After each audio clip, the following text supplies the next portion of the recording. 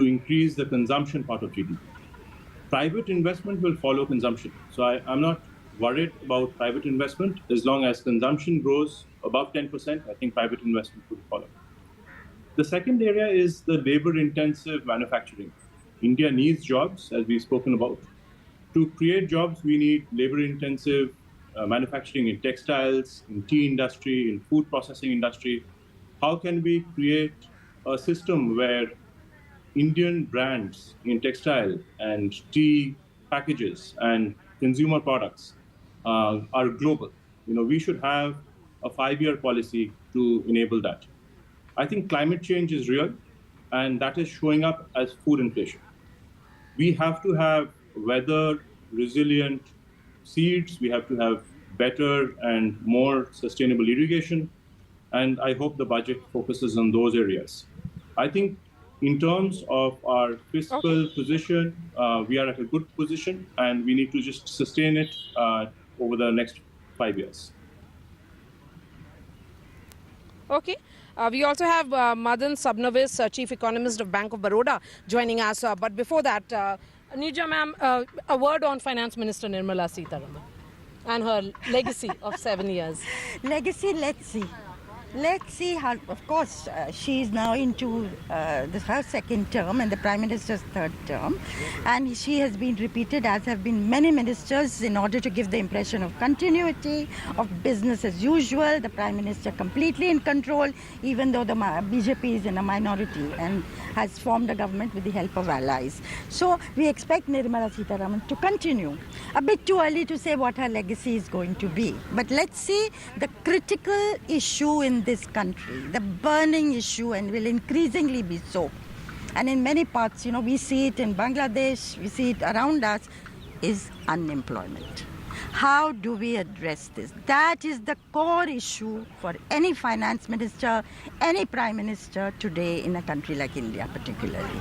So I would say her legacy, I would look at her legacy in how she comes to address this. Of course, she cannot move independently. She's part of a collective, part of a team. But, one would watch her for that, certainly. I would say another thing, Maria, that the Prime Minister and the Finance Minister and this government have successfully so far dealt with the coalitional challenges within. Yes. Not, But it's early days, ma'am. It's early days. It's early days because what the Janata Dal U has been murmuring and there's dissatisfaction growing there. But the opposition, a very strengthened opposition in the 18th Lok Sabha, is what they will have to address also. You have the political jodi of the BJP today being countered by do ladke from UP. Yes, very Another strong. political jodi that's emerged from Uttar Pradesh and emerging very strong in Parliament. Strongly, yes. And today also, I'm sure we'll see them in action. Yes, we saw them yesterday during the NEET issue. That's right. So, Madan Sabnavis, coming to you, the issue of job creation. In the economic survey, the focus certainly has been that they have emphasized on looking at the EPFO data and at the same time acknowledging that there has been reverse migration and increased in labor force, particularly in rural India, which is countering rural distress in some ways. But do you get a sense that job creation is a roadmap of sorts will have to emerge in this budget? See, the way I look at it is that when you're looking at the issue of employment, it's much broader and cannot be issued in the budget. It cannot be addressed in the budget. Okay, the budget is an income expenditure statement of the government. There are certain incentives which can be given on the tax side. There are certain expenditures which can be incurred both on the revenue side in terms of social welfare as well as maybe capex in order to bring about growth. Employment, to my mind, is a much broader issue. And I think what the economic survey has highlighted is that it will have to be tackled quite separately outside the budget. Two areas which they have emphasized, which I would like to re-emphasize out here, is number one, we need to do something on agriculture because productivity levels are going down, and it's necessary for us to make sure that we are able to create meaningful jobs out here. The second thing is in terms of MSME. So when they're talking of the bottoms-up approach, the whole idea is that since MSMEs play an integral role in terms of contribution to GDP, industrial output, exports, as well as employment, we need to grow this particular sector in an independent manner. Here, I think the budget could address one issue in the sense like if I have a PLI-like scheme specifically for the MSMEs, I think that will be a giant step which can be taken in terms of giving a push to employment in this particular budget. Okay. A quick word from Sanchita here, and then I would hand it over to Vishnu, who's joining us from CII. Sanchita, a word on the finance minister. I think she's done remarkably well, and I completely agree with Nirja ma'am that this is a matter of pride for all of us women that she's tabling this budget for the 7th straight time. She has taken the country through the COVID times, and we have emerged as a very strong economy. Let's understand, Indian economy is a very, very diverse economy. We are not a Vietnam or a Sri Lanka or a Philippines, or a Korea, which is contingent on one sector, on one specific thing. We are extremely diverse, from chemicals to renewables to agriculture to manufacturing to services to IT. I mean, we have it all. So I think I agree with her. Right now would be the challenge in terms of getting to understand and having a credible source to data, which us as industry is also looking forward to, because I think most of the data points that we have here are very, very conflicting, especially in the unorganized sector. I mean, most of the data that we're talking about is usually in the formal sector. But if one goes to the unorganized, one needs to deep dive even further and peel off the layers. But yes, a lot of opportunities are emerging on new age businesses, on electronics, manufacturing. It remains to be seen how she navigates through all of this, and takes our 4 trillion economy to an 8 trillion economy in the next 7 to 8 years. Very hopeful. Okay, Nirja ma'am, because I'm sure you would have, covered several budgets. Which is one budget that you remember? Oops, I remember the Chidambaram's dream budget, when he was at the head of a coalition government, the United Front government. And nobody expected it to, a coalition is associated with weakness, instability, nothing new, no new ideas, big ideas. But his was called the dream budget. So one that sticks in my mind since, from the top of my head, if I have to say. Okay, so there is a dream budget of P. Chidambaram. Will there be a dream budget that we'll see this time around as well? With that, it's a wrap from here at Vijay Chowk. Over to you, Vishnu. Maria, is this going to be a political budget? Don't wrap up so soon. It looks like certainly that's what Nirja Chaudhary is saying. No, she's not disappeared. Tell me, is it going to be a political budget, yes or no, since you cover politics as intensely as you do?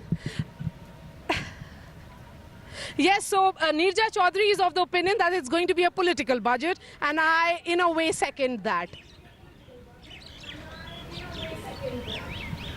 All right. I don't know if any of our panelists do, but Mr. Bhutani, political budget or? I'm not a political analyst, and I just hope that it's not a political budget and it focuses more on the economy. All right. My colleague Vasudha also with us at this stage, and I'd like to go straight across to Nayanthara Kochhar, who's been waiting very, very patiently. Nayanthara, thanks very much for being with us. Thank you. A few years back, when we spoke about a green economy, it would just be essentially a talk shop. It was the right thing to say, but now in terms of renewables being such an important part of our economy, is there a real sense that there needs to be a more focused budgetary commitment to ensuring that renewable energy, solar power projects, etc., are prime focus? Yes, I agree. And look, I live in Bangalore, so I'm surrounded by all my deliveries happening on an electric bike from a guy who's come from a neighboring village in Karnataka. This is the reality that we live in. We all just keep talking about having a green budget, but part of our tax reforms towards deep tech, towards focusing on AI, towards focusing on funding more and more R&D and innovation in this space is needed. And one of the simplest ways that the government can actually encourage this is to have another follow-on seed fund similar to the one that they had launched in 2021.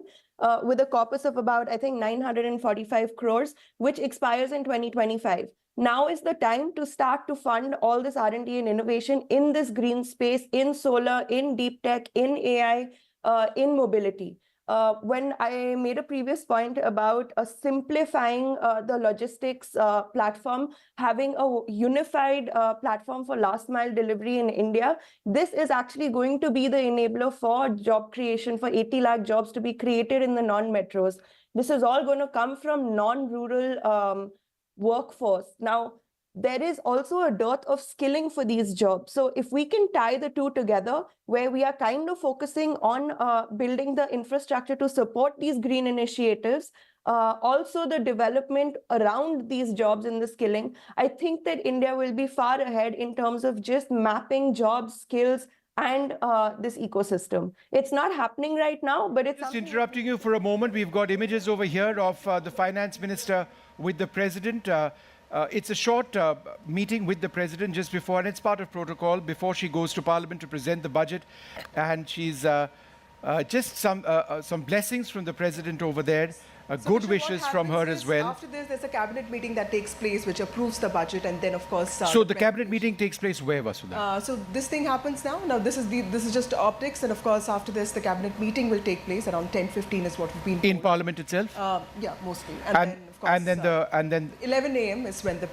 I'm curious to know what a cabinet meeting so close to the budget would actually be about. Of approval procedure protocol. It's right, because nothing fundamental would get discussed. It's all sort of done and dusted. It's in that iPad, or it's an Indian tablet, or Vishnu, it's all continuous. but Apple products are made in India now, so you never know what it is. I think it's not the khata anymore. It's I think the It's a iPad tablet. anymore. Yes, yeah, it's a tablet. Vasudha, go ahead. But also, Madan Sabnavis joins us. He is the chief economist of the Bank of Baroda.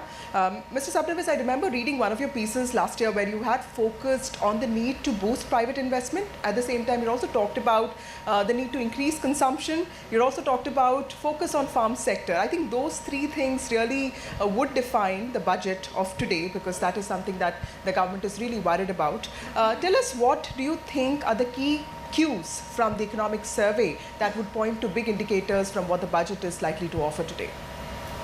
I think there are 3 points which we can talk of related to the subjects which you have raised. One is, of course, in terms of agriculture, where we have over 40% of our labor force which is employed out here. It is necessary to make it a bit more commercial so that it becomes remunerative for the farmers who are there, because we have seen reverse migration take place in the past. And since the major problem in India appears to be a case of creating jobs, I think when we're creating jobs in the agricultural sector, it's something which will have to be a bit more focused in terms of not being disguised unemployment, being employment which actually gives you a sustainable income. So I think here will be the focus on a couple of crops. I think pulses and oilseeds is what the economic survey has highlighted, because these are areas where we tend to be under pressure very often when the monsoon doesn't do well. Now that we have a good monsoon this year so far, it does look like that they could go ahead with certain initiatives on this front. Second, in terms of consumption, I think it's, even though the budget cannot solve the issue of consumption, but since we have a comfortable position today in terms of the economy doing very well, there's a surplus from the RBI which has come, I think there could be certain kind of concessions giving on the consumption side in terms of tinkering with the income tax slabs, income tax rates, maybe indexing it with inflation, so that as inflation keeps increasing, your income tax slabs also change. I think this is probably something critical and has to be taken up, because one of the reasons why consumption hasn't been increasing is because of the fact that we've had very high cumulative inflation. And the third thing is on investment. See, we should all remember that the private sector investment has not been increasing. I think the economic surveys also mentioned that when we talk of private investment going up, it's more in the construction segment, the housing segment, rather than in plant and machinery. Now, we should remember that the private sector invests only when there's a return on capital. They need to see business. Not going to invest like the government going in for capex, where they don't look at the return. So keeping this in mind, I think the focus will probably have to be more on the MSME segment, because we need to have a PLI-like scheme for the MSMEs, because this is something which generates employment, income, help exports, industrial growth, overall GDP growth. So PLI for MSMEs is what I think we should be focusing on in this particular budget. The overall PLI, to my mind, has not quite worked the way we expected. The government has given the incentive. It has not quite picked up. So MSMEs could be the way out. Nayantara, you'd spoken about tech a little while earlier on, and of course you linked it to the green sector. But if you look at the economic survey, there's been a concern about artificial intelligence, which, to use the words of the economic survey, casts a huge pall of uncertainty. The biggest disruption for the future of work is the accelerated growth in AI, which is poised to revolutionize the global economy. That's a fact. We can't get away from AI. At the same time, is there a concern that that's going to really impact job creation, which we need? No, I actually have a totally different point of view. I think that we should start to look at AI as an enabler. I run my own businesses. For me, AI has been, I cannot tell you, so advantageous. It has given me skills that, yes, on one hand, I am not reliant on others to do the work, but AI makes you more efficient. If businesses can harness AI, what stops a lady who's a housewife today from running a business powered by AI? We need to change our frame of thinking.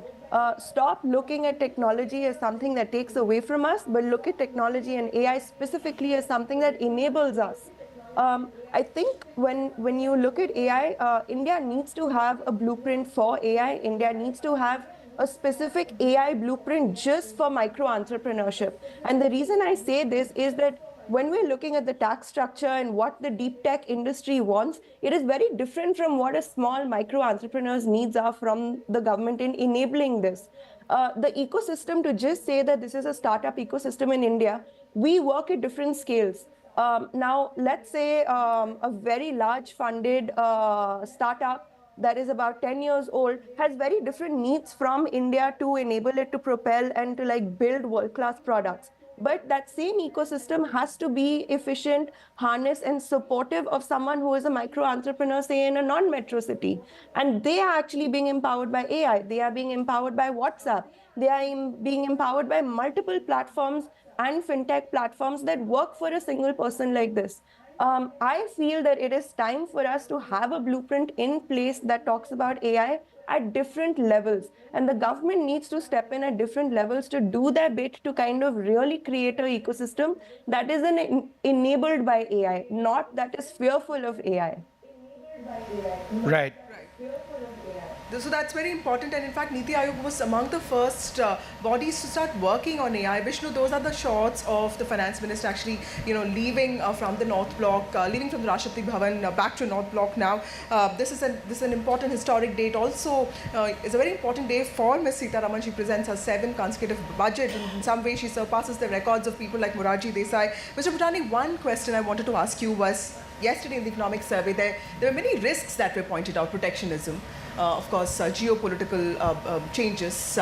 Now, with the possible change of guard in the White House, what kind of impact does India's growth prospects see? What kind of things can we expect, and what should the budget have to sort of give us some sort of cushion for that? Well, you can classify the external shocks in 2 categories. One would be black swan events like the health crisis, COVID. Second would be risks that are inherent. Today, the risks that are inherent are conflicts in the Middle East to potential trade wars. I see the potential trade wars as an opportunity for India. In fact, the economic survey has clearly recognized that if we need to leverage on manufacturing as a sector, what is it that we need to really be doing? Okay, the finance minister, sir, in Parliament now. Once again, a small photo opportunity. She is now walking up. Vasudha, you want to run us through? Since you know Parliament better than me, please go right ahead. Yes, Finance Minister. He is the Minister of State for Finance, Pankaj Chaudhary. He comes from UP, from Gorakhpur, and that's Nirmala Sitharaman. She is the Finance Minister. Of course, ready with the budget there, and she is going to present it for the 7th consecutive time. And that is TV Somanathan, of course, Anant Nageshwaran, the Chief Economic Advisor. There are also the other senior officials. That is the Makar Dwar Vishnu of the Parliament. This is for the ministers to get in. So she's arrived at the Parliament, and she is going to get in now. And then there's going to be a meeting. The Prime Minister will, of course, be part of that. That's TV Somanathan, the most important person in the Finance Ministry, somebody very trusted by the PMO and also by the Finance Ministry. Vasudha, just the optics of that so different from what we've seen over the decades. Yeah. When in the old Parliament, there'd be this bustle of camera people over there trying to, stick their mic out, get a picture of the finance minister, and then he or she would turn around with that suitcase in their hands, and now it's that little tablet in a new parliament for a new budget. So that's actually better imagery with the MOS finance over there of Nirmala Sitharaman as she is about to go in. Sitharaman with Pankaj Chaudhary already at the parliament, and Vishnu, 10 o'clock, 10:30 is when all MPs start arriving, and she's already arrived. It's 9:55 she's arrived, and she clearly, there's a cabinet meeting that's going to take place at 10:15, so that's when the stamp of approval goes. The CE This was earlier. Also accompanied her. This was outside North Block, I think. Yes, this is outside North Block, and I think this is all photo op. And of course, she also went and met President Draupadi Murmu, something that she's done every time she has presented. Sorry, we interrupted you for the 10th time, but go right ahead. No, that's okay. She's more important than me. So I think the opportunities lie clearly both on the services and the manufacturing. On the services, clearly identifying more investment opportunities for global capability centers, identifying more opportunities for manufacturing through the supply chain disruptions by setting up an ecosystem for global value chains. Clearly, the economic survey also points out the downward trend in the foreign direct investments, which means that there is clearly a need being felt to attract more investment. Now, what is the additional dosage of reforms you need to be able to attract more foreign direct investments? Is it a clutch of bilateral investment treaties? Is it a question of addressing the woes from a tax certainty viewpoint? There are many items on the reform agenda of the government to be able to leverage on more investments from the private sector, more foreign direct investments, because those are really the only opportunities that are going to fill the gap of 8 million jobs per year between now and 2036. So the question is just playing that balancing act really well. Thank you, Mr. Bhutani. Also, Nirmala Sitharaman has reached the parliament, and there's going to be a short cabinet meeting. After that, of course, she presents the budget. Time for a short break. We'll be back in a bit.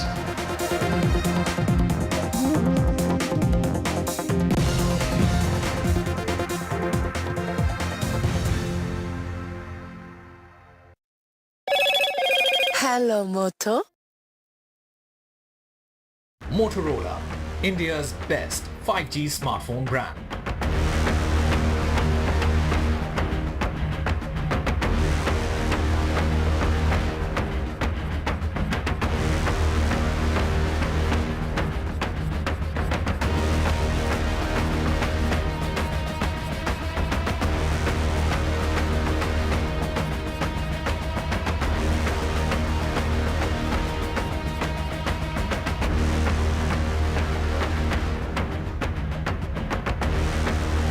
Loan मिलेगा या नहीं ये आपके credit score पे depend करता है। तो आज ही अपना क्रेडिट स्कोर चेक करें फ्री में पैसाबाजार.com पर।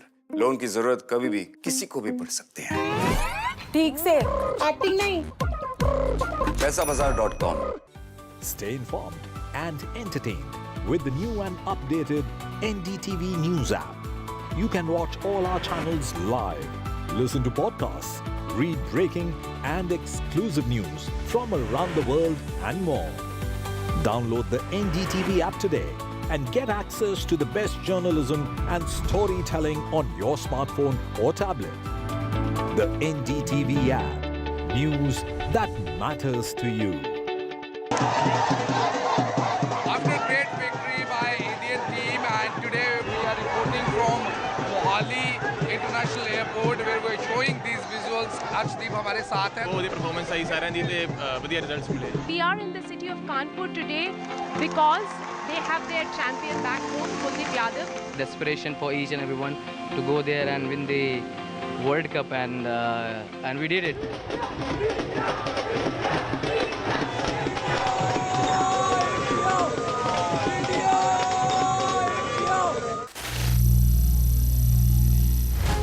Some people say the metaverse will only be virtual. One day this lecture hall will be made of code, and driverless cars would be trapped in intersections. But even in this maze of the future, you can't wish away health. It's time to become more resilient.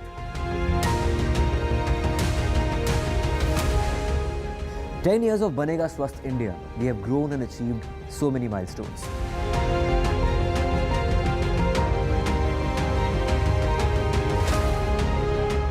And now I have a plan to beat the urgency, to stop breathing with difficulty, to relieve getting choked with inactivity.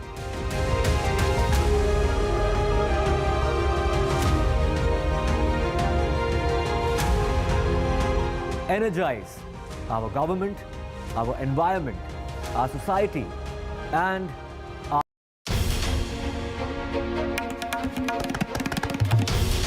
This is NDTV, and you're watching NDTV 24/7. Hello, Moto.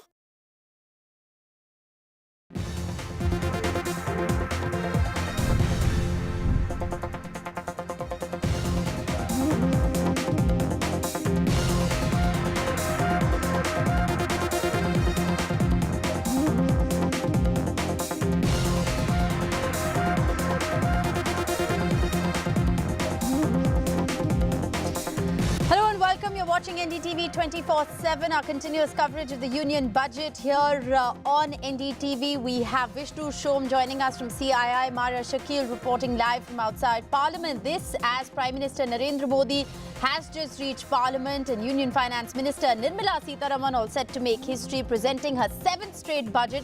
She's arrived in Parliament with that tablet in the red pouch. She's going to present the paperless budget in an hour from now. We'll get you all the latest action. First up, the headlines. Aam Aadmi pins hope on tax relief as Union Finance Minister Nirmala Sitharaman is all set to present her 7th straight budget. This is the budget for 2024. It is the first budget of Modi 3.0's coalition government. Also the first budget amid food inflation concerns. The pre-budget economic survey was tabled in Parliament yesterday. It suggests that the economy is on a strong wicket. The economy is estimated to have grown at 8.2% in financial year 2024. The economic survey acknowledges food inflation concerns as well. Another infiltration bid foiled in Jammu along the line of control. One soldier has been injured in heavy firing. An encounter is underway in Jammu's Battal sector.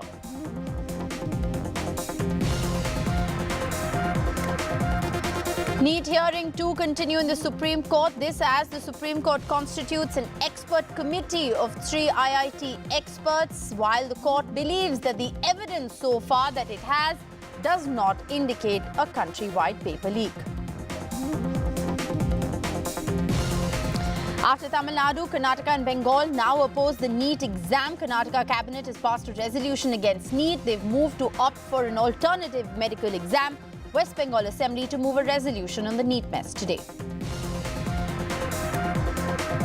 The US presidential race got a whole lot more interesting, with questions now on who's likely to replace Joe Biden. Well, Kamala Harris is the front-runner, has the support from enough Democratic delegates, according to an AP survey.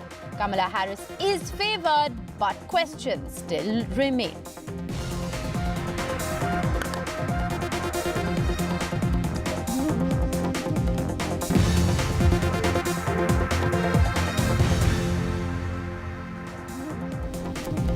Well, it is Budget 2024 that will be presented on the floor of Parliament in about an hour from now. Union Finance Minister Nirmala Sitharaman has reached Parliament with that tablet in that red case. This, remember, replaced the quintessential briefcase.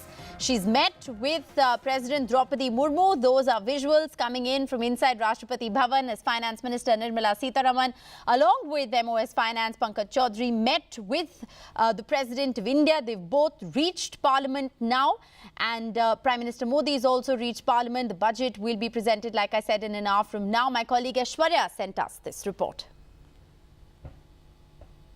Finance Minister Nirmala Sitharaman has just arrived at the Parliament, and there you can see in the visuals, Finance Minister Nirmala Sitharaman has just arrived, and she is now entering the Parliament premises over here, along with MOS Finance Pankaj Chaudhary from Makardwar. She is entering the Parliament premises, and there you can see in the visuals Nirmala Sitharaman, who is set to set to pronounce the budget for 7th straight time, and this is Modi government 3.0 first budget. Nirmala Sitharaman, there you can see in the visuals as far as the budget is concerned. She will be presenting it, and just behind me in the visuals, it is Finance Minister along with MOS Finance Pankaj Chaudhary. She presented the economic survey yesterday, and today, after leaving from Finance Ministry, she directly headed to Rashtrapati Bhavan, and from there now she has reached to the Parliament, and the Cabinet now will be approving this budget, after which at 11 a.m. It would be Finance Minister Nirmala Sitharaman who will be presenting the budget inside the Parliament. All expectations from the budget as far as income tax is concerned, as far as the share for the states of Odisha, Andhra Pradesh is concerned as well. Now Nirmala Sitharaman has entered from Makardwar inside the Parliament, and from here the Cabinet will be approving the nod of the Union budget. There's Aishwarya Jain for NDTV in Delhi. All right, that was Aishwarya Jain reporting from outside Parliament, just as Finance Minister Nirmala Sitharaman walked into Parliament holding that red pouch. Well, that is the Bahi Khata, as it's traditionally called, which contains the tablet through which Finance Minister will be reading out the paperless budget in an hour from now. Well, like I said, we have our team fanned out across CII as well as Vijay Chowk to get you all the latest analysis from experts. It's over to you, Vishnu, for more. Rishika, thanks very much. What an exciting day it is. It's a day when more than 1 billion plus Indians and indeed people around the world would be looking expectedly at the union budget. Less than an hour to go. The finance minister went to her office. She went to Rashtrapati Bhavan. There will be a small meeting of the union cabinet inside Parliament. She is in Parliament right now before the budget gets presented. There are so many key issues that we are looking at. The issue which a lot of people watching this bulletin would be, or this broadcast would be looking at, is potential relief on the income tax front. That makes sense, some would suggest, from so many perspectives. It drives growth. It enhances private consumption. The entire issue of capital expenditure and the role of private industry versus what the government is doing. Research and innovation, we've not spoken about that. AI is a consumption. And of course, job creation. And these are just a couple of issues. And of course, inflation, the basic inflation numbers, and of course, food inflation, which remains a cause of concern. So many issues which the finance minister will have to address. We're also joined at this stage by Mr. R. Mukundan, Vice President of CII. Thanks very much for being with us. And we've also got Vivek Gupta, partner and leader at Deloitte, with us. Thank you, Vivek, for being with us. Mr. Mukundan, let's talk a little bit about job creation right now. If you look at what the economic survey said, we need to be creating 80 lakh jobs on a consistent basis each year for 20 years. How does that happen? So, Vishnu, I think in terms of jobs itself, when you meet people all over India, I think jobs is certainly a community issue, but I think from the industry side, skill is also equally an issue. So I think the focus on skills, how do you transform our youth to be highly skilled, I think is very, very critical. I think government has done a terrific job when it sort of, towards the end of its term, in looking at credit scheme by which you could get credits for your skills, upgrade your skills, and private sector can play a role now. Companies can certify skills, which is a new change which they brought about. I think this is going to be a wonderful change because companies can then drive the skill development within the youth. The second issue as far as jobs are concerned, whether we like it or not, jobs will be created in MSME. I think very, very critical. But more importantly, I think it is not just MSME. MSME, whatever we do with MSME has to be linked with our trade policy. There is a mention of fundamentally looking at this opportunity which is there in the world where they're looking for more resilience. How do we connect our MSME to international markets, not just Indian market, is going to be the second piece of the puzzle. Third is if we want to succeed in trade, I think what key issue is competitiveness. And the two factors which are critical for competitiveness are power and logistics. I think on logistics, we should continue the investment in infrastructure. We should continue to push hard in terms of making sure that our green transition, our move towards power availability in plenty, we continue the pace. I think these would be broadly, I would say, 4 or 5 things we need to do. Skills, focus on MSME, making sure infrastructure moves forward. You know, Vivek, just on the issue of skilling, it is so very important. There's been a mission for skilling in this country. But in terms of how that actually is generating fresh jobs, the numbers are not very impressive, at least the numbers which are visible to us. In terms of future initiatives linked to skilling and the scale at which it needs to be done, what are some of your key thoughts? See, India is one of the few countries in the world where our graduates are not directly employable in industry, or a large portion of our graduates are not directly employable in industry. I think both the private as well as the government sector have taken steps in order to make these graduates, or in order to make even school pass-outs employable. Yeah. And that is where skill must come in. We are a country, in fact, the economic survey itself recognizes that over the next decade or so, service exports might go down. If service exports go down, it is very essential that for our vast population, we find a means to employ them gainfully. And skill development, I think, will be a core part of that. The economic survey also notes that both the government and the private sector must play its designated role in this. So I see that there will be a huge focus in education, there will be a huge focus in skill building in this budget. Mr. Mukundan, private consumption is lagging at just 4%. That basically goes to show that households at various levels, they just believe they don't have the money to spend, whether it's disposable incomes or even spends on necessary items. In terms of a policy initiative or something that the finance minister needs to do, what can be done to boost private consumption? So private consumption, clearly, I think we can look at some bit of rationalization on the GST, but that is not the focus of this budget. Certainly, it's out of the scope. And I think government is making some effort in that direction. In addition to that, I think putting some money in the hands of people, and you had alluded to that when you gave your opening remarks, could be, but I'm not saying that is the only route to follow. I think the clear emphasis has to be that we create such an investment climate in the country that investment picks up, that creates jobs, that creates consumption. The other element I would certainly say is that we got to look at our agrarian economy more deeply. I think how do we improve agriculture productivity? How do we sort of boost the rural demand? One of the key issues between the demand itself has been that the rural demand has been lagging the urban demand, and I think putting more money and putting more investment in rural India will be very, very critical. Sure. Hopefully the budget is going to address that. You know, there were a couple of points which the Congress party came out with yesterday. I thought some of these made some good sense. A right to apprenticeship, protections for gig workers and the unorganized sector workers, and a minimum wage hike to 400 rupees per day. Just in terms of these three areas, because it employs millions of people, does something need to be done? You know, we always have to find a balance between what market forces will dictate and what will be legislated. And that's where I think some of these factors have to be very closely considered as to what will be absorbed by the market. To me, I think 2 points are important.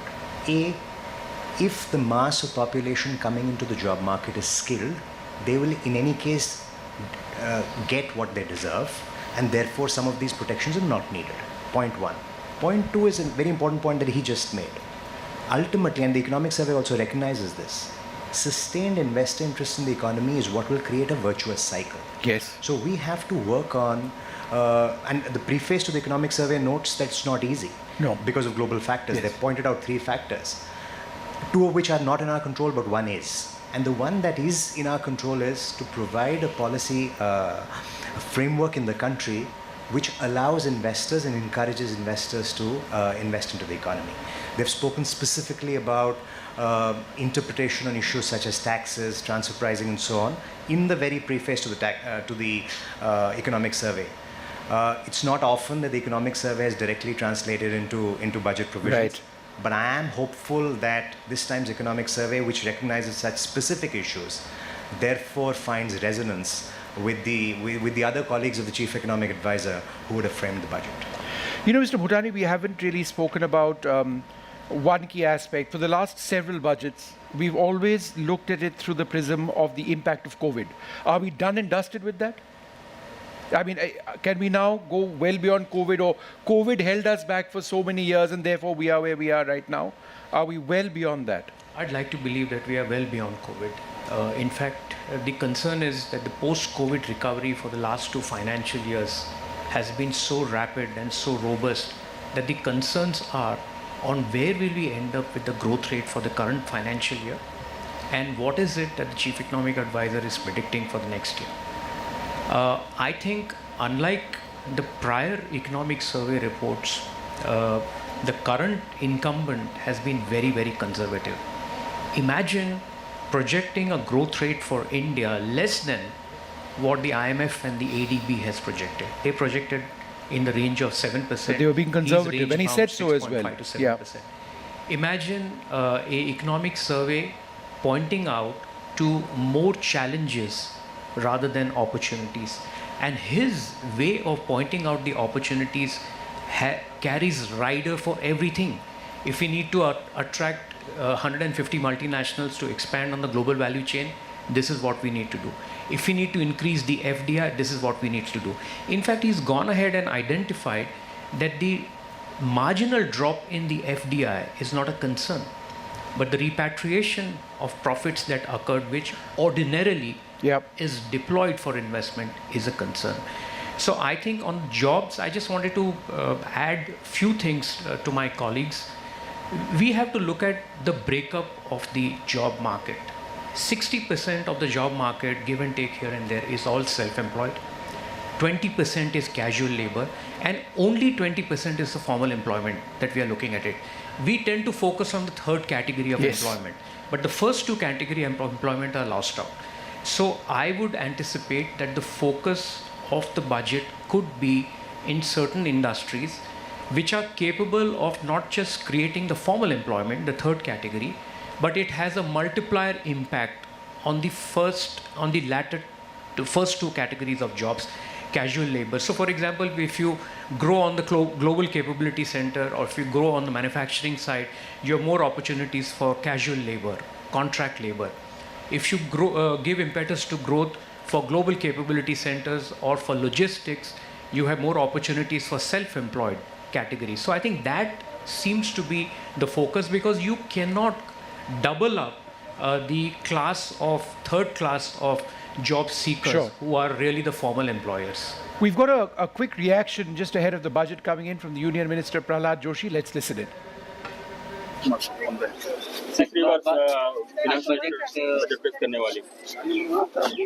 Budget होने वाला है, और जो माननीय प्रधानमंत्री जी के नेतृत्व में भारत का जो आर्थिक प्रगति हुआ है, उस प्रगति और भी आगे बढ़ेगा। प्रधानमंत्री जी के मार्गदर्शन में माननीय निर्मला जी जो रख रहे बजट, तो विश्व में आज भी अभी तेजी गति से जो बढ़ने वाले फास्टेस्ट ग्रोइंग इकोनॉमी जो है, और हमारा ग्रोथ भी जो अच्छा है, उसके लिए पूरक जो होगा वैसा ही बजट रहेगा। और ये विश्व में जो हम तेजी से बढ़ रहे हैं, आगे भी बढ़ेगा। सर, एक चिंता इन्फ्लेशन को लेकर के। Just another quick question for Mr. Mukundan before he leaves us, and we promise to grab him and bring him back later on during the day. You know, the global picture is not very good. I mean, there are 2 wars taking place right now, Russia, Ukraine, the Gaza-Israel situation. The Red Sea is in a mess right now. We don't live in a very happy environment. We never have, actually.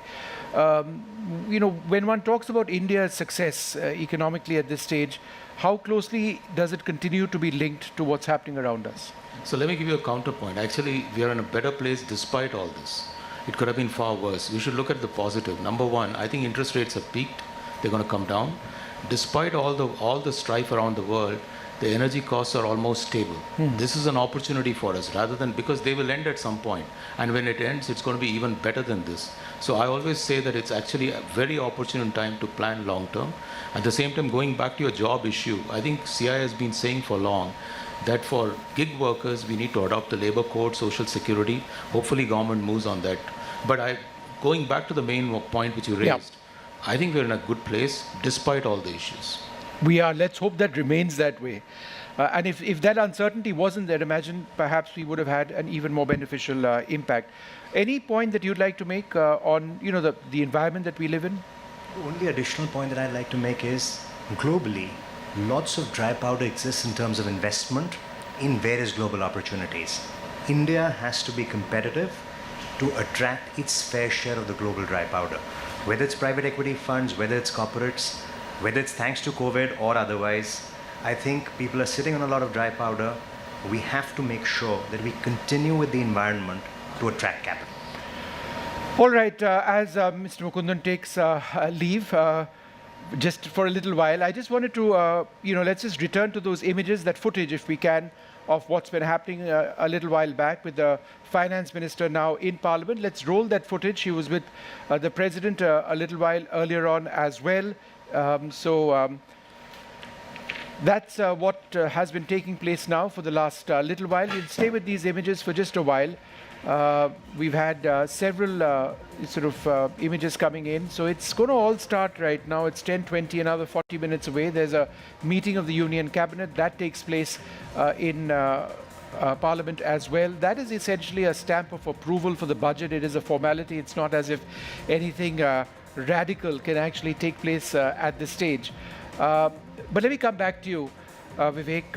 In as much as we talk about job creation and in as much as we talk about what needs to be done and skilling, there is what the economic survey says is the worry of artificial intelligence, a huge pall of uncertainty. When we talk about skilling, we talk about skilling at all levels, right?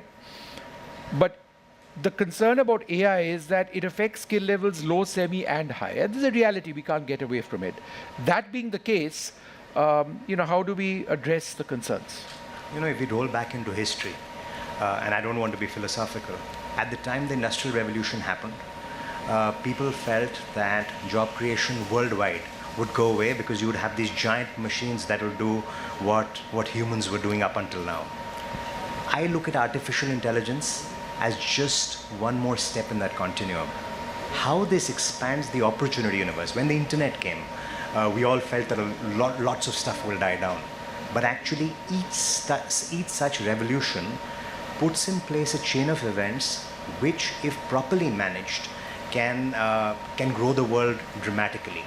Ultimately, all job creation, all economic pooling happens if you're creating economic value. Yep.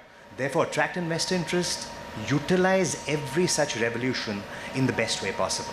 That is what I would say. Okay. So I'm not quite so concerned. I'm actually concerned from the perspective that if our service exports were to go down, that impacts a wide category of people. So what are we going to do? And I think the government is looking at manufacturing. The government is looking at alternative means to see how will India react if some of this were to happen.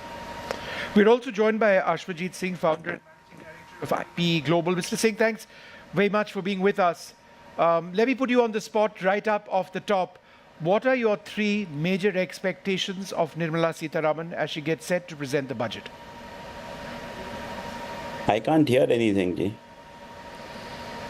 I can't hear anything, Ji. Can you hear me now? All right, we'll come back to him in a little while from now. But let me, in fact, go back to you, Mr. Hotani, and let's focus on a couple of other issues. There's this stark gap between the headline GDP figure, which is great. Forget about the India numbers, the international numbers are phenomenal, and weak consumer demand.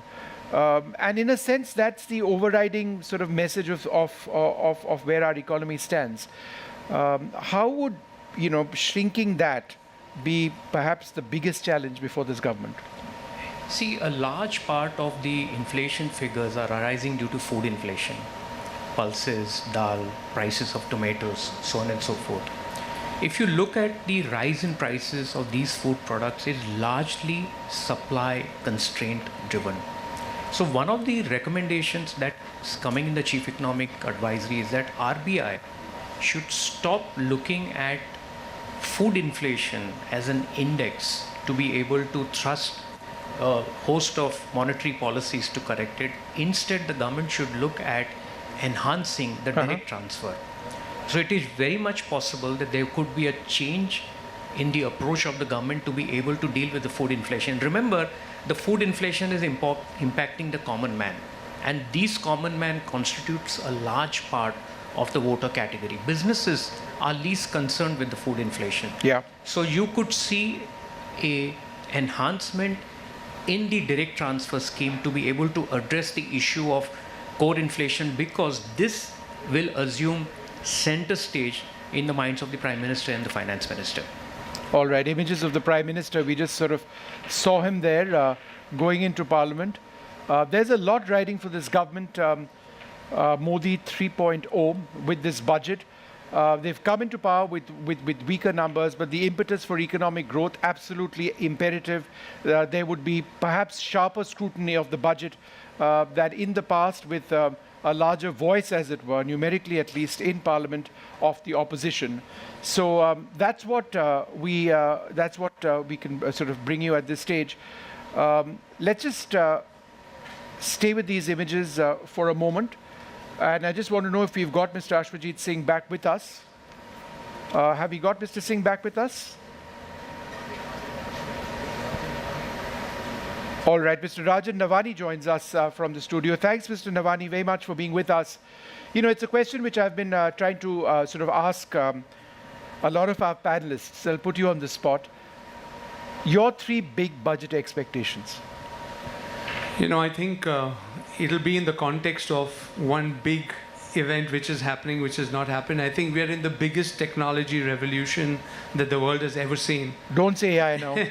Not AI. It is multiple convergence of multiple technologies. And I think that leads to digital, green, all of these, because I think today's budget is a directional budget. Everyone's looking forward to, you know, how India and industry can invest further around certain themes. So definitely, you know, incentive to invest in more capital, investments. I think infrastructure, again, including digital, is a very, very large part. India's played a big lead in, you know, digital public infrastructure, and how do we use that as a new way of showing what India can potentially do towards job creation. I think, which is a big thing, is the inclusivity and the multimodality of moving from jobs to livelihoods. I think the ability to understand, again, what technology driven change can make that happen, and certain incentives there.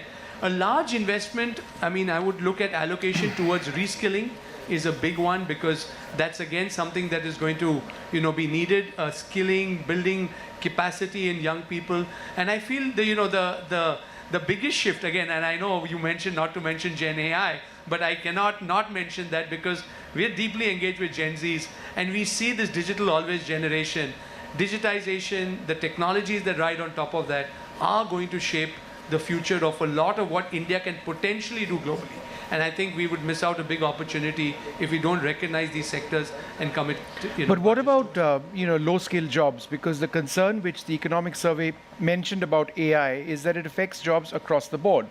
When one looks at low-skilled jobs and, you know, presumably jobs where the income levels are much lower, if you do have AI, then it would potentially result in unemployment rates going up. No, it's new jobs. So if you see today, delivery boys, car drivers, you know, it's the gig economy. It's the ability to earn a...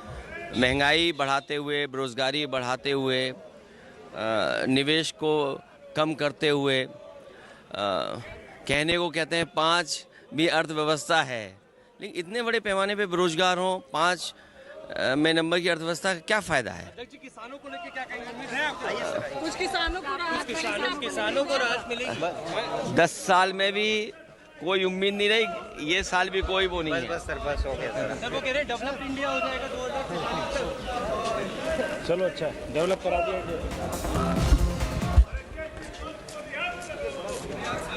Previous budgets are anti-people budget and also not pro-poor budget. They are maximum protecting the multinationals and corporates. So this budget also, I don't think that the economic survey also saying that they are not listening to the poor people problems. The poor people are facing so many issues, and because the price rise, unemployment. The previous budgets not address the price rise or unemployment. Common people are not getting any benefit of the previous budgets. This BJP government, Modi governments, they are always protecting the interest of the multinational and corporate.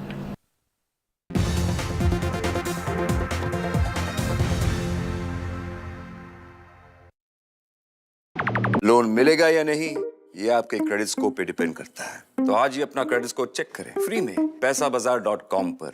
Loan की जरूरत कभी भी किसी को भी पड़ सकती है। ठीक से एक्टिंग नहीं। पैसाबाजार.com। Get ready for the ride of your life.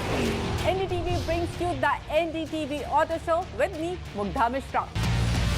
From the fastest supercars to the sleekest new energy vehicles to your trusted daily ride, we cover it all.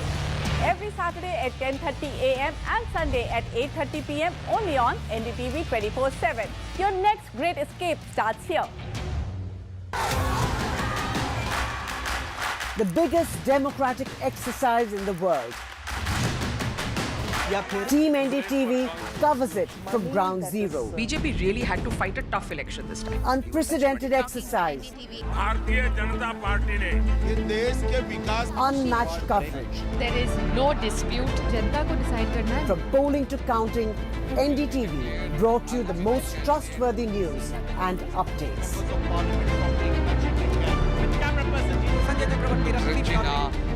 Elections mean NDTV. NDTV proudly upholds its legacy of trust and credibility. According to the prestigious Reuters Institute's Digital News Report 2024, NDTV is the top-most news platform in the country. Number one in both online and offline reach in India.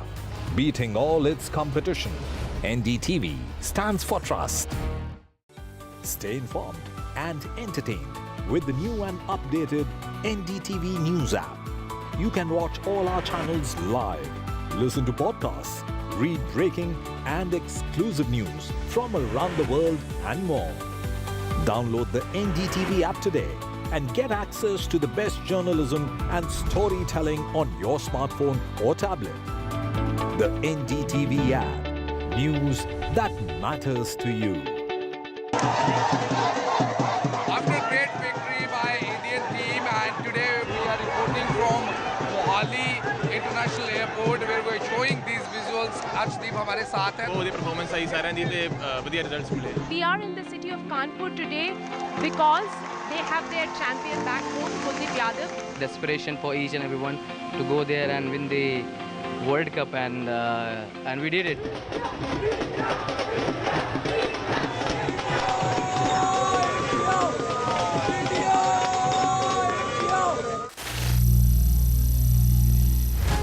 Some people say the metaverse will only be virtual. One day this lecture hall will be made of code, and driverless cars would be trapped in intersections. But even in this maze of the future, you can't wish away health. It's time to become more resilient.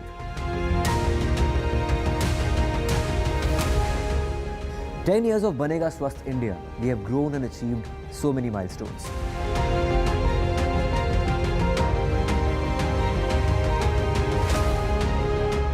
And now I have a plan to beat the urgency, to stop breathing with difficulty, to relieve getting choked with inactivity.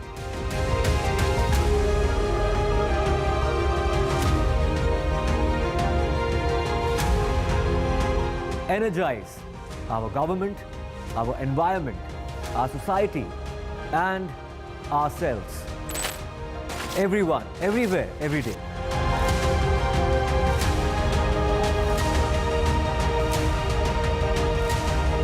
Banega Swasth India. One world hygiene.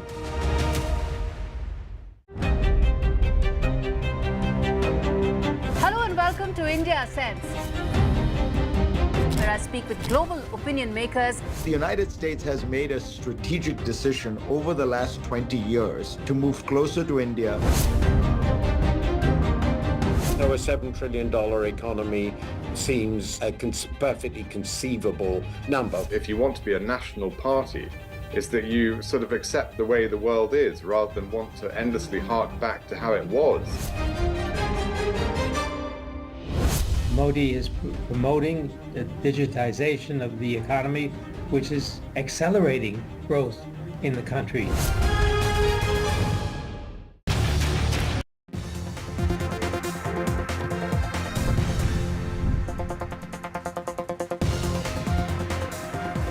Visuals now coming in from Parliament, where Prime Minister Narendra Modi has just arrived. The cabinet meeting will give the final endorsement to the budget, and thereafter Finance Minister Nirmala Sitharaman will be heading straight to the Lok Sabha to present her 7th consecutive budget. But this is also the 11th budget of the Modi government. We have veteran journalist Aditi Fadnis here.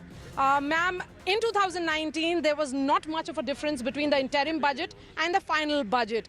Are you expecting any changes this time around? Because the political realities have also changed. Here is a coalition government. Quite right. You are absolutely right. The finance minister said this herself when after she had presented the interim budget. There was hardly any difference between 2019 and interim and final budget. This time, I think we will see substantial difference. As you say, not just because of the changed political reality, but also a slightly altered economic reality as well.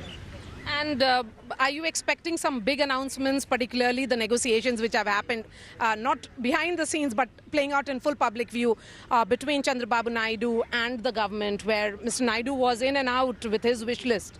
Yes, of course, and I'm pretty sure that there'll be a substantial package for new cities, because that will cover the creation of the new capital in Andhra Pradesh.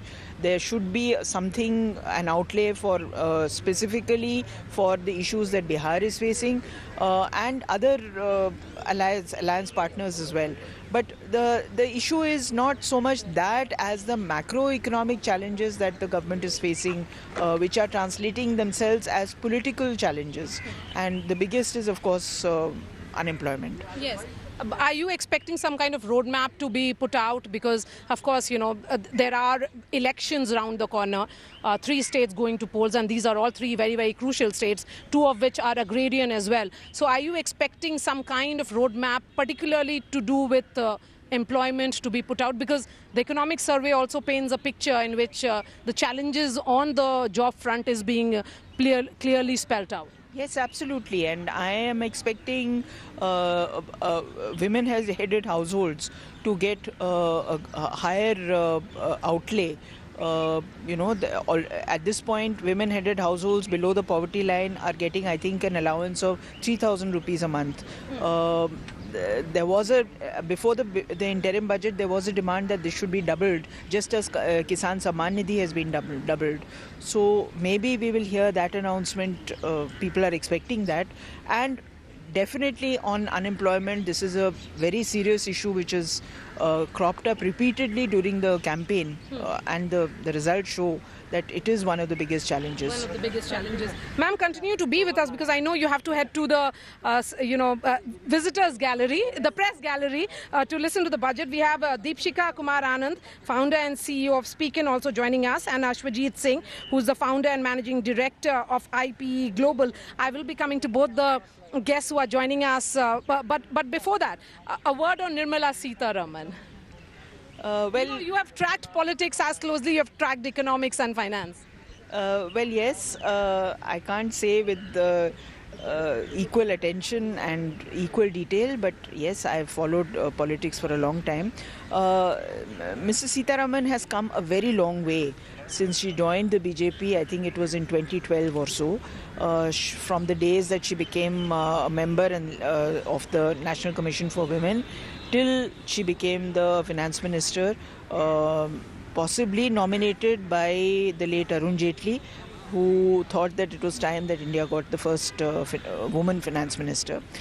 She is very concerned about issues of women, and has a definite positive bias about the travails and the trials, tribulations of working women. So we are expecting that this budget will show some of that. All right. So thank you so much, ma'am, for joining us early morning here on NDTV. We will be going to our guests in just a bit. Slipping into our short break, the cabinet meeting is happening right inside Parliament, and this remains our top focus here on NDTV.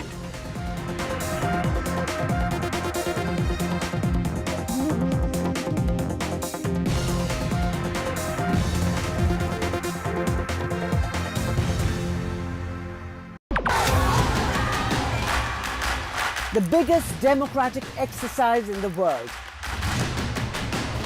Team NDTV covers it from ground zero. BJP really had to fight a tough election this time. Unprecedented exercise. Bharatiya Janata party ने ये देश के विकास Unmatched coverage. There is no dispute. जनता को decide करना है. From polling to counting, NDTV brought you the most trustworthy news and updates.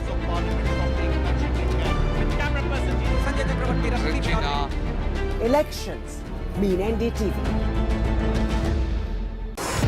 NDTV proudly upholds its legacy of trust and credibility. According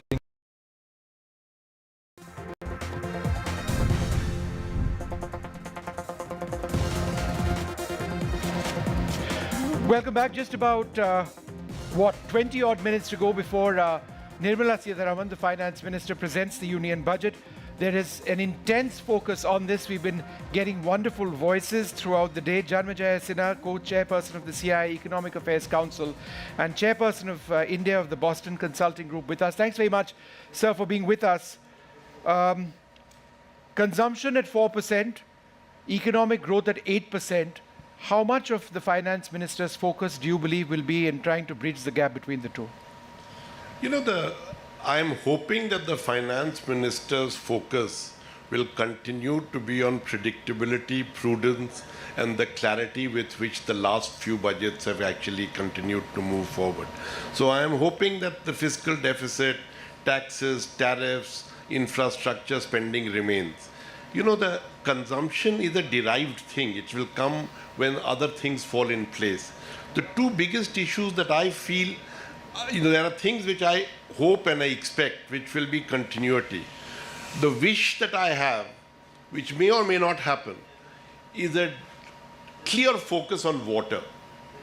Water is being ignored, I feel, and there is a whole policy arena around water which needs to be funded in the same way and thought about in the same way as infrastructure. I'm not sure anything will happen with that focus. It will help with agriculture, it will help with irrigation, it will make us less dependent on the monsoon. All this will help consumption. The consumption is happening at the pace with which households are actually growing their per capita. It's interesting that you talk about water, because if we talk about the economy and fail to look at it from a climatic prism, then we run in trouble. So rising weather disruptions, in fact, we're in the middle of it even now, weaker agricultural incomes partly as a result of this, and consequently persistently high food inflation. At many levels, these are all linked. Now, a lot of this is outside the hands of the government immediately. I mean, global warming is a global phenomena. But in terms of a budget, what can we seriously expect to see? I really do feel that like we have focused on infrastructure, why do we only feel infrastructure is roads and rail and ports and airports? Infrastructure is water. Infrastructure is water. Yeah. We cannot run away from it. Desalinization is infrastructure. There are a bunch of things. Why should it not be under PLI? Yeah. So I think water is really important. The other thing is, we keep talking about unemployment. My friend Manish Savarwal has said many times, it's not an unemployment issue, it's a wage issue. Everyone in India is employed. They are not employed in the jobs they want and at the wages they want. That's the issue. And that requires a release from agriculture to come in and get absorbed into the sectors where there is productive demand for them. All right, we've also got Mr. Ashwajit Singh with us, also Deepshika Kumar Anand, the founder and CEO of Speak IN. Thank you both very much for being with us. Mr. Singh, consumption at 4% is a matter of real concern. If you were the finance minister, what were 2 or 3 steps, or what are 2 or 3 steps which you would look at implementing to boost that? I think when we talk about consumption, one of the challenges has been the rural consumption. I think that's where we are probably lagging behind. So I would, in any case, be wanting the finance minister to focus a lot on rural development and agriculture as well. Productive agriculture. But when we talk about rural development, I would like to really, see empowering the panchayats a bit more. We spoke about we keep talking about the 73rd, 74th Amendment, but the way we've had infrastructure in the big ticket items, the railways, the ports, as well as, urban infrastructure, and we've got schemes like smart cities as well. I'd like to see some kind of resources being allocated for empowering panchayats, and in turn that'll empower the rural part of India, because while the PM Kisan and all has been good to give them funds to really get over the COVID crisis, but I think we need to now sustain the growth in the rural economy, and that's where we need to empower panchayats. I'd really like to see some kind of a smart city equivalent panchayat scheme coming up, which a challenge fund or some innovative financing that comes in at the rural level, where panchayats and the rural economy can really get a chance to grow. That's one. Number two, I'd like to look at schemes like the Mudra loan, trying to make entrepreneurs more in the rural economy, so they have that desire to be able to earn money. And the moment you've got money in their hands, you will also sort of come up with the consumption there as well. Innovative financing. The finance minister has been talking about an economic survey, been talking about the need for partnerships and getting the private sector. She spoke about in a 2022 budget about blended finance. I see blended finance as a huge tool and a game changer to really get in.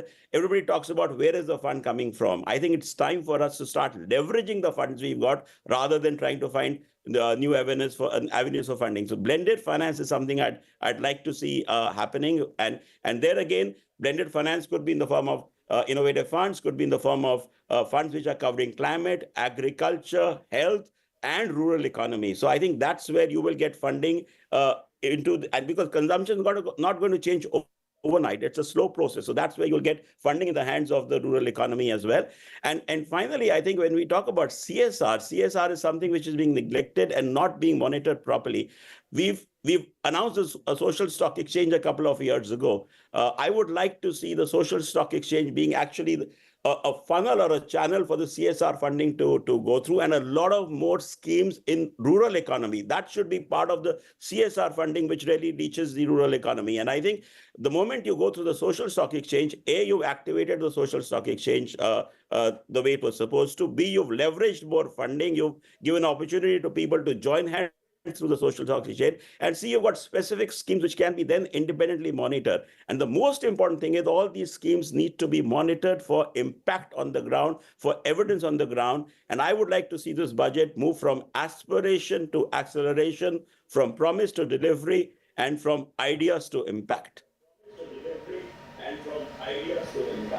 No, absolutely. In a sense, the social budget is so important, which takes into account the aspirations of people at all sectors of our economy, where what the finance minister actually presents is translated and verified on the ground. Deepshika, let me come across to you.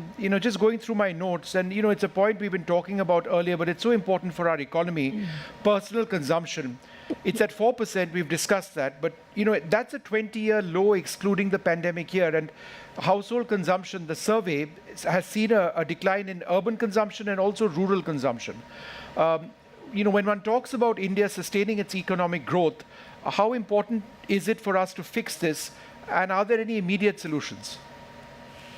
I think the immediate, hi Vishnu, I think the most immediate solutions lie with the lowest hanging fruit. I think a lot has been spoken about MSMEs.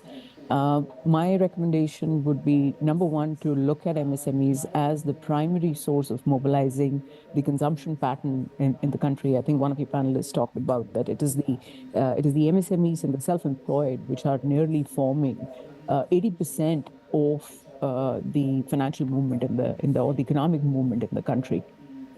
Solving that's a puzzle, that's a problem statement, I think, which requires a solution for years. A lot has been done. Digitization, I mean, you see the briefcase moving to a tablet now, and that has been translated into a lot what we have seen on ground.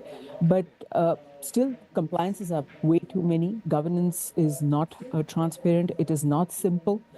We need a single window treatment for companies, say, for example, under a certain threshold of revenue and beyond. Similarly, one big part, consumption is directly related to the employment, and therefore, and that kind of falls back on the skilling problem.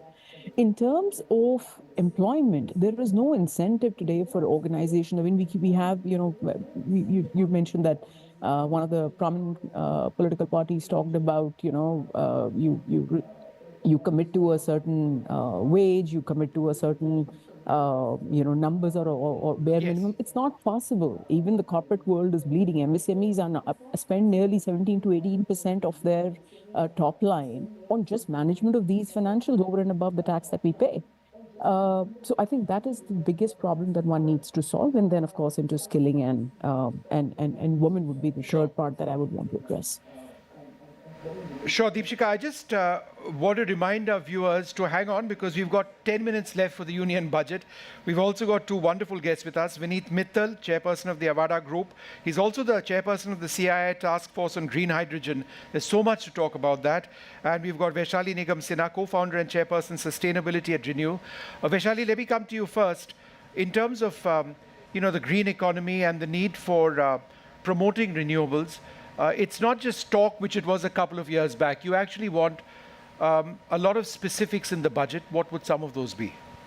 Yeah, hi. Thanks for having me, Vishnu. I think we are in a great sector. I think the government has really made sure we've had a strong foundation over the last decade, and it's time, as you rightly say, to double-click on specifics so that we can accelerate the growth, especially in the new sectors, new areas, like green hydrogen, as you mentioned, offshore wind, battery storage, etc. So, so if I could say some tax incentives, I guess, for the corporate sector to, for example, for battery storage, if we can have the GST at a standard of 5%, and it's currently at 15%, if I'm not wrong. So things like that. I think people don't really understand green hydrogen as well. Yeah. So perhaps some incentives for R&D, etc., which can be done for offshore as well, so that there's greater understanding. Also, the technology for green hydrogen is outside. So incentives for us to set up in India would be very useful. I feel on the ESG, if I could wear my ESG hat, I think management of machinery is critical to minimize emissions as we, kind of take off on this Make in India journey. So perhaps some allowances and some depreciation incentives so that we are decreasing our carbon emission and managing our machinery well. It also help in our ESG reporting framework globally and in India as it's being sort of modified. So these are some of the things I can think of. For example, a great announcement was made in the interim budget by the finance minister on the solar rooftop scheme. Yes. But when you go and talk to people, it's great, and people who are going for the free rooftop, yes, Bijli, I mean, the 1.5 to 2 lakhs of investment in rural India is a lot of money, and the sort of the, kind of money is coming to them, or the subsidy about 3 or 4 years afterwards. Can we sort of front-end it, and can people get that money in their hands so that we can then accelerate this at an individual level of sort of sustainable cultural transformation, which we want to see in our country absolutely. as well. In fact, Mr. Mittal, let's talk a little bit about green hydrogen. How is green hydrogen needed for us to make it a reality sooner than later? Because so much of our economic prospects going forward depends on green hydrogen being available at a price that works with technology that's reliable. So if you look at green hydrogen is relatively new topic. We used to hear from industry that there is no way to decarbonize steel, copper, aluminum, cement or mobility.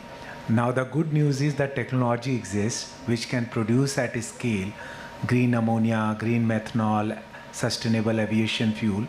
What it needs is the same support which solar and wind got it in its startup days. Mm-hmm.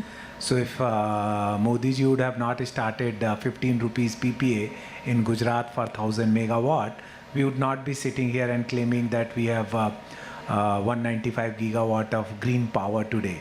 So like that, I think government needs to have a bigger heart, and mandate has to come in where green hydrogen purchase obligation, like renewable purchase obligation, should be made on the obligated industry. And like we have the ethanol mix in the mobility, today Government of India, Indian Institute of Science, and there is a South Indian truck company, they made engines which run 100% on methanol. Indian Oil is running a program since last 18 months in Tinsukia where they are mixing it, the methanol which they are producing, though it's grey methanol, with the fuel. So methanol doesn't require so much of subsidy, so green methanol 15% should be made mandatory. At least it will reduce our import bill and reduce our foreign exchange outgo. Secondly, we have one of the largest importer of ammonia. We import around 5-6 million tons of ammonia from other country. Even that import substitution with subsidy for the next decade for green ammonia would be transformative. Sure. So what is needed is that there are solutions, there are technology which are scalable. There are tens of players now in the industry who have the capability, know-how, team, financing to do it. But the challenge is that the government is trying to do, they have a clear 5 million ton per annum of green hydrogen mandate, which means 30 million tons of green hydrogen, which means 125 gigawatt of solar and wind. But then the implementation plan has to kick in, where the industry which are going to be consumer, they should be incentivized through the renewable purchase obligation to do it. And second thing which is very essential, that in our country we all talk about we worship Surya God and Dharti is Mata, and then we become kaput and keep spoiling it. And I've spoken on your October event which you do for the whole day, is that we have the solution locally. Now we have abundance of solar, wind, storage, pumped storage, which is in abundance. Use all of them and start creating the level playing field. Like thermal power today is at 6 rupees plus tariff. Capex is around 11 crore per megawatt. Solar, wind and hybrid along with storage can give round the clock green power 24/7. It should be mandated compulsorily by the state government that the future has to be green. No, absolutely. And I just wanted to bring in Vaishali for one more question on this. In as much as we are talking about what needs to be done in the renewable sector, if you look at India and our overall presence in terms of our obligations internationally, by 2030 and going forward, we're actually doing a fairly good job, much better than several other countries. So in terms of where we are, how is it important to keep up the impetus that's been built up? Exactly, and I was just thinking about this when Vineet was making some great points. The fact is that I think this internal approach of comparing with what we did with respect to solar and wind, which we did an amazing job. I think we are the third largest in the space, as you pointed out. Set to grow. And set to grow 3 times over. So, and from 15 gigawatts, I think a couple of years ago, year on year, we're looking at 50 gigawatts year on year as we go, and perhaps more. So, I think the targets keep surprising us in a positive way and give us work to do every day. But the important thing is to our mindset really, and as our Prime Minister has rightly pointed out, we're looking at one world, one sun, and one earth, etc. We really need to be mindful of the fact that we're competing with the world at large. Right. So the IRA in the US is offering subsidies on green hydrogen, which are 3 times that of what we are doing in India. So we really have to keep our eye on the ball with respect to what we are doing in India with respect to the rest of the world. It's not an internal game as much as it's an international game. It is a global energy transition and a climate emergency. Okay, Vaishali, 1 second, hold on. We've got 3 minutes left. We've got 2.5 minutes left. So I'm going to interrupt you to state in 30 seconds your expectations, and I'll try and go through the panel. Let me just pick up the cue from... No, you've got 30 seconds. You have to give us 2 budget expectations. Rationalization of tax rates to make sure that there is more disposable income. We haven't seen increase in threshold for last several years. And 2, a roadmap for bringing a revenue neutral GST rate. It's not a part of the budget exercise, but it could be a part of the agenda for the next GST Council or the next GST Council, such that you increase consumption. So it's a consumption story. 2 budget expectations. Definite measures to increase overseas investor interest, including things which will help the sector that Vaishali was talking about, extension of tax benefits for sovereign and pension funds for investing in India in the infrastructure space. So that is one. Second, borrow the Ishopnishad quote from the economic survey. The government should give up a little bit of its power and let the private sector work. And I do want to see a directional trend towards that. That's also something which fits in with the philosophy of this government. So you literally have 30 seconds left. Okay, So Vaishali, start. I'll take less than 30 seconds just to, I think we just need to boost what we are doing and to accelerate, I think, our targets to get to a Viksit Bharat, to build a green sort of economy as we move along. Please don't forget women. We need an inclusive growth. So I have to make that point, given that my colleagues here on the panel sometimes forget to do that. No, and in terms of realizing our demographic dividend, it's something that's essential. It's a no-brainer. Without a greater participation of women at our economy, and so none of these economic goals we have will ever work out. 2 points quickly, sir. So it's already 11 o'clock. So I would say you're eating into the finance minister's time, but she's not started. Go ahead. Build 100 gigawatt of transmission network if they want to succeed and plan the capex for that. 15% at least capex increase on entire infrastructure spend. And third area is that women-owned, women-operated company should have an income tax of 15%, so that there is an incentive for families and the whole social structure to encourage them. All right, well, it's 11 o'clock. House proceedings shortly. That's Lok Sabha TV that you see in the box in the center. So I wonder if Nirmala Sitharaman, who is very much a pro at this by now, has any sort of sense of being a little nervous. But that's perhaps not the case. Will this be a political budget? Will it be a budget in continuity? Will it be a budget that really pushes growth? Will private consumption be really, really stepped up? We've got the speaker come out right now, and we're going to cross over now and wait for the finance minister to present the Union Budget of India 2024.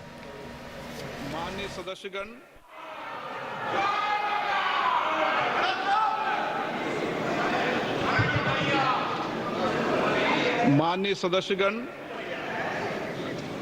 मुझे अपनी ओर से तथा सदन के माननीय सदस्यों की ओर से अंतर संसदीय संघ आईपीयू की प्रेसिडेंट और तंजानिया संयुक्त गणराज्य की नेशनल असेंबली की अध्यक्ष माननीय डॉक्टर तुलिया एक्सन का स्वागत करते हुए अत्यंत प्रसन्नता हो रही है। वे हमारी सम्मानित अतिथि के रूप में भारत की आधिकारिक यात्रा पर आई है। ये हमारे लिए खुशी की बात है कि डॉक्टर एक्सन बजट सत्र को देखने के लिए यहाँ उपस्थित है। माननीय डॉक्टर तुलिया एक्सन शुक्रवार दिनांक 19 जुलाई 2024 को भारत पहुंची।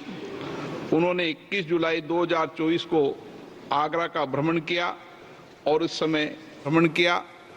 इस समय वह विशेष बॉक्स में आसीन है। हम भारत में उनके सुखद और सफल प्रवास की कामना करते हैं।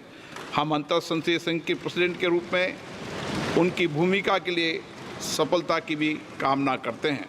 उनके माध्यम से हम तंजानिया गणराज्य की संसद के सदस्यों, तंजानिया की सरकार तथा वहाँ की मित्र जनता को बधाई और शुभकामनाएं देते हैं। माननीय सदस्यगण, जैसा कि आपको समाचार भाग 2 के माध्यम से पहले ही सूचित किया जा चुका है कि माननीय वित्त मंत्री जी के बजट भाषण की प्रतियां हार्ड कॉपी के रूप में उपलब्ध कराई जाएगी। अतः बजट प्रस्तुत हो जाने के पश्चात माननीय सदस्य कृपया बजट भाषण की अपनी प्रति प्रकाशन काउंटर से प्राप्त कर लें। आपको ये भी सूचित किया जाता है कि माननीय मंत्री द्वारा बजट प्रस्तुत किए जाने के पश्चात बजट की प्रतियां आपको मेंबर्स पोर्टल के माध्यम से भी उपलब्ध करा दी जाएगी। माननीय वित्त मंत्री Shrimati Nirmala Sitharaman.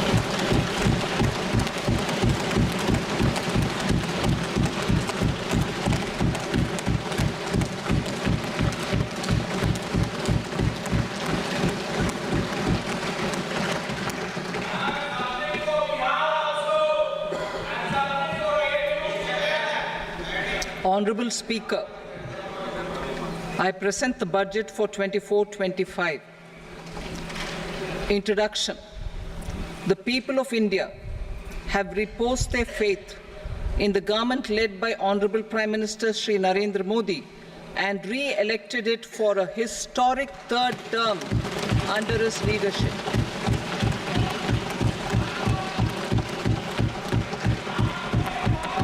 We are grateful for their support, faith, and trust in our policies. We are determined to ensure that all Indians, regardless of religion, caste, gender, and age, make substantial progress in realizing their life goals and aspirations. Global context. The global economy, while performing better than expected, is still in the grip of policy uncertainties. Elevated asset prices, political uncertainties, and shipping disruptions continue to pose significant downside risks for growth and upside risks to inflation. In this context, India's economic growth continues to be the shining exception and will remain so in the years ahead.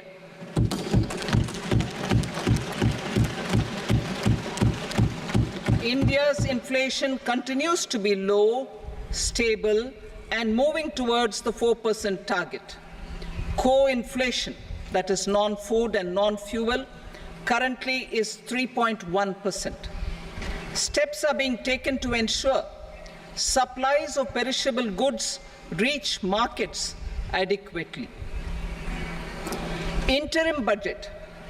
As mentioned in the interim budget, we need to focus on 4 major castes, namely the Garib, Mahilaye, Yuva, and Annadata, the poor, women, youth, and the farmer.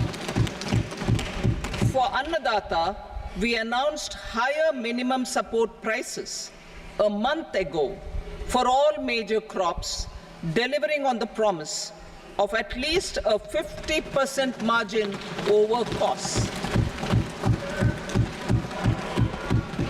Pradhan Mantri Garib Kalyan Anna Yojana was extended for 5 years, benefiting more than 80 crore people. Administrative actions for approval and implementation of various schemes announced in the interim budget are well underway. The required allocations have been made. Budget theme. Turning attention to the full year and beyond in this budget, we particularly focus on employment, skilling, MSMEs, and the middle class.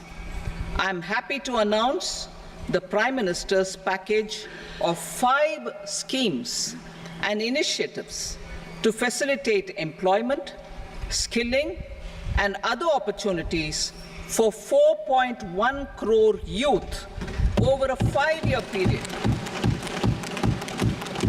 with a central outlay of 2 lakh crore rupees.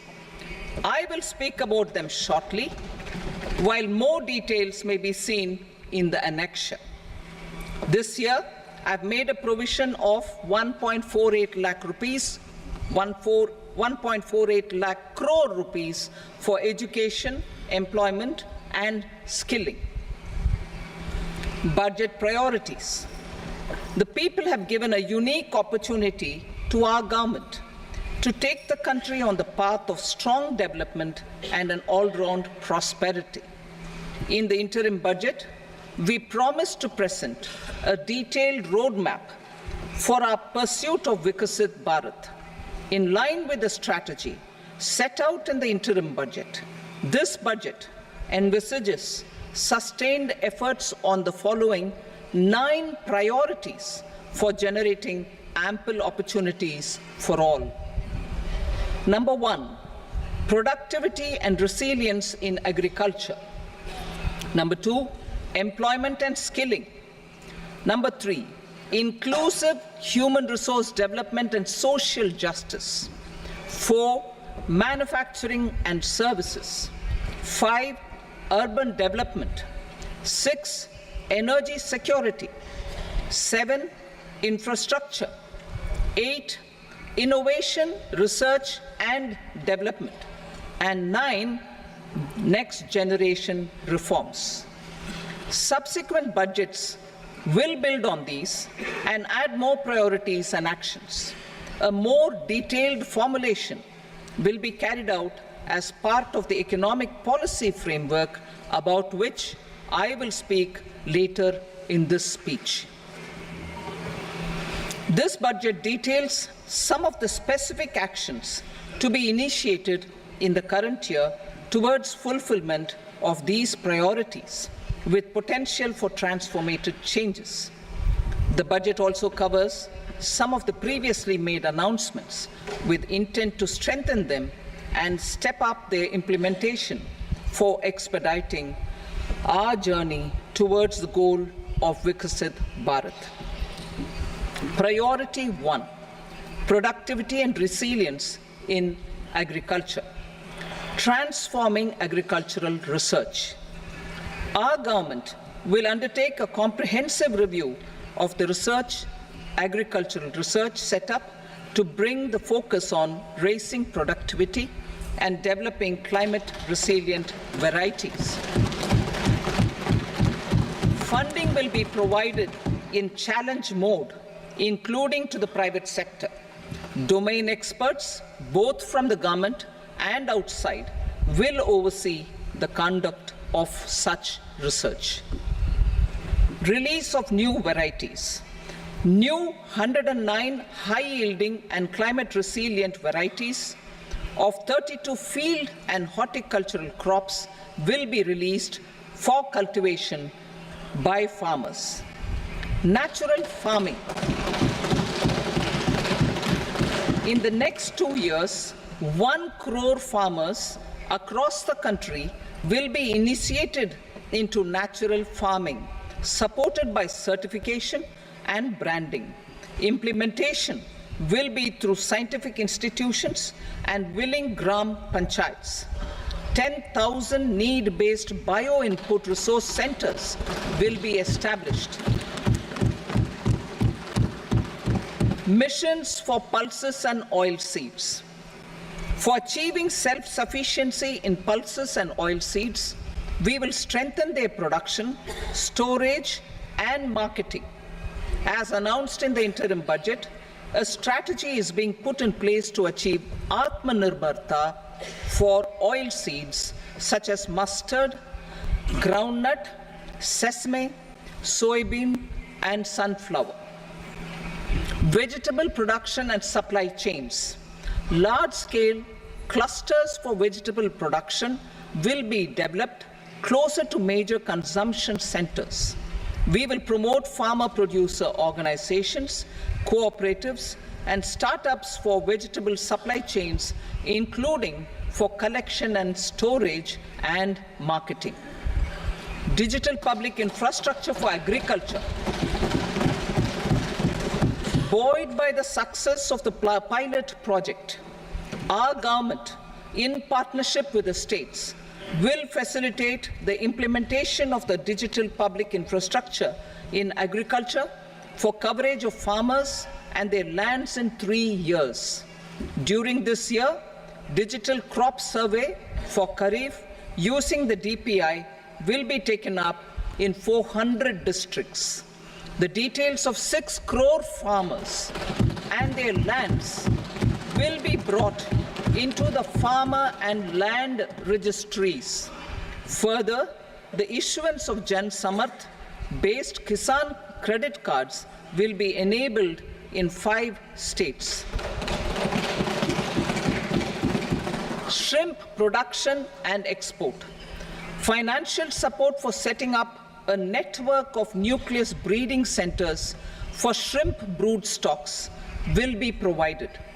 Financing for shrimp farming, processing, and export will be facilitated through NABARD.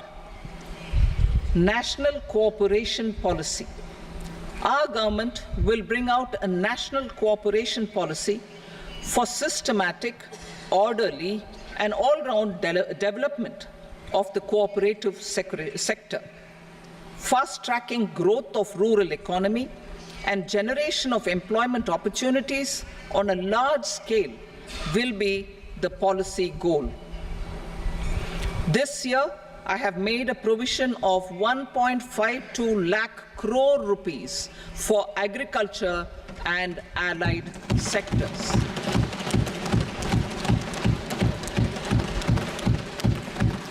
Priority 2, employment and skilling. Employment-linked incentive. Our government will implement following 3 schemes for employment-linked incentive as part of the Prime Minister's package. These will be based on enrollment in the EPFO and focus on recognition of first-time employees and support to employees and employers. Scheme A, first-timers. This scheme will provide 1 month wage to all persons newly entering the workforce in all formal sectors.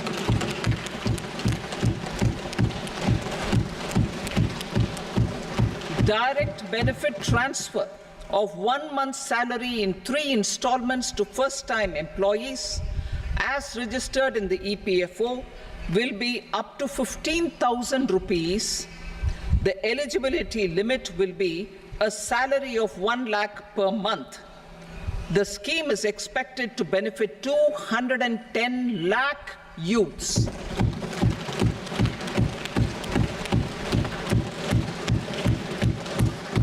Scheme B, job creation in manufacturing. This scheme will incentivize additional employment in the manufacturing sector linked to the employment of first-time employees. An incentive will be provided at specified scale directly both to the employee and the employer with respect to the EPFO contribution in the first 4 years of employment. The scheme is expected to benefit 30 lakh youth entering employment and their employers.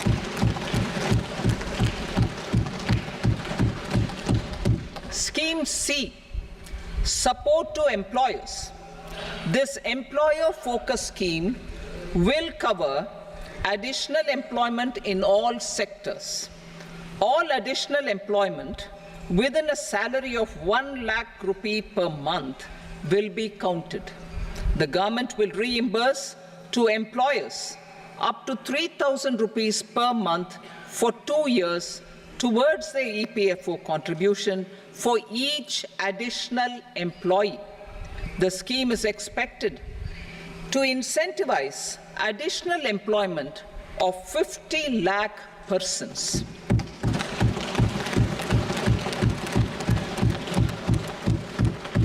Participation of women in the workforce.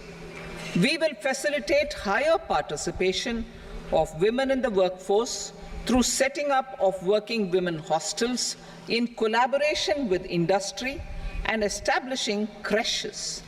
In addition, the partnership will seek to organize women-specific skilling programs and promotion of market access for women SHG enterprises. Skilling program. I'm happy to announce a new centrally sponsored scheme as the 4th scheme under the Prime Minister's package for skilling in collaboration with state governments and industry. 20 lakh youth will be skilled over a 5-year period.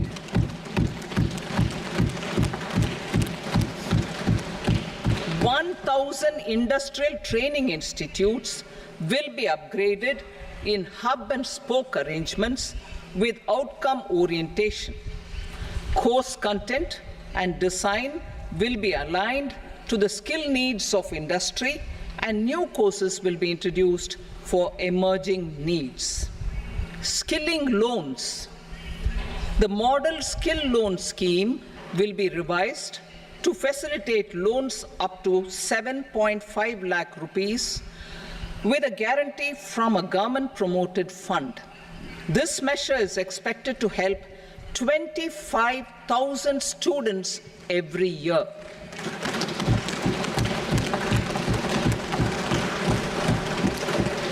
Education loans. For helping our youth who have not been eligible for any benefit under government schemes and policies, I am happy to announce a financial support for loans up to 10 lakh rupees for higher education in domestic institutions.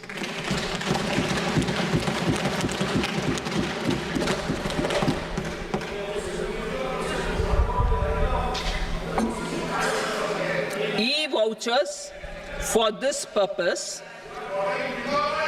E-vouchers for this purpose will be given directly to 1 lakh students every year for annual interest subvention of 3% of the loan amount. Priority 3, inclusive human resource development and social justice, saturation approach. Our government is committed to all-round, all-pervasive and all-inclusive development of people, particularly farmers, youth, women, and the poor. For achieving social justice comprehensively, the saturation approach of covering all eligible people through various programs, including those for education and health, will be adopted to empower them by improving their capabilities.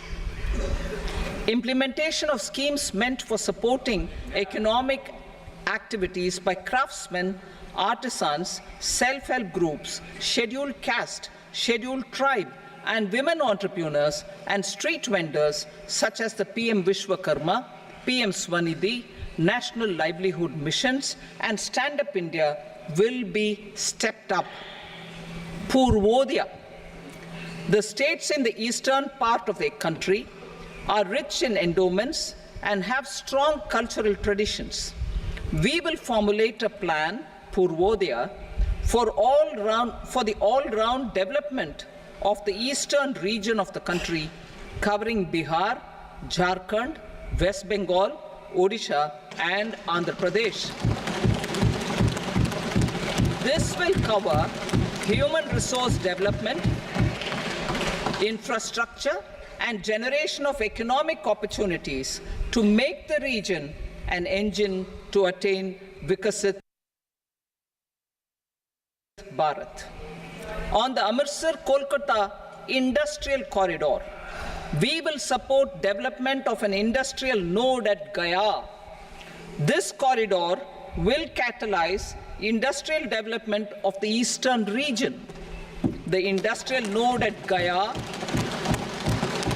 will also be a good model for developing our ancient centers of cultural importance into future centers of modern economy. This model shall showcase Vikas B, Virasat B in a growth trajectory. We will also support development of road connectivity projects, namely 1.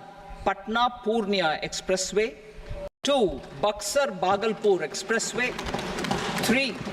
Bodh Gaya, Rajgir, Vaishali and Darbhanga spurs, and 4. Additional 2-lane bridge over River Ganga at Buxar at a total cost of 26,000 crore rupees.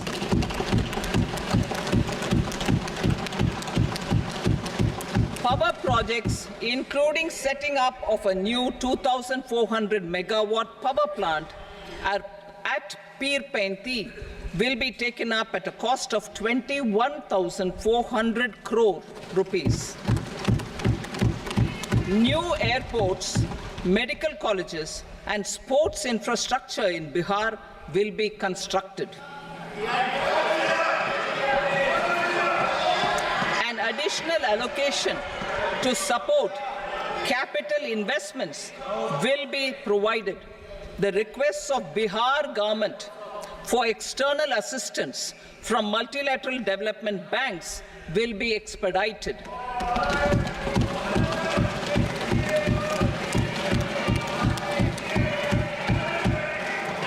Andhra Pradesh Reorganization Act. Our government has made concerted efforts to fulfill the commitments in Andhra Pradesh Reorganization Act. Recognizing the state's need for the capital, Recognizing the state's need for a capital, we will facilitate special financial support through multilateral development agencies. In the current financial year, 15,000 crore rupees will be arranged with additional amounts in future years.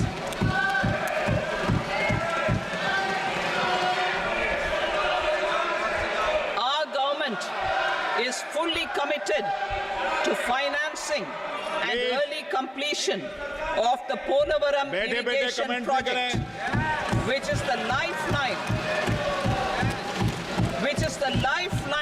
for Andhra Pradesh and its farmers. This will facilitate our country's food security as well. Under the Act, Andhra Pradesh Reorganization Act, for promoting industrial development, funds will be provided for essential infrastructure such as water, power, railways, and roads. In Kopparthi node on the Visakhapatnam-Chennai Industrial Corridor and Varavakal node on the Hyderabad-Bengaluru Industrial Corridor. An additional allocation will be provided this year towards capital investment for economic growth. Grants for backward regions of Rayalaseema, Prakasham, North Coastal Andhra, as stated in the Act, will be provided. PM Awas Yojana. 3 crore additional houses under the PM Awas Yojana in rural and urban areas in the country have been announced, for which the necessary allocations are being made. Women-led development. For promoting women-led development, the budget carries an allocation of more than 3 lakh crore for schemes benefiting women and girls. This signals our government's commitment for enhancing women's role in economic development. Pradhan Mantri Janjatiya Unnat Gram Abhiyan. For improving the socio-economic condition of tribal communities, we will launch the Pradhan Mantri Janjatiya Unnat Gram Abhiyan by adopting saturation coverage for tribal families in tribal majority villages and aspirational districts.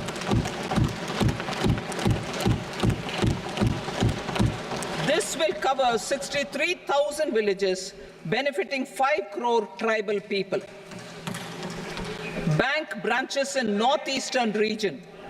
More than 100 branches of India Post Payment Bank will be set up in the northeast region to expand the banking services. This year, I have made a provision of 2.66 lakh crore rupees for rural development, including rural infrastructure.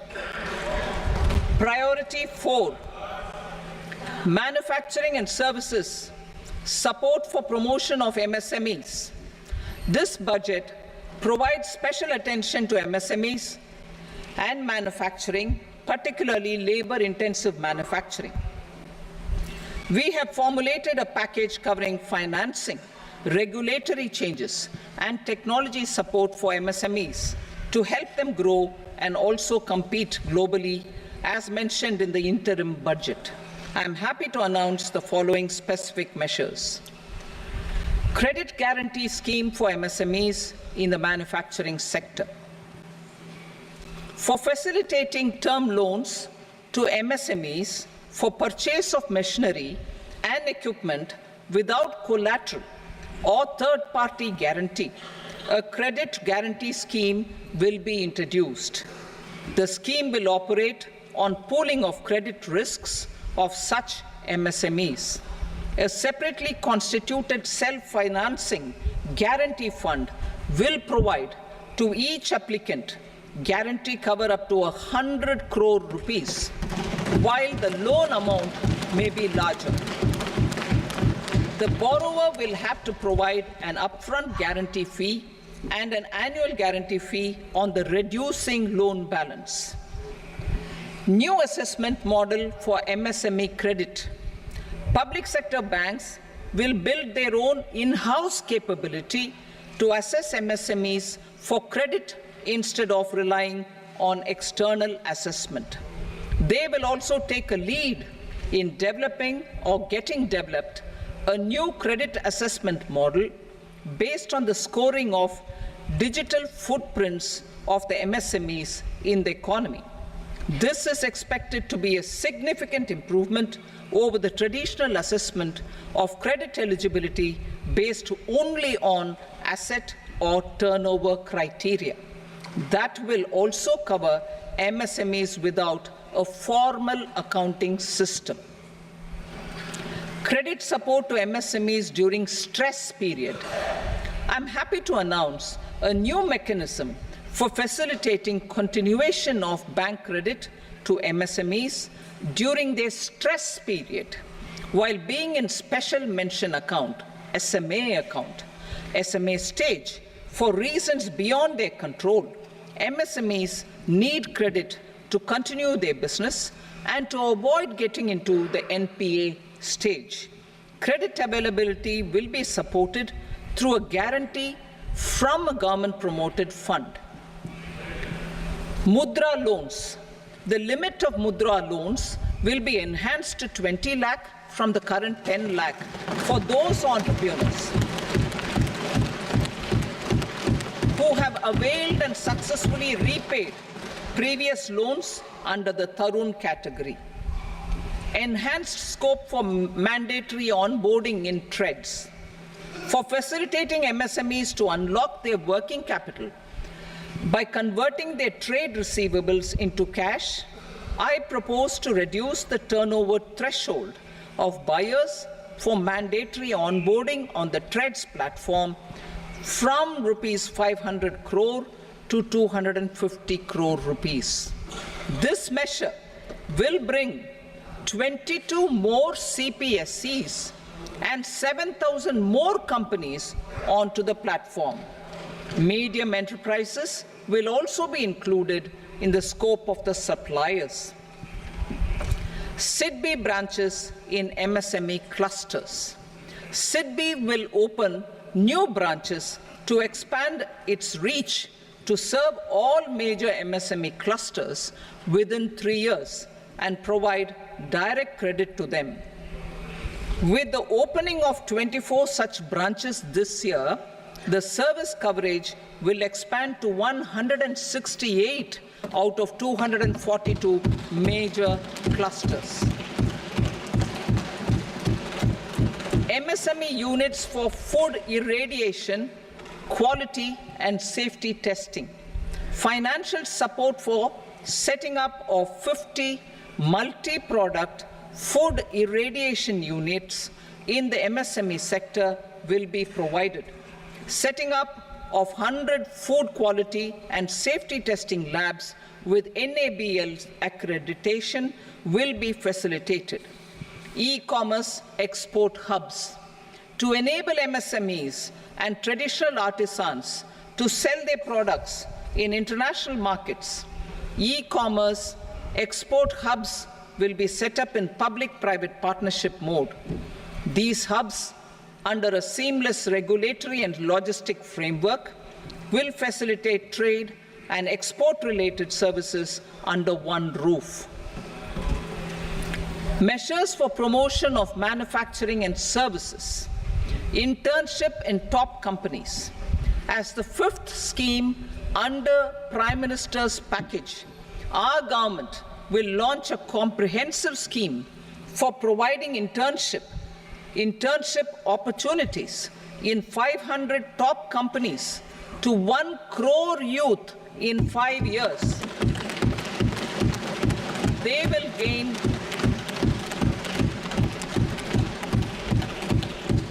will gain exposure for 12 months to real-life business environment, varied professions, and employment opportunities. An internship allowance of 5,000 per month, 5,000 rupees per month, along with a one-time assistance of 6,000 rupees will be provided. Companies will be expected to bear the training cost and 10% of their internship cost from their CSR funds. Industrial parks. Our government will facilitate development of investment-ready, plug-and-play industrial parks with complete infrastructure in or near 100 cities in partnership with the states and private sector by better using town planning schemes. 12 industrial parks under the National Industrial Corridor Development Program also will be sanctioned.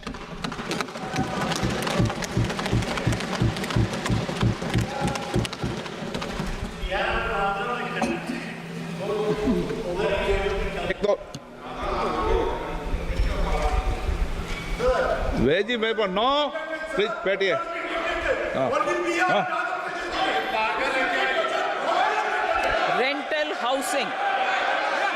Rental housing with dormitory type accommodation for industrial workers will be, just 1 minute. Rental housing, I repeat, rental housing with dormitory type accommodation for industrial workers will be facilitated in PPP mode with VGF support and commitment from anchor industries. Shipping industry, ownership, leasing, and flagging reforms will be implemented to improve the share of Indian shipping industry and generate more employment. Critical mineral mission. We will set up a critical mineral mission for domestic production, recycling of critical minerals, and overseas acquisition of critical mineral assets.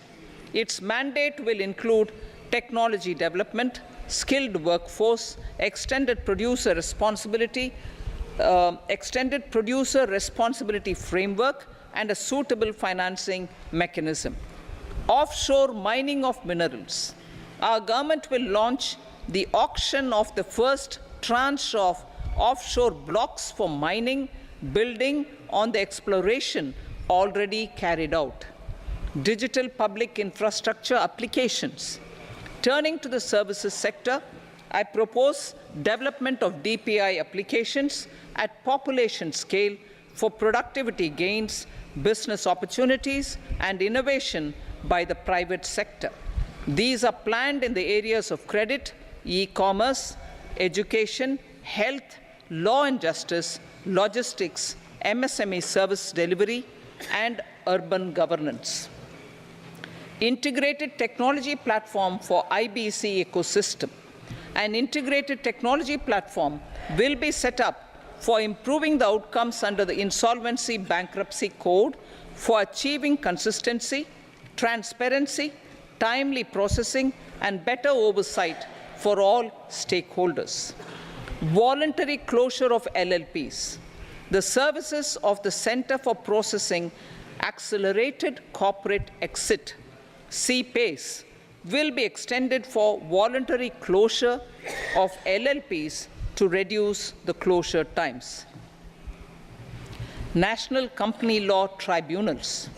The IBC has resolved more than 1,000 companies, resulting in direct recovery of 3.3 lakh crore to creditors. 3.3 lakh crore rupees to creditors. In addition, 28,000 cases involving over 10 lakh crore rupees have been disposed of even prior to admission. Appropriate changes to the IBC, reforms and strengthening of the tribunal and appellate tribunals will be initiated to speed up insolvency resolution. Additional tribunals will be established. Out of those, some will be notified to decide cases exclusively under the Companies Act. Debt recovery. Steps for reforming and strengthening debt recovery tribunals will be taken. Additional tribunals will be established to speed up recovery. Priority 5, urban development. Cities as growth hubs. Working with states, our government will facilitate development of cities as growth hubs.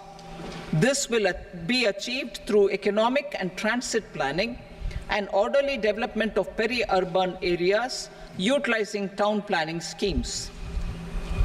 Creative redevelopment of cities. For creative brownfield redevelopment of existing cities with a transformative impact, our government will formulate a framework for enabling policies, market-based mechanisms, and regulation. Transit-oriented development. Transit-oriented development plans for 14 large cities with a population above 30 lakh will be formulated, along with an implementation and financing strategy. Urban housing. Under the PM Awas Yojana, Urban 2.0, housing needs of 1 crore urban poor and middle-class families will be addressed with an investment of 10 lakh crore rupees. This will include the central assistance of 2.2 lakh crore rupees in the next 5 years. A provision of interest subsidy to facilitate loans at affordable rates is also envisaged. In addition, enabling policies and regulations for efficient and transparent rental housing markets with enhanced availability will also be put in place. Water supply and sanitation.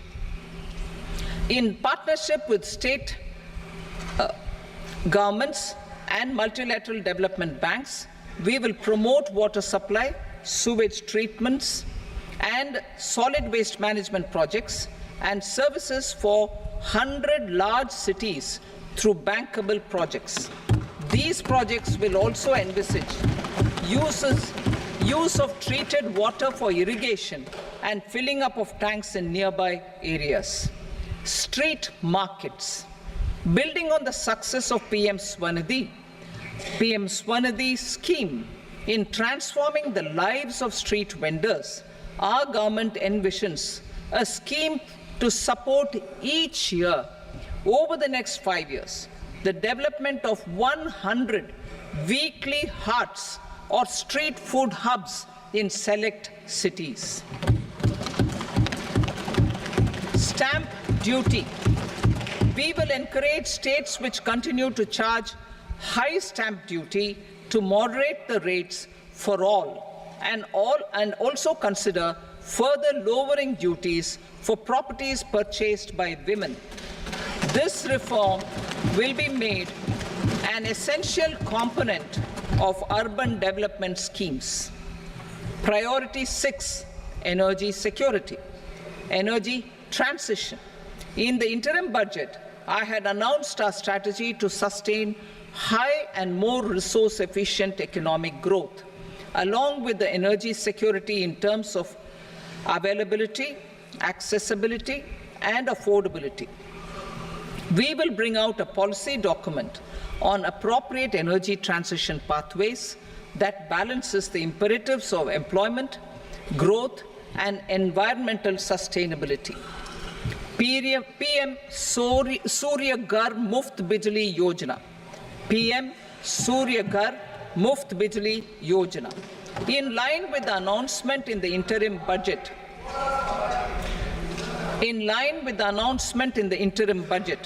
PM Surya Ghar Muft Bijli Yojana has been launched to install rooftop solar plants to enable 1 crore households obtain free electricity up to 300 units every month. The scheme has generated remarkable response with more than 1.28 crore registrations and 14 lakh applications, and we will further encourage it. Pumped storage policy. A policy for promoting pumped storage projects will be brought out for electricity storage and facilitating smooth integration of the growing share of renewable energy with its variable and intermittent nature in the overall energy mix. Research and development of small and modular nuclear reactors. Nuclear energy is expected to form a very significant part of the energy mix for Viksit Bharat. Towards that pursuit, our government will partner with the private sector for 1. Setting up Bharat Small Reactors, 2.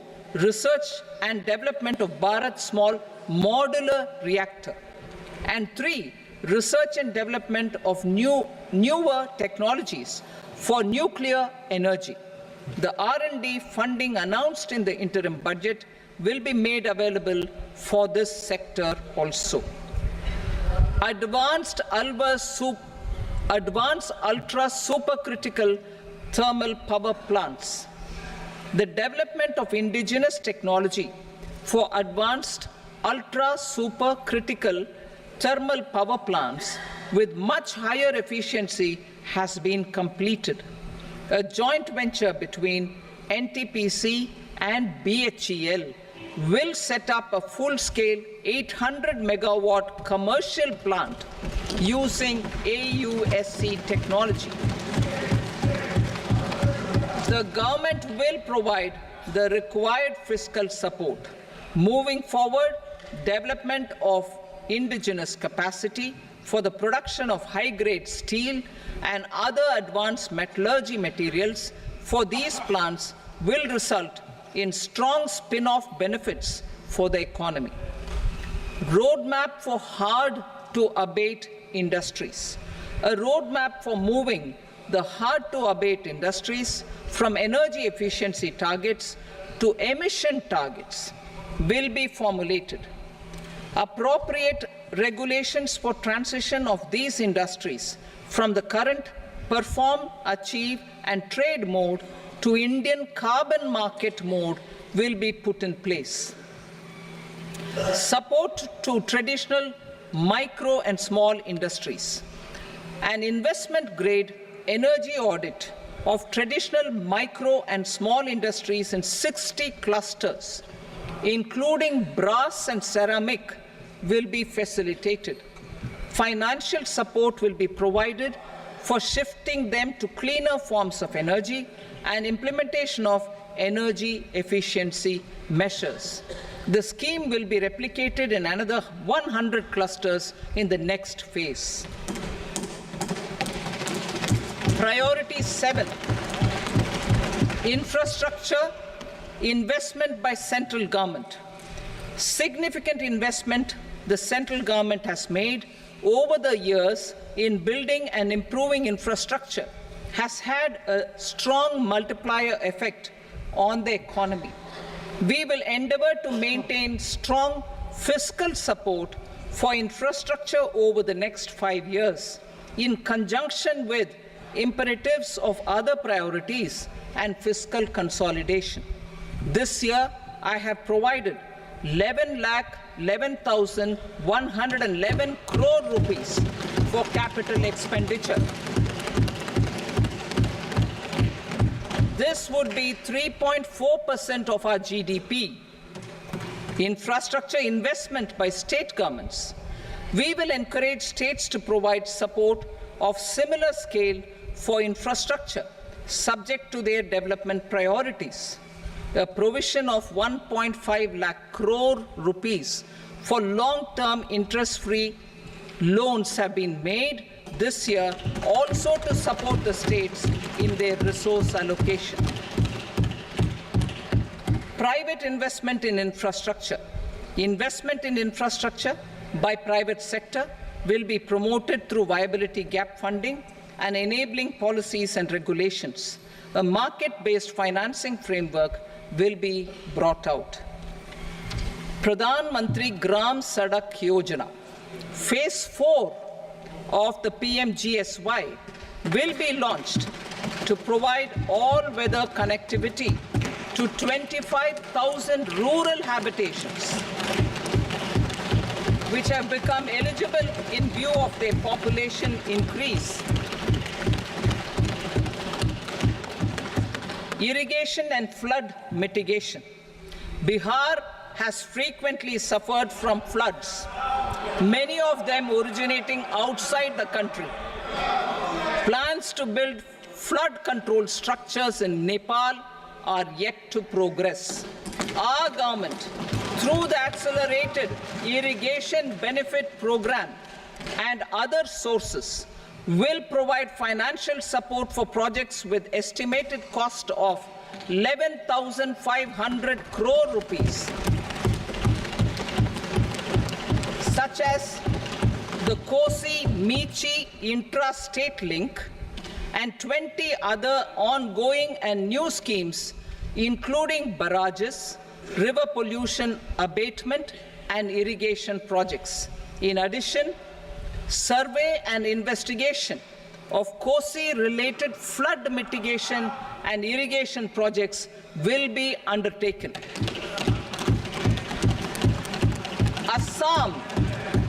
Assam grapples with floods every year by the Brahmaputra River and its tributaries originating outside India.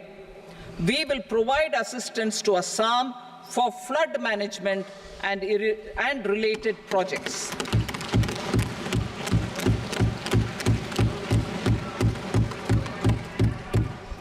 Himachal Pradesh suffered extensive losses due to floods last year.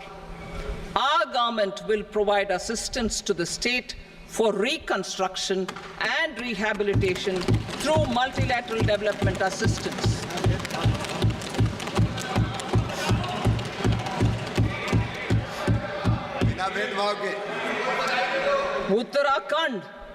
Uttarakhand too suffered losses due to cloudbursts and massive landslides.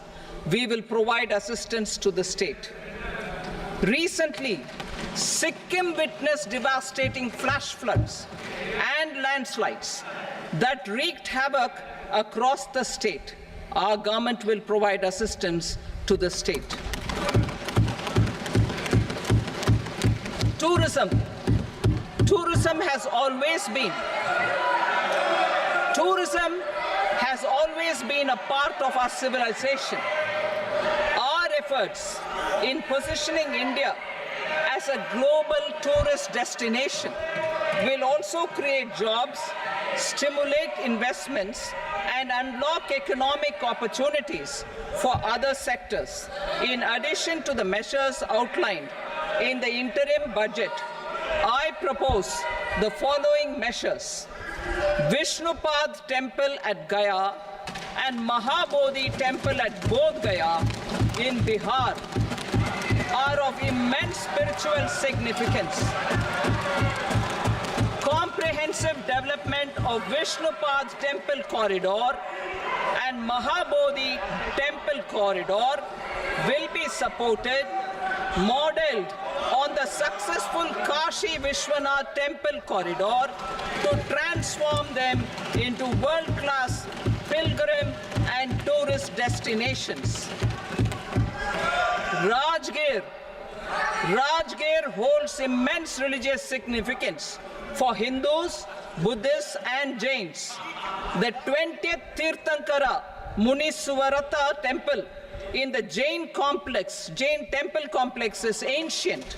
The Saptarishi, or the 7 hot springs, form a warm water Brahmkund that is sacred. A comprehensive development initiative for Rajgir will be undertaken. Our government will support the development of Nalanda as a tourist center, besides reviving Nalanda University to its glorious stature.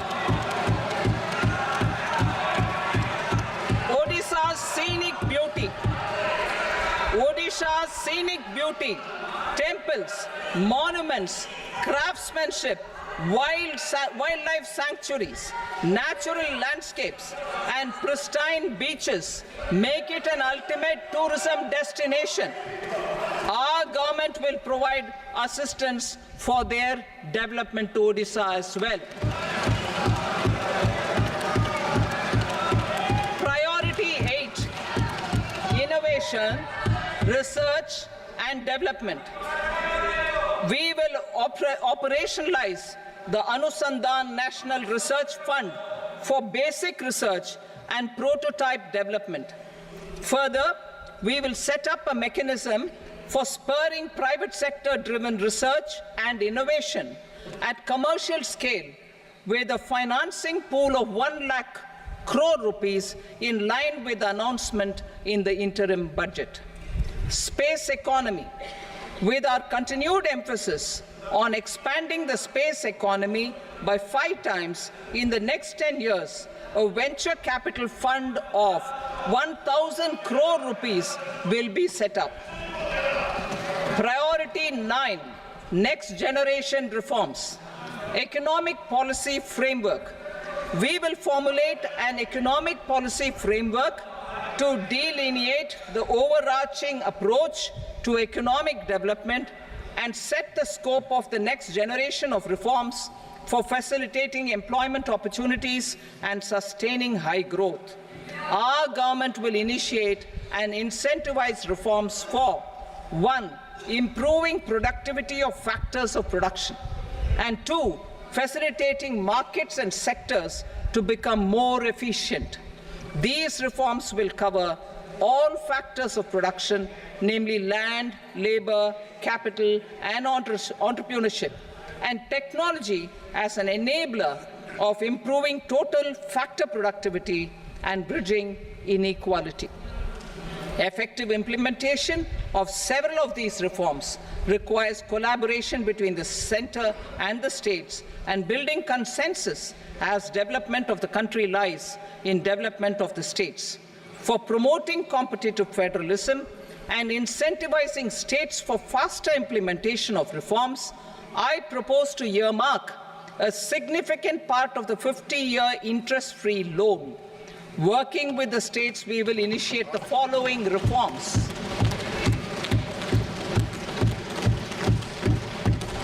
Land-related reforms and actions, both in the rural and urban areas, will cover land administration, will cover 1. Land administration, planning and management, and 2. Urban planning usage and building bylaws. These will be incentivized for completion within the next 3 years through appropriate fiscal support. Rural land-related actions. Rural land-related actions will include 1. Assignment of unique land parcel identification number, UL PIN, or Bhu Aadhaar for all lands. 2. Digitization of cadastral maps. 3. Survey of subdivisions, survey of map subdivisions as per current ownership. 4. Establishment of land registry. And 5. Linking to the farmers registry. These actions will also facilitate credit flow and other agricultural services. Urban land-related actions. Land records in urban areas will be digitized with GIS mapping. An IT-based system for property record administration, updating, and tax administration will be established. These will also facilitate improving the financial position of urban local bodies. Labor-related reforms. Services to labor. Our government will facilitate the provision of a wide array of services to labor, including those for employment and skilling. A comprehensive integration of e-Shram portal with other portals will facilitate such one-stop solution. Open architecture databases for the rapidly changing labor market, skill requirements, and available job roles, and a mechanism to connect job aspirants with potential employers and skill providers will be covered in these services. Shram Suvidha and Samadhan portal. Shram Suvidha and Samadhan portal will be revamped to enhance ease of compliance for industry and trade. Capital and entrepreneurship related reforms, financial sector vision and strategy. For meeting financing needs of the economy, our government will bring out a financial sector vision and strategy document to prepare the sector in terms of size, capacity, and skills. This will set the agenda for the next 5 years and guide the work of the government, regulators, financial institutions, and market participants. Taxonomy for climate finance. We will develop taxonomy for climate finance for enhancing the availability of capital for climate adaptation and mitigation. This will support achievement of the country's climate commitments and green transition. Variable capital company structure. We will seek the required legislative approval for providing an efficient and flexible mode for financing leasing of aircrafts and ships and pooled funds of private equity through a variable company structure. Foreign direct investments and overseas investment. The rules and regulations for foreign direct investment and overseas investments will be simplified to 1. Facilitate foreign direct investments, 2. Nudge prioritization, and 3. Promote opportunities for using Indian rupee as a currency for overseas investment. NPS Vatsalya. NPS Vatsalya, a plan for contribution by parents and guardians for minors, will be started. On attaining the age of majority, the plan can be converted seamlessly into a normal NPS account. Use of technology. We have successfully used technology for improving productivity and bridging inequality in our economy during the past 10 years. Public investment in digital infrastructure and innovations by the private sector have helped in improving access of all citizens, particularly the common people, to market resources, education, health and services. We will step up adoption of technology towards digitalization of the economy. Ease of doing business. For enhancing ease of doing business, we are already working on the Jan Vishwas Bill 2.0. Further, states will be incentivized for implementation of the business reforms, action plans, and digitalization. Data and statistics. For improving data governance, collection, processing and management of data and statistics, different sectoral databases, including those established under the Digital India Mission, will be utilized with active use of technology tools. New pension scheme. The committee to review the NPS has made considerable progress in its work. I'm happy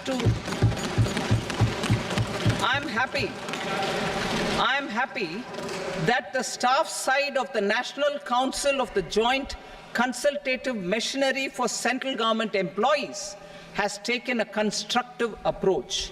A solution will be evolved which addresses the relevant issues while maintaining fiscal prudence to protect the common citizens. Budget estimates for 24-25.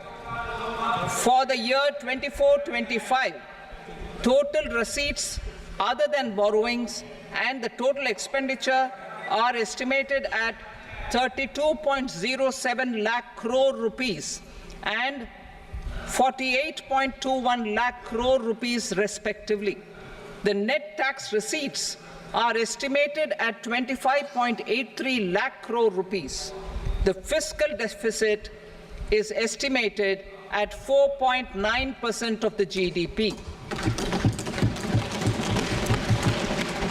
The gross and the net market borrowings through dated securities during 24-25 are estimated at 14.01 lakh crore rupees and 11.63 lakh crore rupees respectively.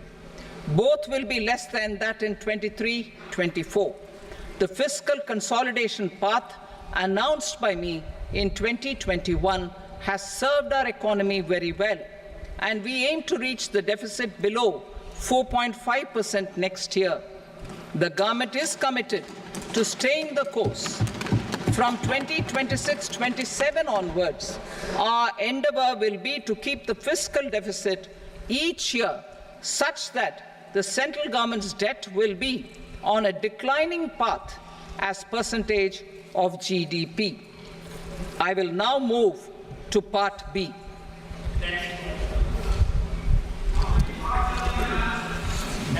Indirect taxes. Sir, I start with GST. It has decreased tax incidence on the common man, reduced compliance burden and logistics cost for trade and industry, and enhanced revenues of the central and the state governments. It is a success of vast proportions. To multiply the benefits of GST, we will strive to further simplify and rationalize the tax structure and endeavour to expand it to the remaining sectors. My proposals for customs duties intend to support domestic manufacturing, deepen local value addition, promote export competitiveness, and simplify taxation while keeping the interest of the general public and consumers paramount. In Budget 22-23, we reduced the number of customs duty rates. I propose to undertake a comprehensive review of the rate structure over the next 6 months to rationalize and simplify it for ease of trade, removal of duty inversion, and reduction of disputes. I shall now take up sector-specific customs duty proposals. Medicine and medical equipments. To provide relief to cancer patients, I propose to fully exempt 3 more medicines from customs duties.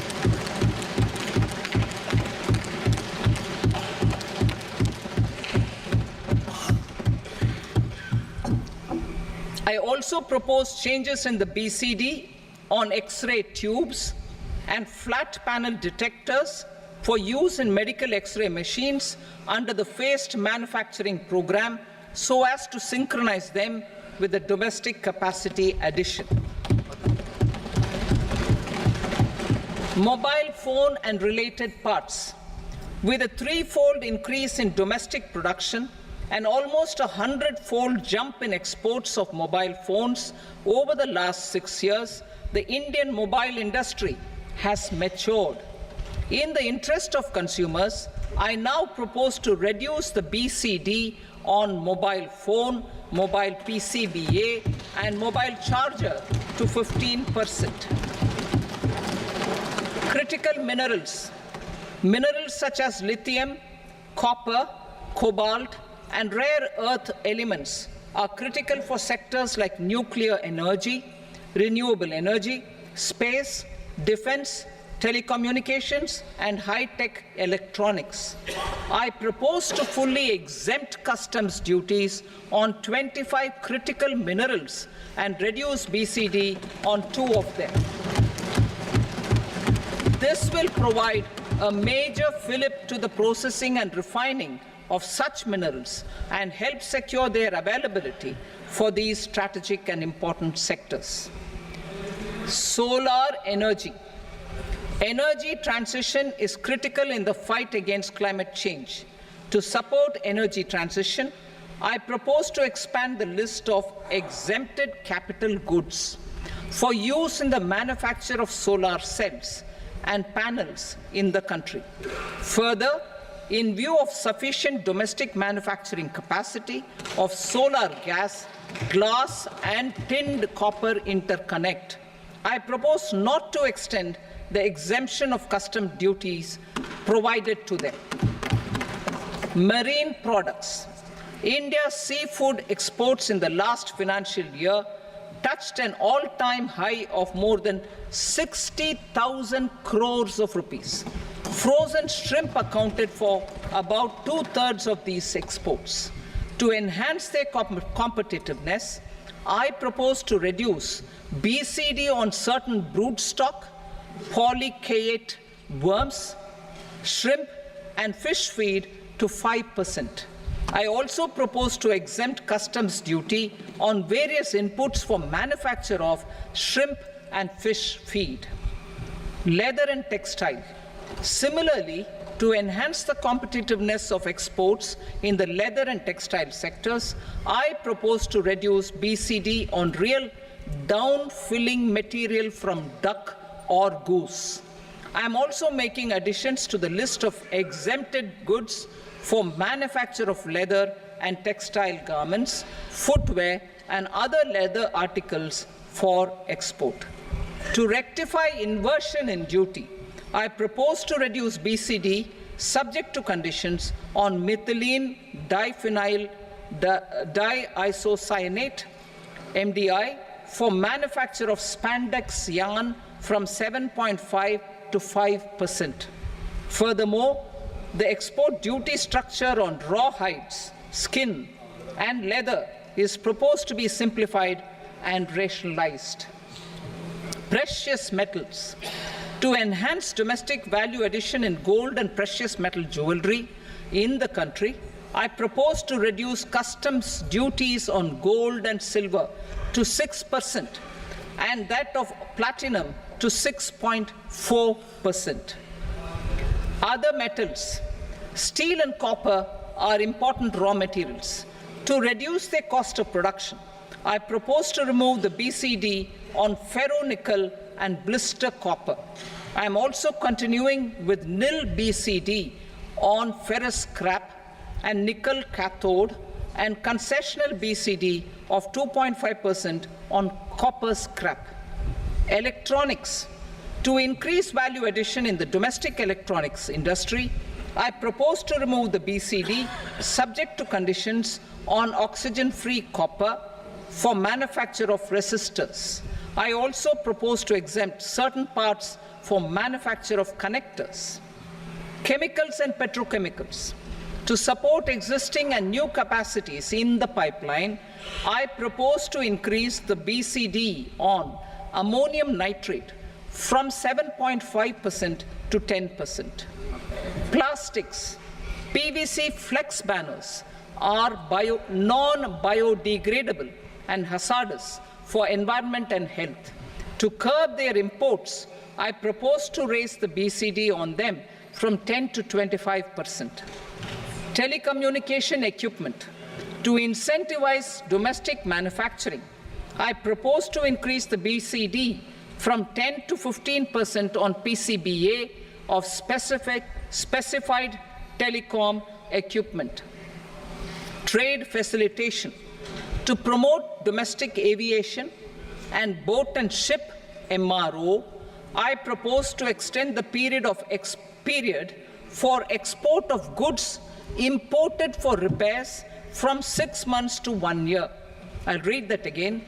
To promote domestic aviation and boat and ship maintenance, repair and operations, I propose to extend the period for export of goods imported for repairs from 6 months to 1 year. In the same vein, I propose to extend the time limit for re-import of goods for repairs under warranty from 3 to 5 years. I now move to direct taxes. We will continue our efforts to simplify taxes, improve taxpayer services, provide tax certainty, and reduce litigation while enhancing revenues for funding the development and welfare schemes of the government. It has been our endeavor to simplify taxation. We have taken a number of measures in the last few years, including introduction of simplified tax regimes without exemptions and deductions for corporate tax and for personal income tax. This has been appreciated by taxpayers. 58% of corporate tax came from the simplified tax regime in the financial year 22-23. Similarly, as per data available till now, for the last fiscal, more than 2/3 have availed the new personal income tax regime. Comprehensive review of the Income Tax Act. I am now announcing a comprehensive review of the Income Tax Act 1961. The purpose is to make the Act concise, lucid, easy to read and understand. This will reduce disputes and litigation, thereby providing tax certainty to the taxpayers. I will also bring down the demand embroiled in litigation. It is proposed to be completed in 6 months. A beginning is being made in the Finance Bill by simplifying the tax regime for charities, tedious rate structures, provisions of reassessment and such provisions, and capital gains taxation. Simplification for charities and tedious. Two tax exemption regimes. The two tax exemption regimes for charities are proposed to be merged into one. The 5% TDS rate on many payments is being merged into the 2% TDS rate, and the 20% TDS rate on repurchase of units by mutual funds or UTI is being withdrawn. TDS rate on e-commerce operators is proposed to be reduced from 1 to 0.1%. Moreover, credit of TCS is proposed to be given in the TDS to be deducted on salary. Further, I propose to decriminalize delay for payment of TDS up to the due date of filing statement for the same. I also plan to provide a standard operating procedure for TDS defaults and simplify and rationalize the compounding guidelines for such defaults. Simplification of reassessment. I propose to thoroughly simplify the provisions for reopening and reassessment. An assessment hereinafter can be reopened beyond 3 years from the end of the assessment year only if the escaped income is 50 lakh rupees or more, up to a maximum period of 5 years from the end of the assessment year. Even in such cases, a time limit of 6 years before the year of the search, as against the existing time limit of 10 years, is being proposed.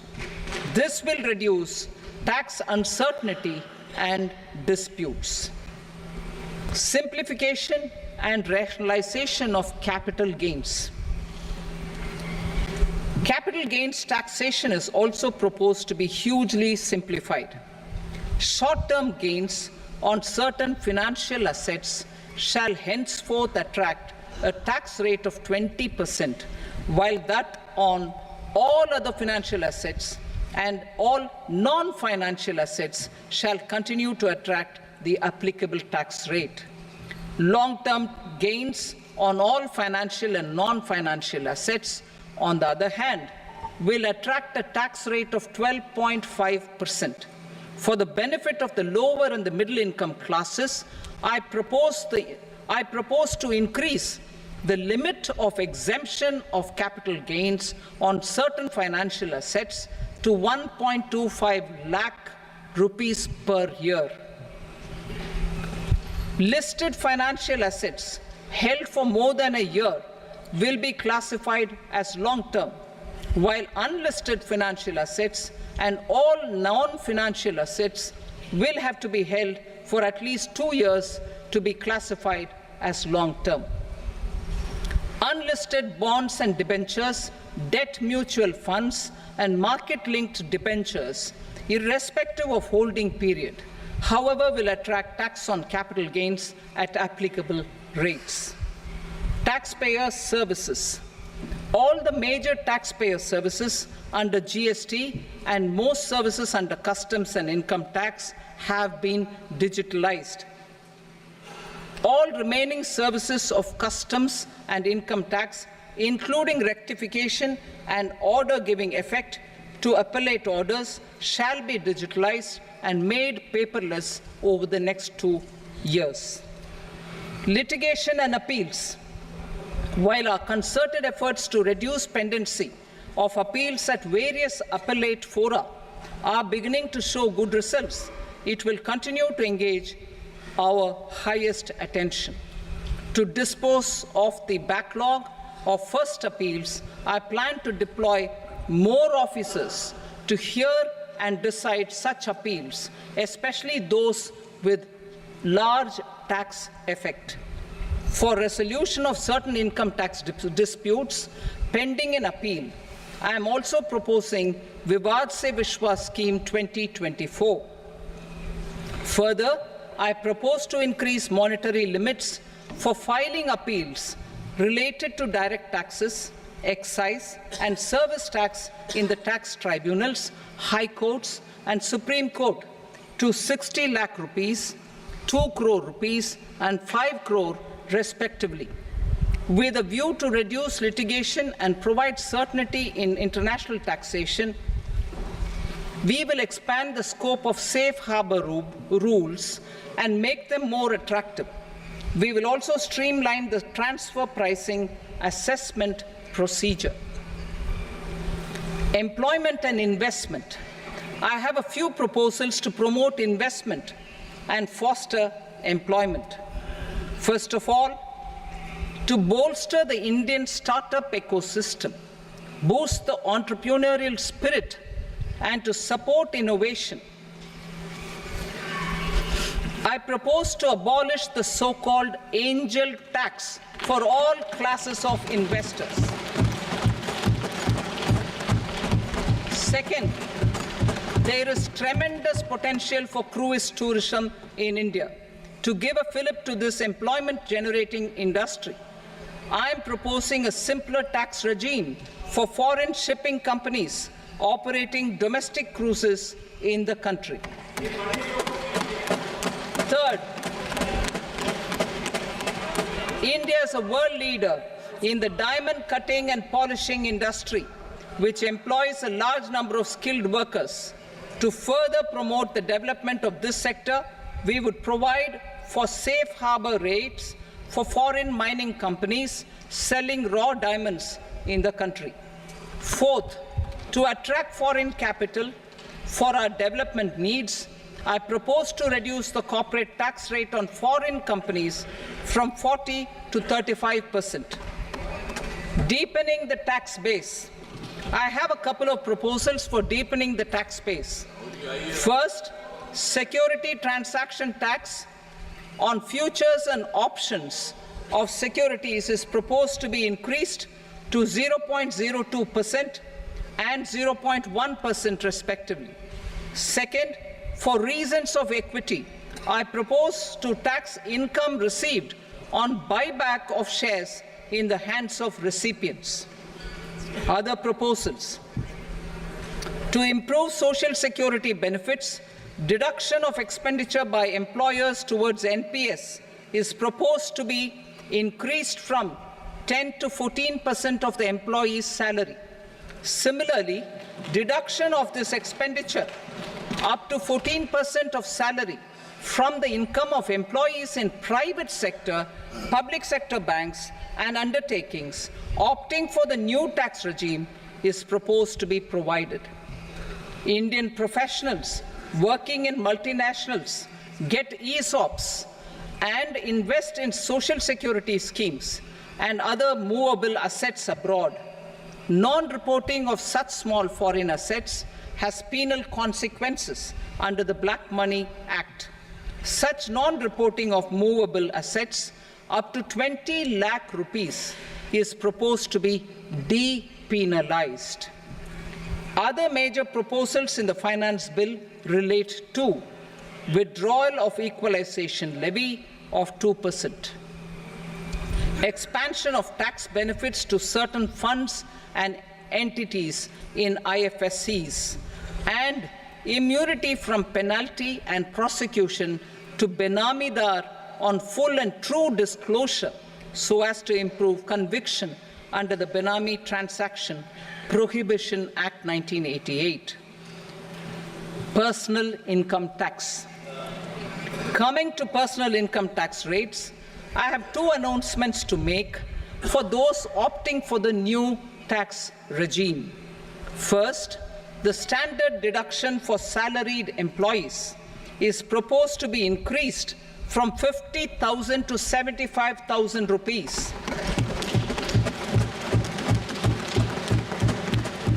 Similarly, deduction on family pension for pensioners is proposed to be enhanced from 15,000 to 25,000 rupees. This will provide relief to about 4 crore salaried individuals and pensioners.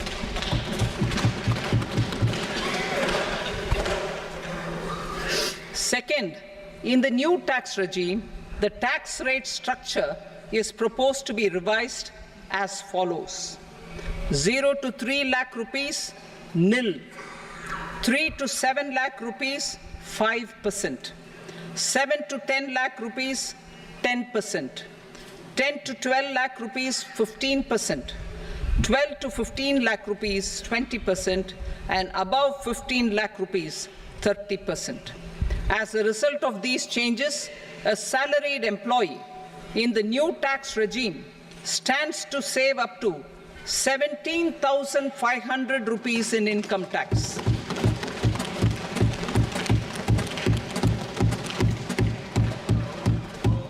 Apart from these, I am also making some other changes as given in the annexure. As a result of these proposals, revenue of about 37,000 crore, that is 29,000 crore in direct taxes and 8,000 crore in indirect taxes will be foregone, while revenue of about 30,000 crore rupees will be additionally mobilized. Thus, the total revenue foregone is about 7,000 crores annually. Mr. Speaker, sir, with this, I commend the budget to this august House. Jai Hind.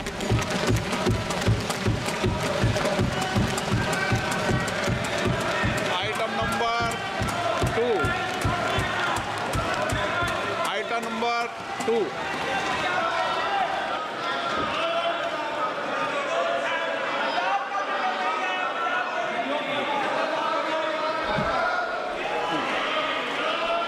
Sir, with your permission, I rise to lay on the table the following statements under Section 3 of the Fiscal Responsibility and Budget Management, FRBM Act 2003, medium-term fiscal policy cum fiscal policy strategy statement, and macroeconomic framework statement.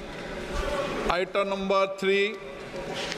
Sir, with your permission, I rise to move for leave to introduce the Finance Number 2 Bill 2024.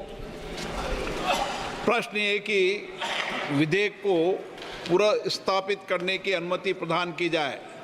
जो सदस्य इसके पक्ष में हाँ कहें, जो सदस्य विरोध में ना कहें, मेरे विचार में निर्णय हाँ वालों के पक्ष में अनुमति प्रदान की जाती है।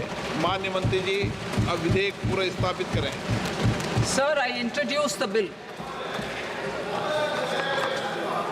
Item number 4. The Union Territory of Jammu and Kashmir budget. Sir, I rise to present a statement, Hindi and English versions, of the estimated receipts and expenditure of the Union Territory of Jammu and Kashmir for the year 24-25. सभा की कार्रवाई कल बुधवार दिनांक 24 जुलाई 2024 को प्राप्त 11 बजे तक के लिए स्थगित की जाती है।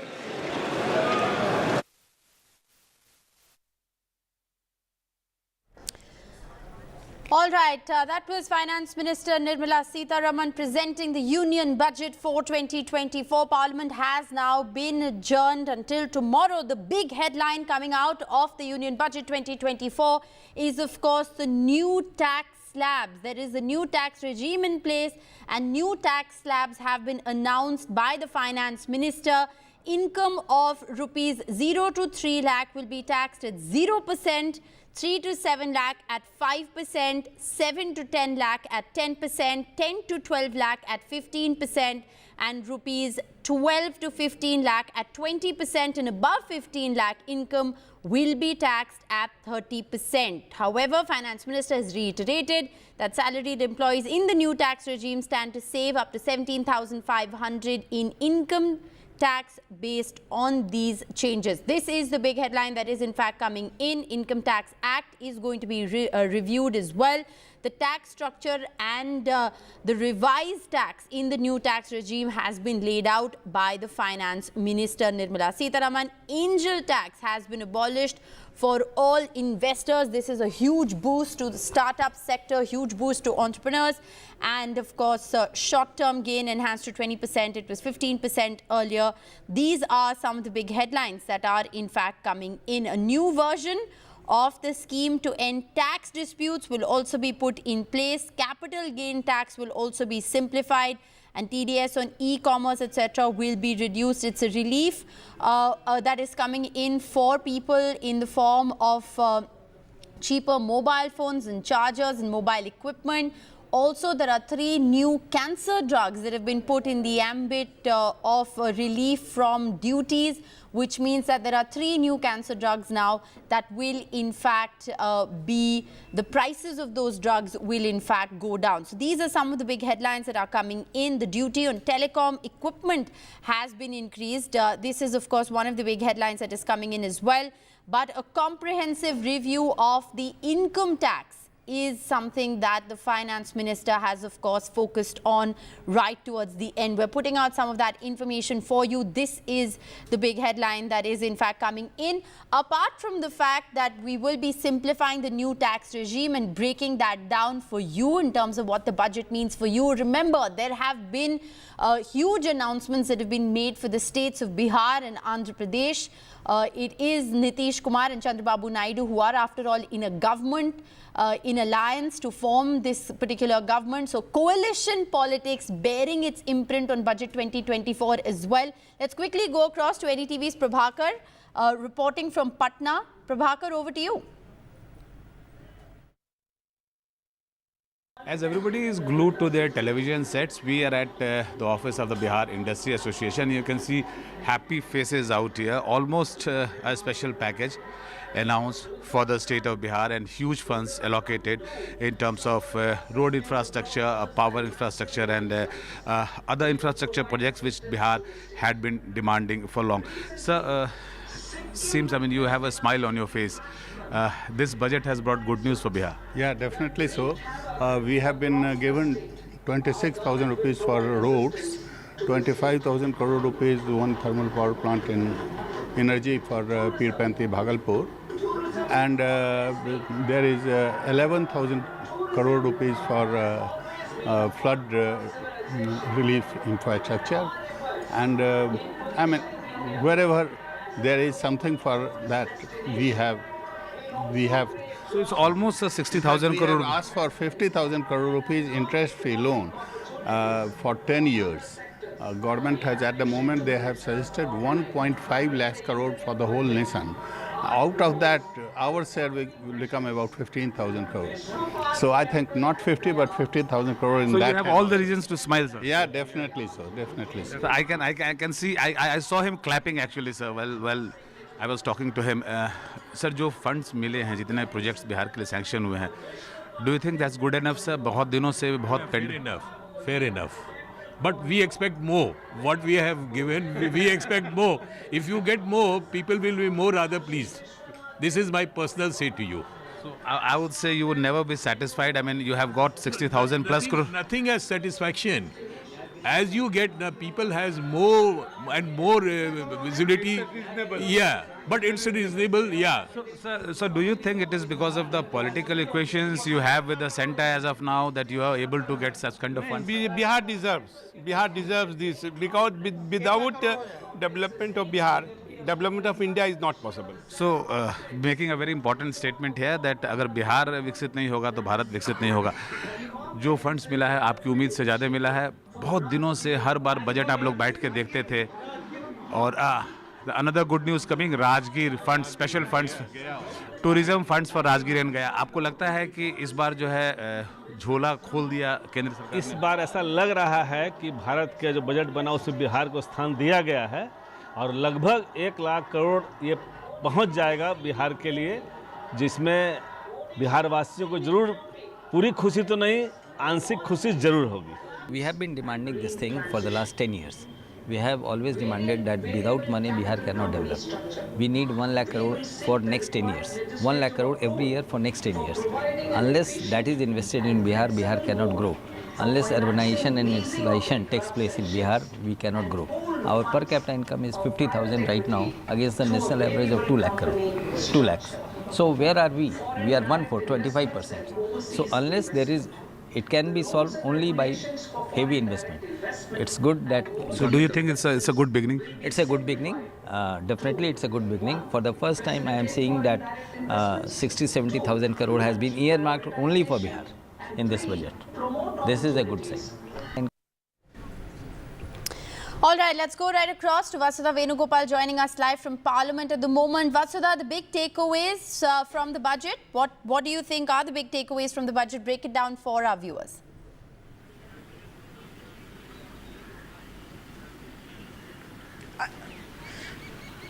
Hello everybody, we're coming to you from live from the Parliament, from outside the Parliament. Nirmala Sitharaman, the Finance Minister of the country, presented her historic 7th consecutive budget, and in fact she has announced quite a few measures. In fact, the focus was completely a lot on job creation, skilling, also on farms. She has also made this very important announcement that the government has proposed to abolish this angel tax that was to give boost to startups. She has in fact announced a comprehensive review of the income tax, and she said that she will make it concise and also easy to read, and she will also cut litigation out of this.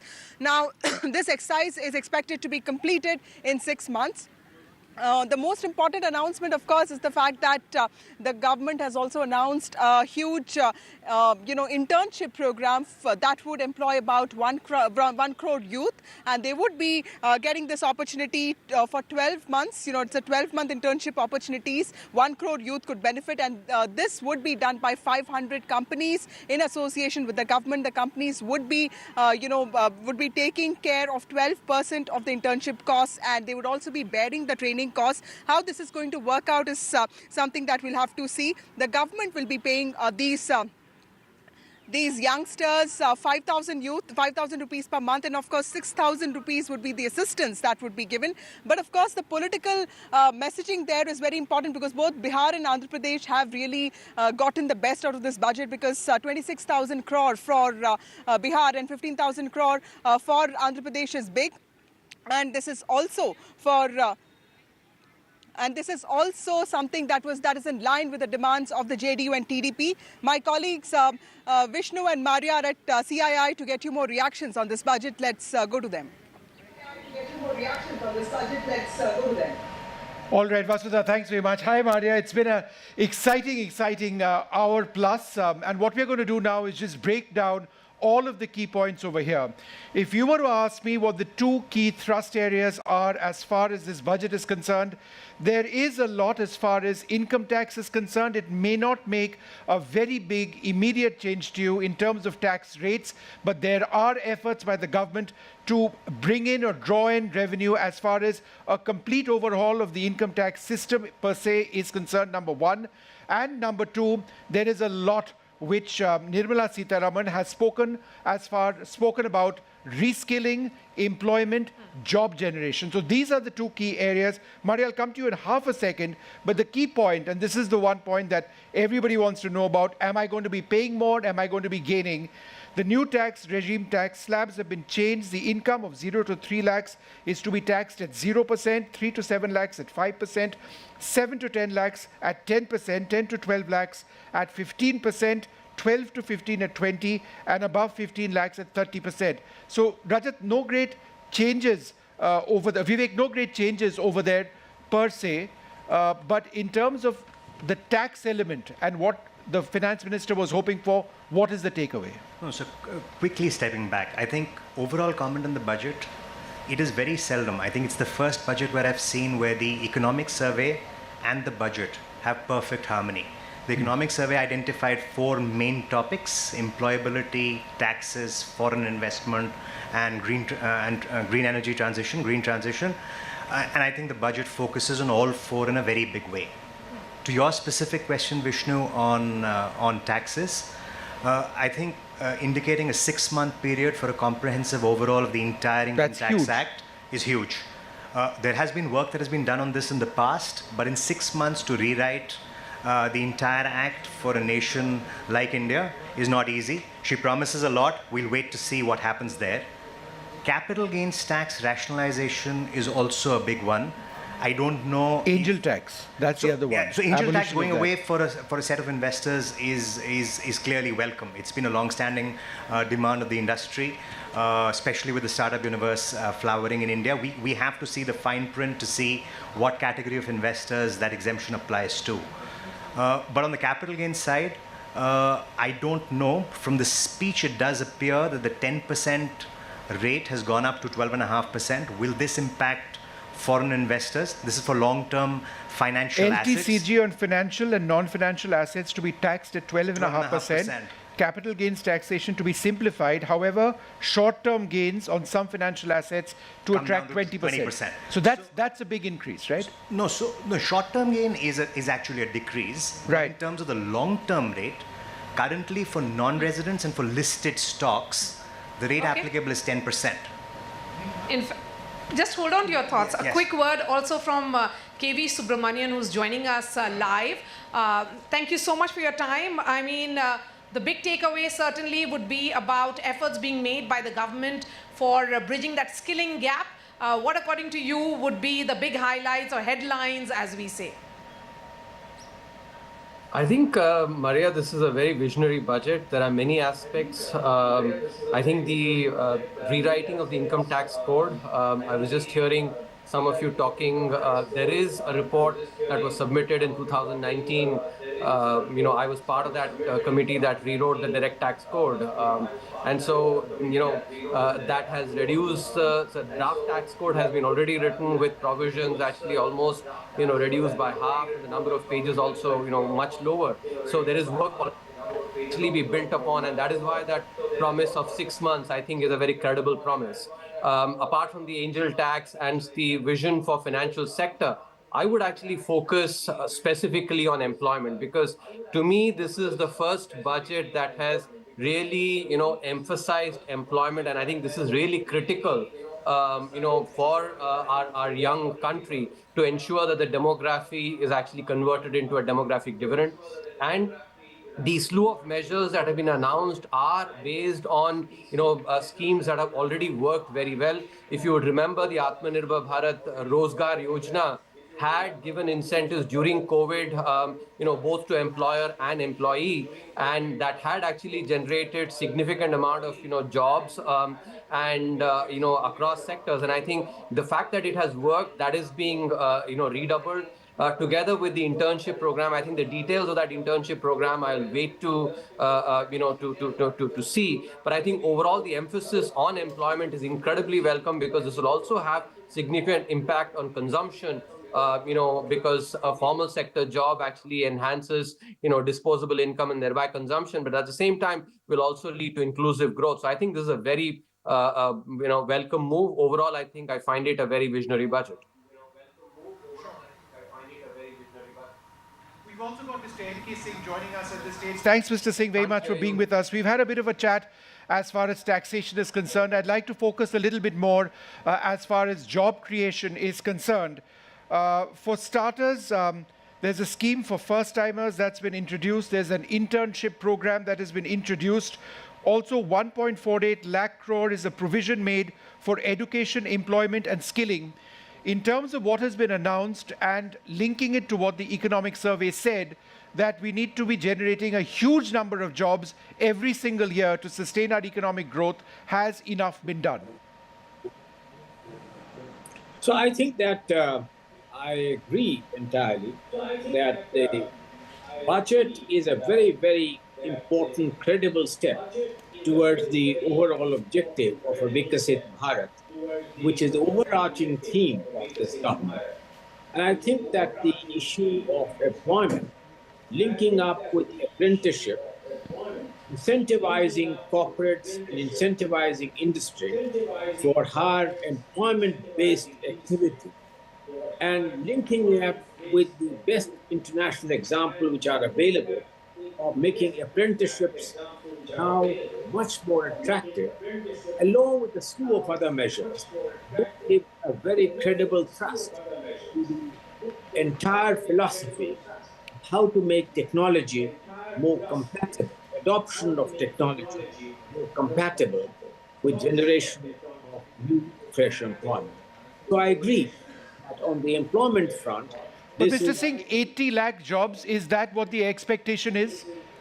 80 So lakh jobs. Do you believe 80 lakh jobs can be generated on an annual basis?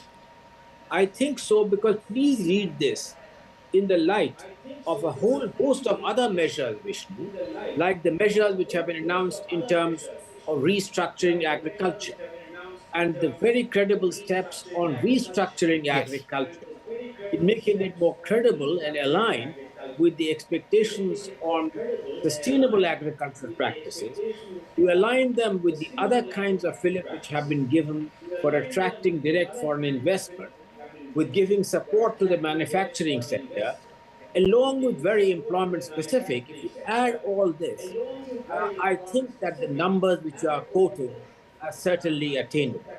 And I think that, Vishnu, we must not lose sight, although nobody has spoken about it, all this is being achieved continuing the path of macroeconomic stability and fiscal consolidation, which continues to be an important catalyst bringing about higher rates of sustainable economic growth. And KV Subramanian, if I were to come back to you, the emphasis again on MSMEs, that credit guarantees for MSMEs, build in-house capabilities for MSMEs, again the SMA account for MSME in stress. Do you think all this is going to ensure that job creation that that the government is aiming for? A roadmap of sorts has been put out. To the question that Vishnu asked Mr. N.K. Singh about the 80 lakh jobs that have been highlighted in the economic survey, I think it's important to put this in perspective. So I'll give you two facts to put this in perspective. Firstly, if we look at the CLEMS database, and the CLEMS database is an internationally recognized database, that is the database that the RBI report on employment has used, unlike the poor quality CMI database, which actually, is not reliable. If the CLEMS database, using that, the RBI has shown that 12.5 crore jobs have been created over the last 10 years from 2014 to 2023. And, even if you want to... एक economic hub के रूप में उभर के आएगा और बहुत बड़ा इंफ्रास्ट्रक्चर का काम अभी बिहार से लेकर के झारखंड, आंध्र प्रदेश और वेस्ट बंगाल, नॉर्थ ईस्ट का होने वाला है। और विशेष रूप से जो स्किलिंग के लिए और एम्प्लॉयमेंट जनरेशन के लिए जो अनाउंसमेंट हुआ है वो ऐतिहासिक है। और जितने कार्यक्रम चलाने वाले हैं और युवाओं के लिए रोजगार इससे उत्पन्न होने वाला है, ये देश का आत्मनिर्भरता के लिए बहुत बड़ा योगदान होने वाले हैं। साथ साथ में महिलाओं को अलग से जो स्कीम सपोर्ट देने का जो प्रावधान रखा है, ये बहुत ही सराहनीय है। और नॉर्थ ईस्ट में बैंकिंग को लेकर के, नॉर्थ ईस्ट में बैंकिंग का, खास करके पहाड़ों में, दूर दराज इलाकों में बैंकिंग सर्विसेज का थोड़ा सा कमी जो थे, वो भी इस बजट में वित्त मंत्री जी ने जो अनाउंसमेंट किया है, उससे नॉर्थ ईस्ट का फाइनेंशियल इंक्लूजन में बहुत जोरदार से मेन स्ट्रीमिंग होने वाले हैं। इसके अलावा 3 करोड़ आवास योजना गरीबों के लिए शहरों में और ग्रामीण इलाकों में घर बनाने वाला है, वो भी ऐतिहासिक है। और फिर मुझे लगता है कि प्रधानमंत्री जी का जो सपना है कि 2047 तक भारत को विकसित राष्ट्र बनाना है, इसका बहुत बड़ा शुरुआत आज के इस बजट में झलकता है। लेकिन सर, ऑपोजिशन ये कह रहा है कि आपने अपने एली पार्टी को खुश करने के लिए क्या है, ऑपोजिशन ने, अगर ऑपोजिशन पार्टी ने क्रिटिसाइज किया, मतलब ये बहुत अच्छा बजट है इसलिए वो निराश हो गए हैं, क्योंकि अच्छा बजट है, देश के लिए अच्छा बजट आया है, इसी से अपोजिशन पार्टी चिंता में है। बजट में आप बताइए, एक सेक्टर बताइए जिसको आपने नज़रअंदाज किया, कहीं ऐसा नज़र नहीं आता है। हर एक सेक्टर के लिए इस बजट में प्रावधान रखा है, खास करके ये ग्रोथ ओरिएंटेड बजट है, सब लोगों के लिए एक ड्रीम बजट है। आप टैक्स देखिए ना, कितना छूट मिडिल क्लास के लिए, सैलरीड क्लास के लिए, पेंशनर्स के लिए जो छूट दिया है, और कैंसर पेशेंट के लिए जो छूट दिया गया है दवाइयों के लिए, ऐसा बजट आज तक आपने कभी देखा नहीं होगा। सबसे ज्यादा बात बिहार और ये आंध्र प्रदेश को लेकर हो रही है। बिहार में भी राबड़ी देवी जी ने बोला कि झुंझुना थमा दिया है, वहाँ पर स्थिति इतनी खराब है, मर्डर हो रहा है, ये हो रहा है। आप लोग जानबूझ के बिहार में जो नेपाल से फ्लड आते हैं, उसको सिर्फ बिहार का प्रॉब्लम मत देखिए। बिहार में नेपाल से जो फ्लड्स आते हैं बरसात के समय में, तबाही मचते हैं, ये देश का समस्या है। इसको सिर्फ बिहार का समस्या क्यों बोलते हैं विपक्ष के लोग? रिएक्शन ये बिहार चाहिए या किसान की आय बढ़नी चाहिए, वो तो नहीं बढ़ी। किसान के साथ संकट पैदा किया इन्होंने, बेरोजगारी इन्होंने बढ़ाई है। 10 साल में जो इतनी बेरोजगारी बढ़ गई, उसको कैसे कम करें, और वो भी आधी अधूरी नौकरी से। आप 2 साल की, 1 साल की या कुछ ट्रेनिंग करा करके नौकरी या रोजगार का सपना दिखा रहे हैं। देश का नौजवान अपना भविष्य बनाने के लिए पक्की नौकरी चाहता है, और फिर जो आधी अधूरी नौकरी है, क्या उसमें आरक्षण होगा?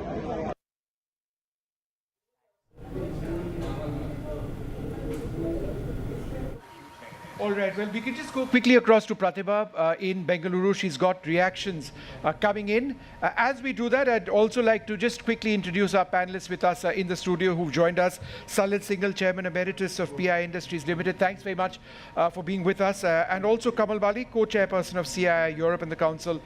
Thank you very much for being with us. He's also with the Volvo Group India Private Limited as Managing Director. But before we come across to them, let's go straight across to Pratibha, who's got a couple of reactions coming in. Pratibha, go ahead. Well, I have with me two corporate personalities of the CII here in Bengaluru. Let me actually go across to them without further ado. What are your first thoughts, if you could also introduce yourself? Sure. I'm Rabindra Srikantan. I'm the Vice Chair for CII Karnataka. Good working budget, definitely. And the 9 areas of Viksit Bharat has been very well covered. Things like employment, skilling, MSMEs and agriculture have been addressed very well. I think this is a big positive. And also kind of reining in some of the current deficit has also been addressed. I think these are my first thoughts. Right. And what about you, sir? If you could also introduce yourself. You hail from the education sector. Yeah, I'm Sudarshan. I'm the Managing Director of EduTech at TTF. I also lead the Industry Institute Finance CII.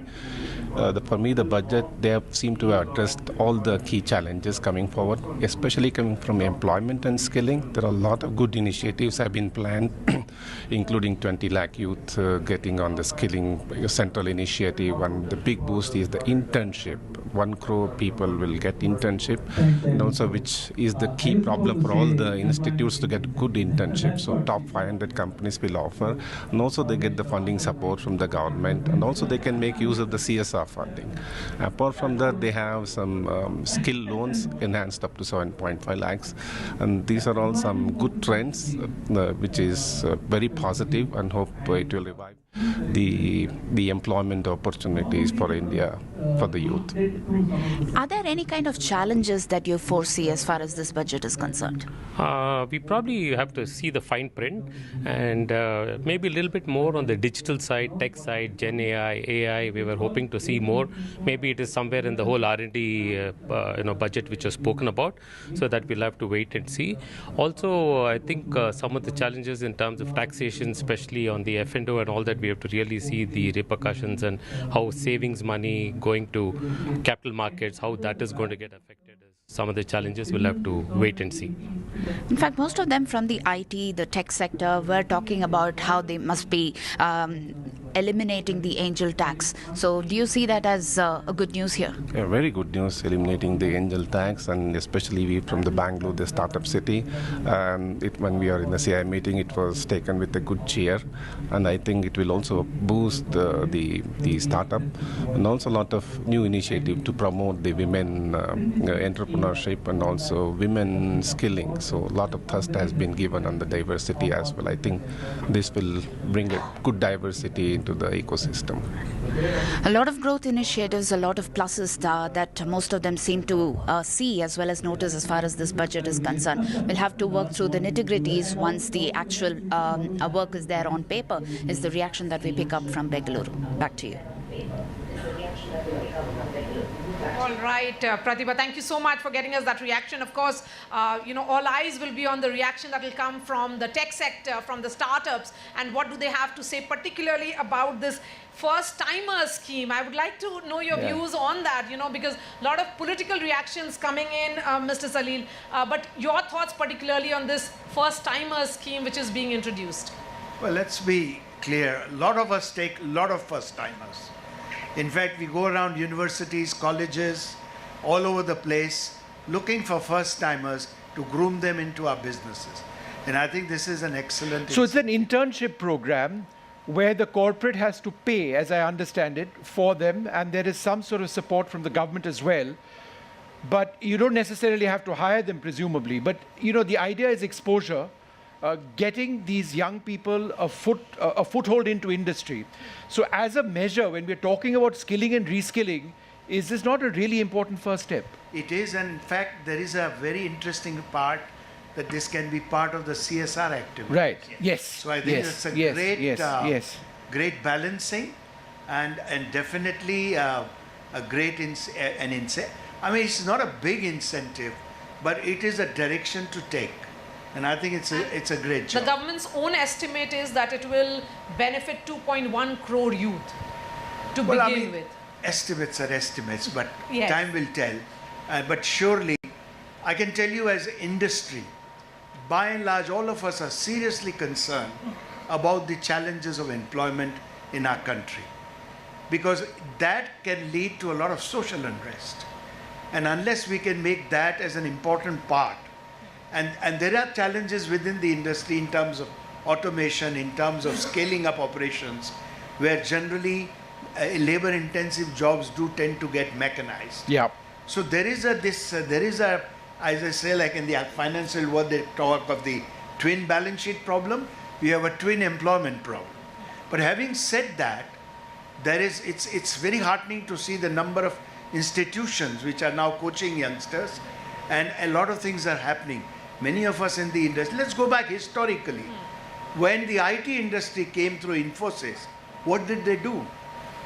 Their biggest challenge was people. But they invested in people, their training, and today the jobs are for the asking. I just want to quickly go through the 4 main points of what we are talking about, because I've got it listed. So internship in 500 top companies will be encouraged under this particular scheme, number one. Number two, 1 crore young people, youth, to benefit from this particular scheme.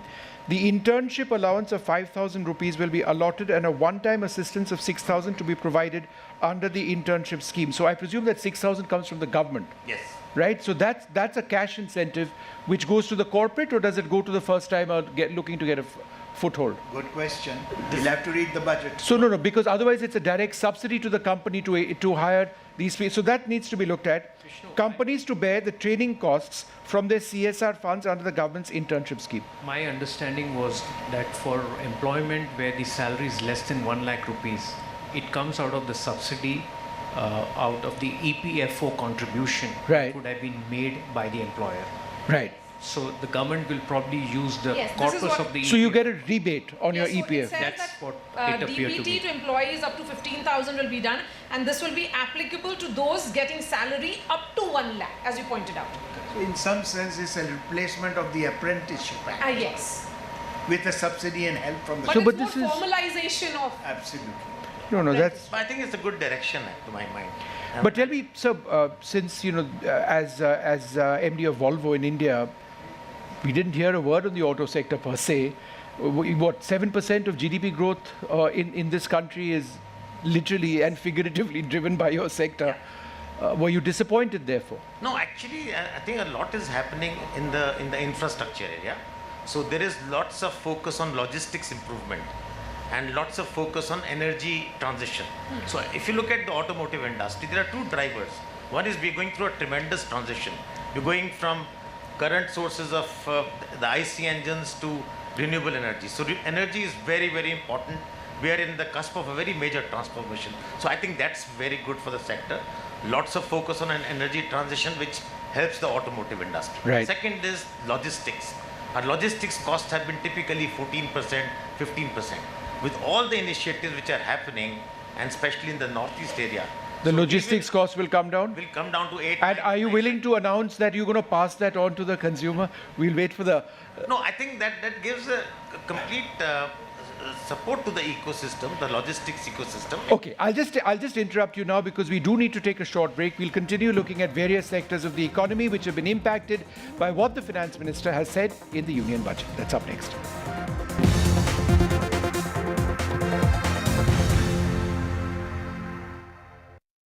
Loan मिलेगा या नहीं ये आपके credit score पे depend करता है। तो आज ही अपना क्रेडिट स्कोर चेक करें फ्री में पैसाबाजार.com पर।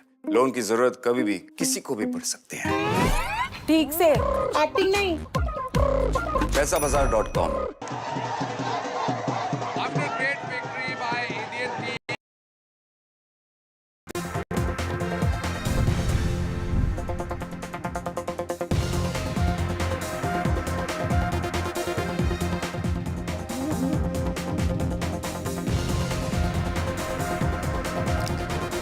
Finance Minister Nirmala Sitharaman announces Budget 2024, big focus on jobs and youth in the budget.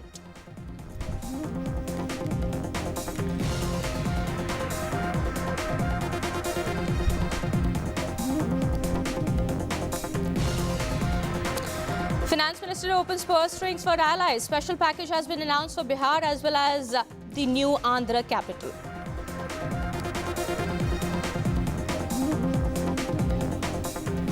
SOPs in new tax regime, no relief in old tax regime. A comprehensive review of Income Tax Act will be done.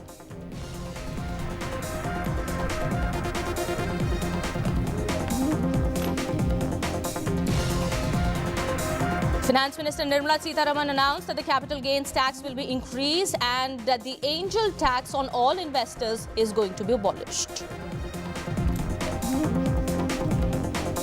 Big announcement on the cancer drugs. 3 cancer drugs will be cheaper now. Duty cut has been announced on gold, silver and platinum. Mobile phones and chargers will also be cheaper.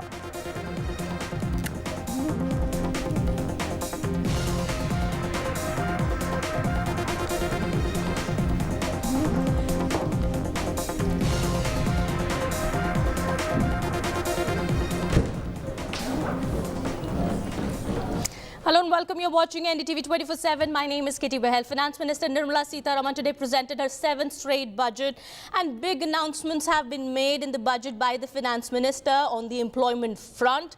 Jobs and skilling have been given the priority by the Finance Minister in the budget 2024.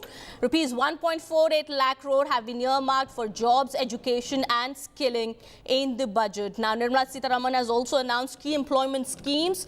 What has been the major headline regarding on the jobs front has been about the wages that will be provided to the first-time employees. Also, announcement has been made regarding internships that are going to be provided to the youth. 1 crore youth are going to be benefited with the internships and the opportunities that are going to be provided. Now, for the middle class, the announcement that has been made on the tax front is that no changes have been made in the old pension scheme, while in the new tax slabs, in the new tax slabs, income up to 3 lakh rupees is not going to be taxed. Some changes have been made. If for income up to from 3 to 7 lakh rupees, 5% tax will be imposed. However, what we are learning at the moment is that the announcements now that have been made, there is no change that has been made in the old scheme. However, changes have been made in the new schemes. Now, Another big headline that has come out from the budget 2024 is that big announcements have been made for Bihar and Andhra Pradesh. The allies have been given, the allies, that is the JDU and the state of Andhra Pradesh have been their announcements have been made for them. 26,000 crore for the state of Bihar, for the development of Bihar, and 15,000 crore for the development of new capital of Andhra Pradesh. Well, let's listen into what the finance minister said while making the announcements. Recognizing the state's need for the capital, recognizing the state's need for a capital, we will facilitate special financial support through multilateral development agencies. In the current financial year, 15,000 crore rupees will be arranged with additional amounts in future years.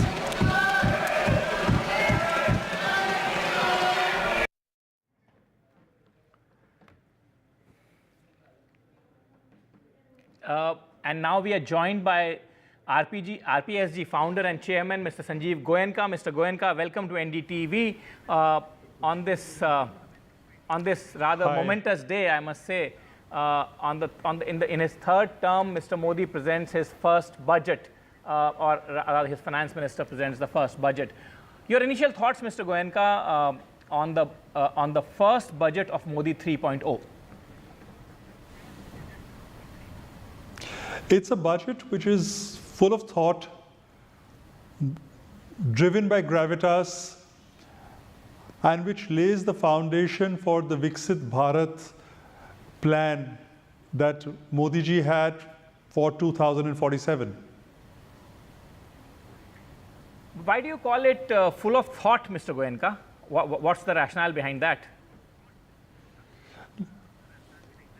Look at the planning that's gone behind it.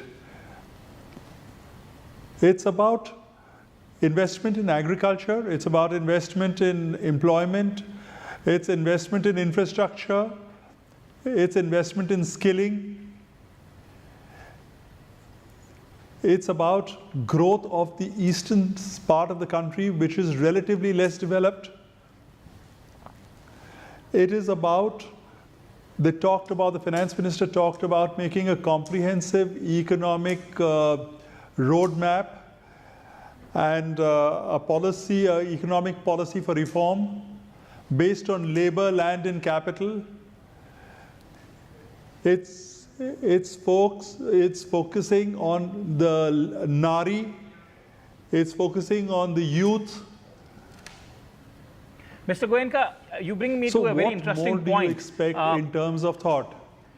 Mr. Goenka, you bring me to a very interesting point. You said, about the development of the eastern region of this country, and this is a point that the Home Minister of the country, Mr. Amit Shah, Prime Minister, Mr. Modi, have stressed upon multiple times, not only during the election speeches, but generally also. They have said that unless the eastern bloc of this country develops, the nation cannot make full optimum progress, matching the steps of all the regions.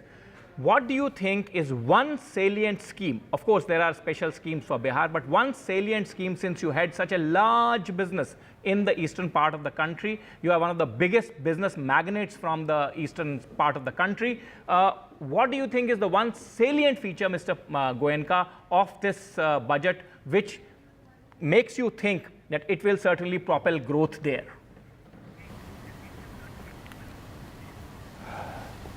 I think it's a series of schemes rather than just one specific announcement. It's a whole heap of things.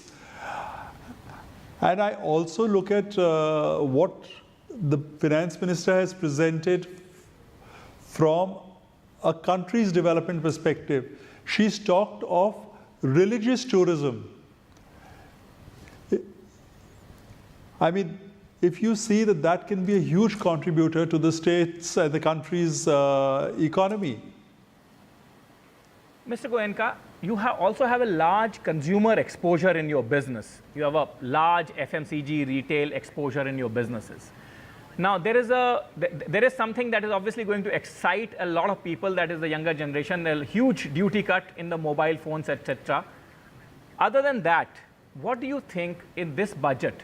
In this budget, there is that particular point which will excite the retail consumer market, because remember, we have been talking about tepid private investments and tepid market sentiment when it comes to retail offtake, particularly in certain rural segments of the economy.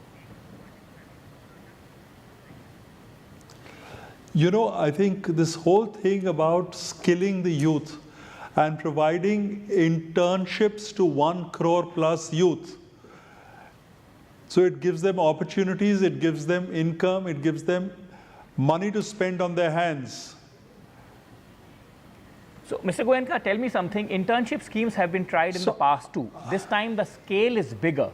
Do you think that this scheme can realistically answer the job crisis that this country, many say, have been facing? Modi government obviously has been saying that they have been dealing with that challenge upfront. But do you think this scheme has the potential in it to deal with that crisis in a cogent manner? Absolutely. This is a beginning and this is not the end. So this is a start, and there will be, I presume, more of the same to follow. So you say that this is a beginning, nonetheless a good, major, important beginning.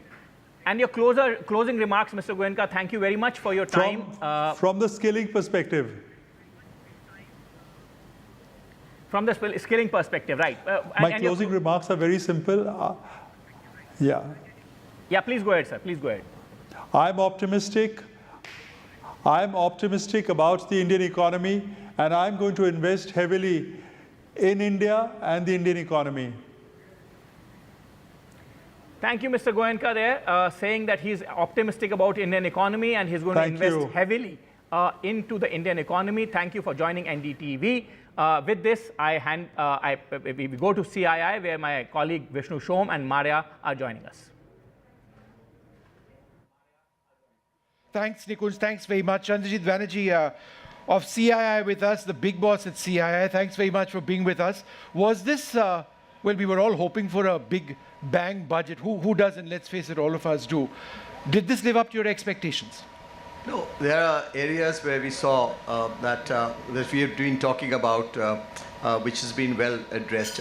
One very important feature that I saw was, we must talk about it, is the macroeconomic fundamentals and the fiscal, all of that, keeping in mind that the government was a heavy spender on infrastructure, capex. So we see that fiscal prudence to be, and the macroeconomic indicators to be very strong factors going ahead. So that's one thing that was one looking for. Second, we all talked about employment, skilling.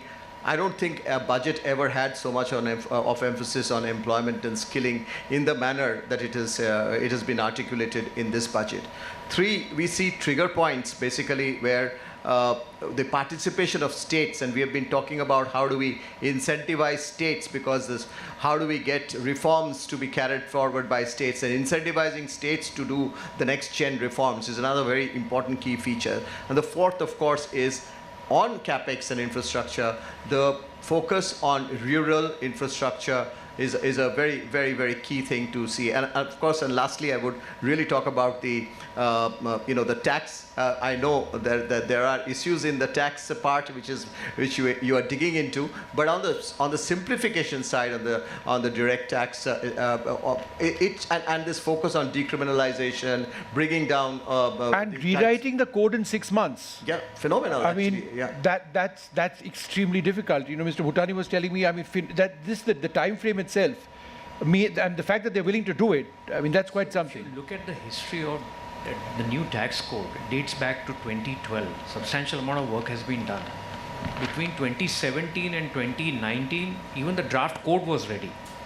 Thereafter, all the amendments, successive amendments in finance bills have been carried out to incorporate features of the new tax code. So I think the 6-month target for a new tax code, keeping in mind the objectives the finance minister set out, which is ease and readability of the law, weeding out old provisions of 1961 Act, in my view, is an achievable target. Okay, Mr. Banerjee, would you say that this is a political budget? The reason why I'm saying, and I have a logic to it, is that in the interim budget, the government focused on capex because there was a great degree of confidence with which they approached it, because they were confident about the numbers, they were talking about 400 par. This time around, they have tried to address concerns that resonated during the elections, the issues of unemployment, job losses, rural distress. All these are very, very key features to be high up in the agenda for any economy which is growing so fast, which needs to be a developed economy with a target in mind. You cannot have a section of the economy being ignored. So I think that besides politics of it, it also makes economic sense to focus on states, into rural, into the lower income brackets. All of that is pretty much important to carry. If you see the economic survey, which says that take everyone along in the economic growth story of India. Yes. So that gap between the haves and the have-nots, or the gap between urban and rural India, that is being addressed, something that we saw during elections. That's true. It was a key issue. But the markets haven't taken to this very favorably, have they? Hi, Vishnu. Yes, incidentally, this was a bit of a surprise because we were expecting, of course, tax simplifications and rationalization on capital gains, which I spoke to Maria in the morning. But incidentally, they've increased capital gains in short term and long term. And the markets haven't taken very well to those. I must tell you both, we're down about 450 odd points on the Sensex. Nifty is about 150 points. But I think, the fundamental point is that, the budget overhang lasts not more than 48 hours. So fundamentally, medium to long term, capital markets are strong. The Indian economy is looking favorable to capital markets. And the other quick point is I think they've also done some tinkering with buyback on shares, right? And that is something which could be a little regressive in nature. Again, we are waiting to see the fine print. I'm yet to read it. I've been told there is some clarity which is emerging on that. But that can again, in the sense, has put some taxation angle in place to see that there is some stress there as well, which the markets are kind of showing up today, right? And the last thing I would say is that, it's been a mix of between push towards manufacturing. They've talked about MSME, which is a very important sector in terms of employment generation multiplier. But you know what? We've seen these announcements in the past.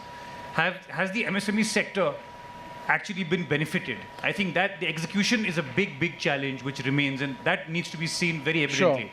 Sure. The contribution to one last point, Vishnu, the contribution from MSME, which is manufacturing ideally, to GDP, is about 13% in India as of now. The target was about 25%. That number needs to be, has to go up considerably, and the execution lies within how they kind of play that out. There were three areas, Maria, I don't know if you noticed this as well, which we didn't see any mention of, or perhaps saw only a fleeting mention of. Health, education, and defense.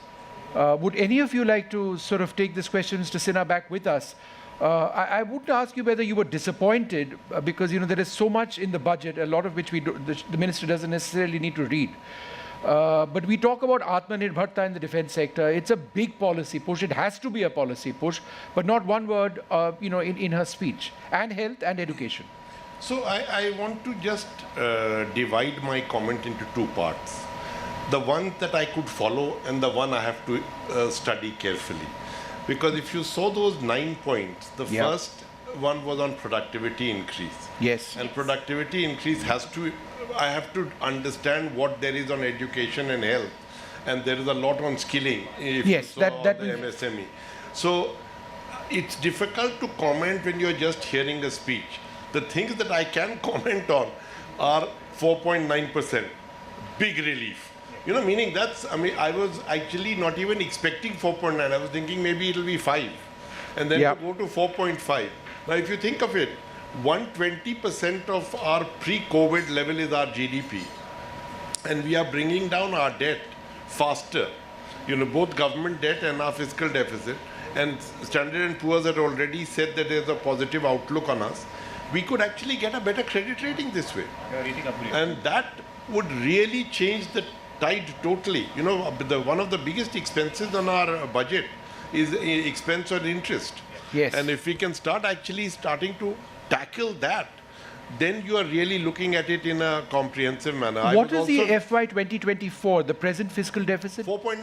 4.9. So it's, it stays. FY 25 is 4.9%. No, 4.5. That's 4.5. The next year it's coming down. Right. From 5.8, it was to have come down to 5.1. And it's come down to 4.9. 4.9. That's a big deal, I mean, that's non-trivial. Dr. Trehan with us as well. In fact, we were talking about health. And, Dr. Trehan, sorry, Maria. We keep talking about healthcare so often with Dr. Trehan. Were you disappointed that we didn't see any Big Bang announcements, at least not in the speech? I'm sure there'd be a lot in the fine print, but were you expecting anything? Of course, we were expecting a lot, but it didn't happen. What were you expecting? So there are several parts to it. One, the allocation to the budget should be increased so that the public health system can be reinforced more. The other was the allocation to the different government schemes where the payment schedule can be enhanced so that, all the private hospitals are accepting schemes like CGHS, ECHS and all that. And there's basically a tightrope walk because of large outstandings. The budgetary allocations could be increased so that this catch-up can happen, because the hospitals, especially smaller hospitals, are suffering a lot because their payments are delayed, and then they are working on a very thin budget. So that's one. And the other thing is that there has been an outstanding issue of GST. We pay GST on all our inputs, but we don't get any credit for it. So there's no set-off. On the other hand, the government had placed 5% tax on room tariffs which are above 5,000. That also was no set-off. So particularly the cancer drugs being cheaper, that would be of interest to the common man. Yes, of course, that's a good thing. That's a very good thing, that cancer is actually one of the biggest challenges we have today, because the drugs are expensive, and if you add duty on it, it makes it even more expensive and unaffordable for people. As you know, cancer doesn't know any strata of society, so it could be affecting anybody, and especially the weaker section of society come under a huge strain, because these are long treatments and the drugs are expensive. Now, this will help, of course, but that's the only thing that has happened. Also, there is reduction of duty on X-ray tubes and flat panel detectors and things like that. But that's a very small sucker, because the cost of care is actually going up because of the fact that a large proportion of our major equipment, like the CT scans, MRIs, and other things, the dollar value is only increasing. So the cost has gone up in the last 3 years hugely. So that's why there is always this mismatch, that we as private healthcare providers are always trying to keep the cost to the patient as low as possible, because that's what's required. But it's becoming incrementally challenging, because no actually relief from the government has come in the last 2-3 budgets, and that's why I think that everything is getting stretched. So we were expecting that we would get some relief in view of the fact that the input costs, if they go down, we can pass it on to the patient. But what's happening is the reverse is happening, that the input costs are going up. So this is a very thin line now left. So basically hospitalization in private hospitals, in your case, the basic costs would go up. Definitely. Right? See, the cost of medication, room costs, and of course labor costs. All input costs like electricity, all these other things are going up. So with all the stresses on delivery of healthcare, if help could come from the government, even if GST was set off like for everybody else, we could actually make some provision for the future. Yes. But it's not happening, although requests... And we didn't hear much even on Ayushman Bharat. I mean, the much touted celebratory scheme of the government. They did not talk much about it either this time around. Yeah, I was a little surprised because over there was this expectation that the scheme would be actually enlarged Increased. to cover more people, Yes. especially the idea of elderly people, 70-year plus, or even 65 plus, because that would help them a lot. And the second thing is that the allocation for the funds for the scheme are also have not been enhanced, at least in the budget. Yeah. But maybe otherwise that would happen. So these are things that can happen to help the common man. Yes. And perhaps more needed to have been seen. Now, I'm just interrupting you for a second. We've got a couple of reactions coming in from Bengaluru at this stage. Pratibha, it's across to you.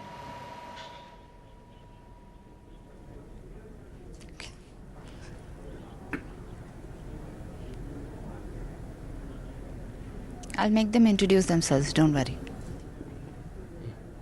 2 minutes introduction for all of us. 4 minutes.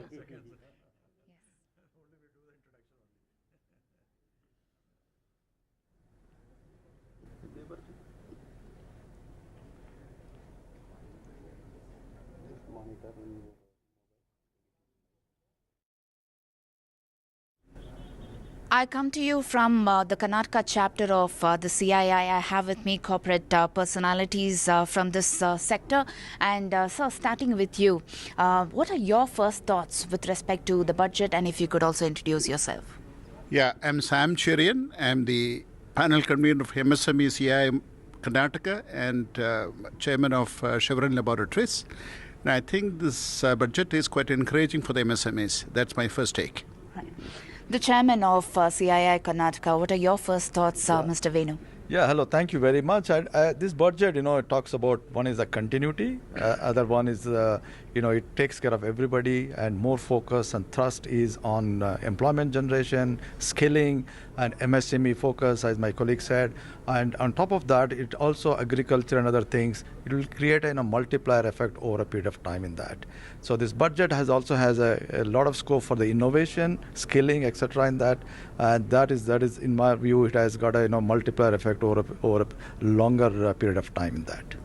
We are also coming to you from the tech city, the Silicon Valley of India, and you come from the IT industry. So what are your first thoughts, and please introduce yourself as well. Rabindra Srikantan, I'm the Vice Chair for CI Karnataka and Managing Director for ASM Technologies. So from a tech, holistically, not just IT, if you take solar, semi, mobile phone, tech and so on, I think definitely a lot of good initiatives, especially on the skilling and so on. And some of the things they spoke about on R&D and the budgets for that, definitely very welcome. We need to see if there's something in it for AI, Gen AI, digitization. Maybe it's all in the fine print. We need to go through and see what has been provided for those initiatives. But definitely good for our sector because we need a lot more people and definitely constant skilling. Also good news when it comes to education and employment, right? You come from the EdTech sector. Please introduce yourself and your thoughts. Yeah, I'm Sudarshan. I'm the Managing Director of EduTech NDTV. Also lead the CI Industry Institute panel. So overall, the budget is very positive, especially on the skilling. As you know, India, though we are talking a lot of skilling, only 5% of the youth enrollment into the skilling domain or vocational education compared to other advanced countries, which is about 40 to 60% enrollment. I think this skilling initiative of 20 lakh to youth scheme and also the internship scheme will benefit more youth enrollment into skilling. I think that is going to make our manufacturing industry and other industries strong when it comes to Make in India and further developments. Well, when it comes to the challenges, what are the challenges that you foresee? Yeah, the challenge is always, from the policy standpoint and policy to implementation. So how easy to implement those things is always a challenge. And the second aspect is that, you look at on the capex standpoint, while the central government is continued with almost 3.4% of the GDP, and they also allocated almost 1 lakh crore for the states to do that. So how the states will really take advantage of these things would be also, because if you really look at the on the capex side, what is important that we need to have a national highways and also airports, ports, etc. But also important that the states also have the state highways, and those things also need to be built. And this is a very good initiative from the budget standpoint, providing the allocation to states utilize that. But the challenge is that how the states would do those kind of things in that. Well, implementation is definitely a question mark there. But when it comes to the tech sector and the startup industry, there were two main demands that were laid out. One was the elimination of angel tax, and the other was to make it an industry-friendly tax assessment of sorts. Do you see both of these as good news? Do you see what is your assessment of it? Definitely, both are very positive news for the tech industry. And just to also mention all the skilling and what has been announced, if it is aligned to the AI, which is the next wave, where they really know people, and it's such a new industry, I think that will really get India to a leadership position in the world.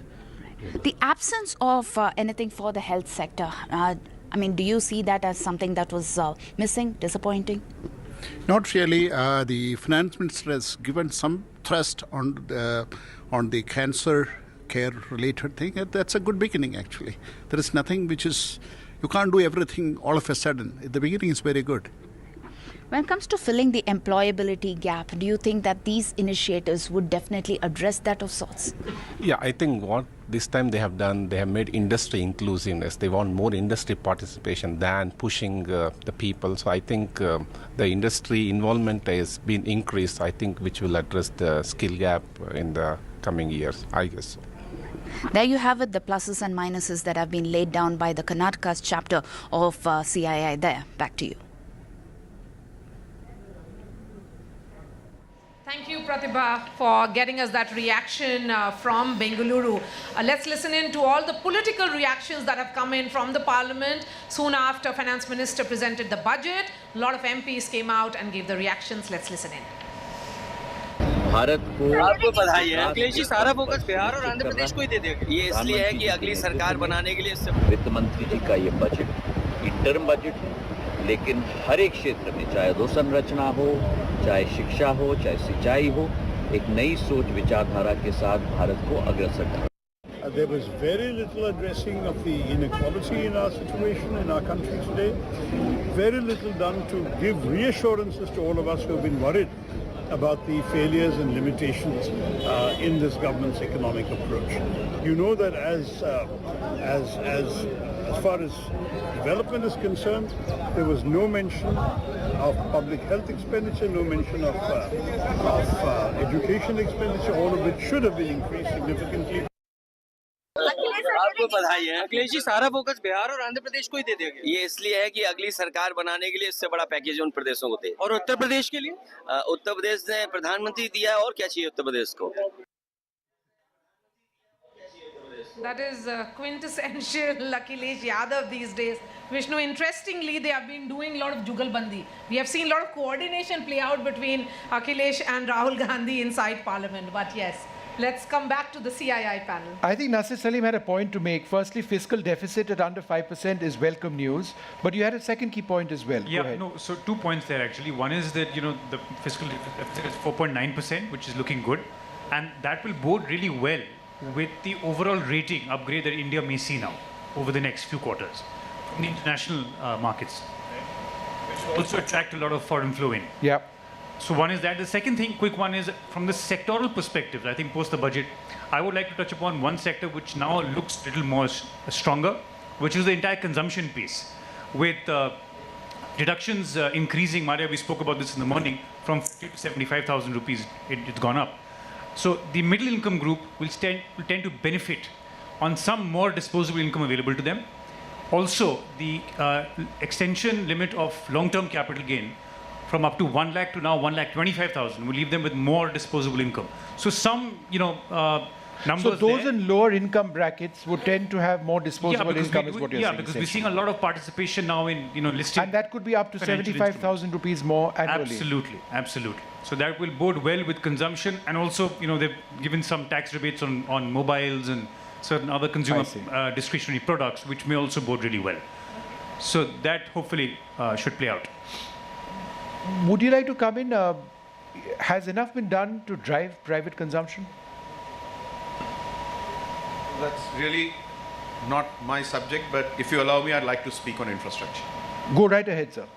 So there is a very big, I think a lot of people have missed a very big message embedded in yesterday's economic survey and today's budget speech, which is that for 10 years, this government has followed a happy and consistent macroeconomic policy of driving GDP growth by very large outlays in infrastructure and public expenditure.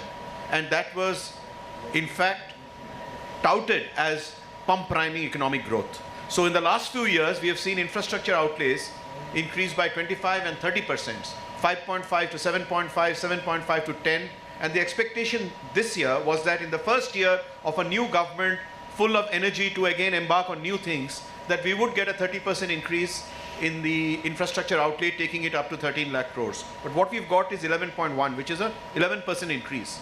So the important point is the economic survey did not talk about expenditure-led growth. It talked about bottoms-up growth, and it talked about private sector having to stand up and do its number. Yes. Whether in Similarly, very interestingly, Madam in her speech today, the Honorable Finance Minister, and I marked it very carefully, said, we have moderated our infrastructure outlays to take care of fiscal consolidation and to have resources available for other priority areas. She said this in her budget speech. Now that's a very important message, and I think in the days ahead, economists will have to now examine whether this leads to a significant shift in macroeconomic thinking of India as a nation. Are we moving away from top-down, expenditure-led growth with its well-known multipliers to resetting the issues that need to be resolved lower down to get bottoms-up growth? And her speech was sprinkled with trying to get many other people to do the heavy lifting on financing, which the central government has been doing. She spoke about pushing states, she spoke about private sector, and wonder of wonders, after many years, we are seeing the budget speech sprinkled with references to multilateral development banks. So there's some very clear macroeconomic messages in this budget, which I think will need to be deliberated in the days and weeks and months ahead as, to my mind, a significant shift of macroeconomic policy and thinking of the country. And I want to make one last point. We are all lauding the control on fiscal deficit at 4.6. Now, it appears to be an universal truth that any finance minister who reduces fiscal deficit is to be lauded. Please remember that among macroeconomists, there is an alternative school of thought that in an economy which is crying out for jobs, which is crying out to revive demand, which is crying out to build modern infrastructure and logistics, I don't think many Indians would have grudged the 5.5% fiscal deficit, provided, and it's an important point, provided that extra amount was sorely used to create assets for the country. So I am not overly excited and lauding or genuflecting at the altar of fiscal deficit, because but let me ask you, country requires this kind of expansionary mode. But you are talking about infrastructure, and there's been a 2.66 lakh crore provision for rural development, including rural infrastructure. When you talk about the India growth story, rural infrastructure is something that needs to be looked at hugely. Is this provision a welcome sign of what the government intends? Of course it is. And how would it help specifically? Look, any infrastructure outlays for minor and major irrigation, for PMGSY, Pradhan Mantri Gram Sadak Yojana, for homes, homesteads, for all of these have tremendous impact. But my comments were largely at the macroeconomic level, where I think these two important messages need debate on channels like yours, saying, should we not think and just laud a decrease in fiscal deficit when the country is crying out for maybe an expansionary mode, etc., etc. Yes, so since you highlight the infrastructure aspect of it, this is the 11th budget of the Modi government, 7th of the Finance Minister Nirmala Sitharaman. How would you rate it, particularly to do with the infrastructure aspect?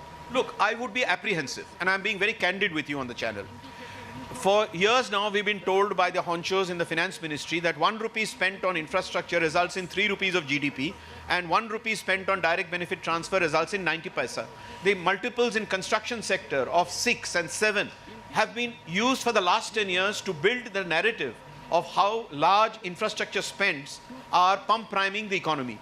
Many of the measures announced today of setting stuff that needs to be set, and in all positive, whether it's in urban infrastructure or whether it's in green energy or whether it's in rural areas. There's a whole lot of stuff that the FM has said need to be fixed, from land digitization to land records, etc. But many of these are going to play out in the next 4 or 5 years. You're suddenly not going to see bottoms-up growth, and you're suddenly not going to see private sector put money into infrastructure because there aren't many PPP projects. So you're going to see potentially, I'm apprehensive that you're going to see a stress and strain on GDP growth because you've pulled back the multiplier effect with an 11% allocation as distinct from a 30% allocation in the last few years. Okay. It's a serious point. Okay.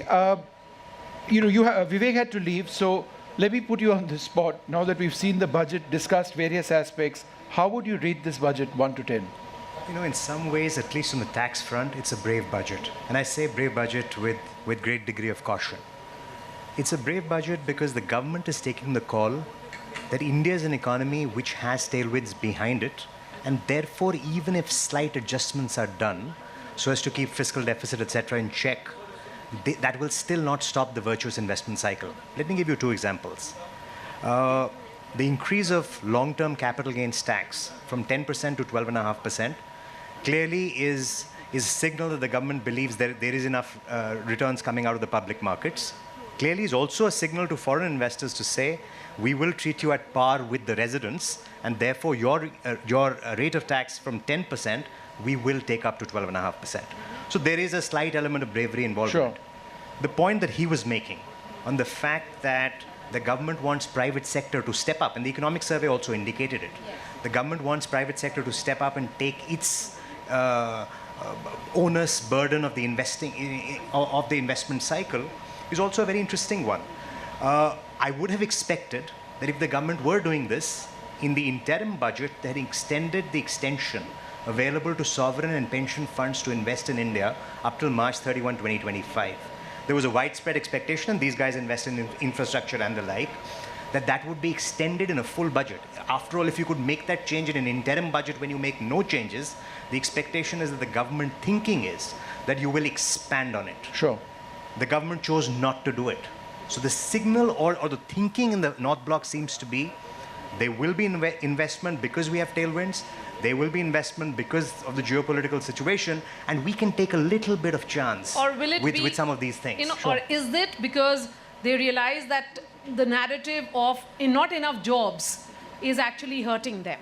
Mr. Magazine, will you actually say that the government's argument so far has been that if you invest more in highways, building of these infrastructure or assets for the nation, it generates jobs?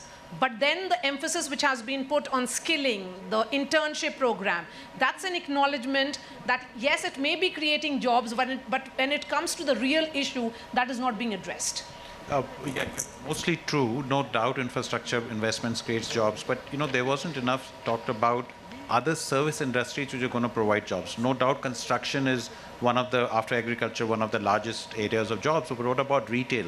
And we are talking about low skill kind of jobs, right? We can, of course, where the biggest gap is. There is hospitality industry, there's retail industry. There are many other service industries where the government needs to kind of encourage where the jobs should go in. Of course, the budget talked about putting money in skilling in the institutions, expanding this internship program you talked. I don't know, I hope this is only for the public sector. Companies, they're not going to force private sector to do internships, No, absolutely, yeah. Top 500 companies.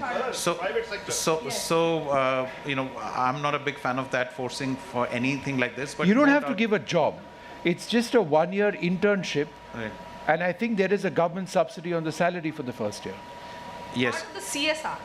Yeah, and the only what I have to read I think the CSR part was very interesting, but it only says certain percentage of CSR.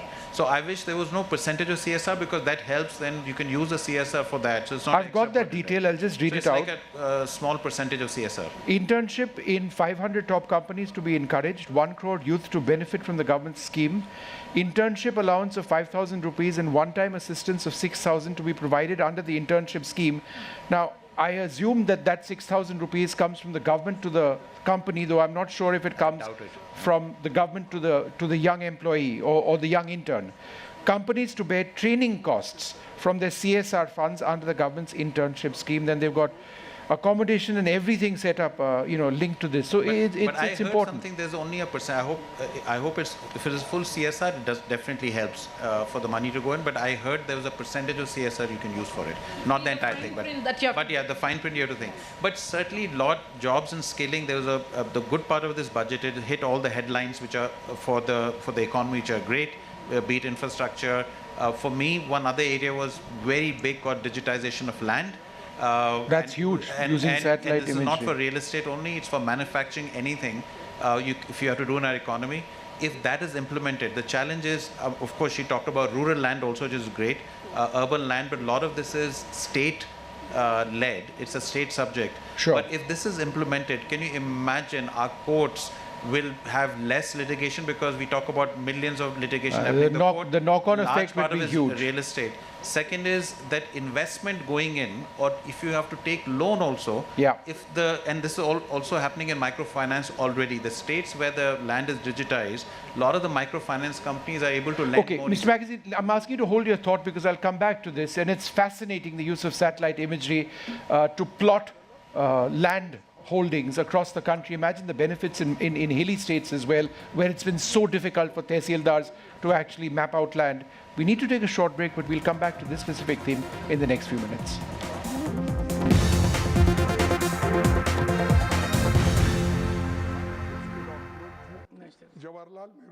Loan मिलेगा या नहीं ये आपके credit score पे depend करता है। तो आज ही पैसाबाजार.com पर जाइए और अपना क्रेडिट स्कोर चेक कीजिए फ्री में, क्योंकि लोन की जरूरत कभी भी किसी को भी पड़ सकती है।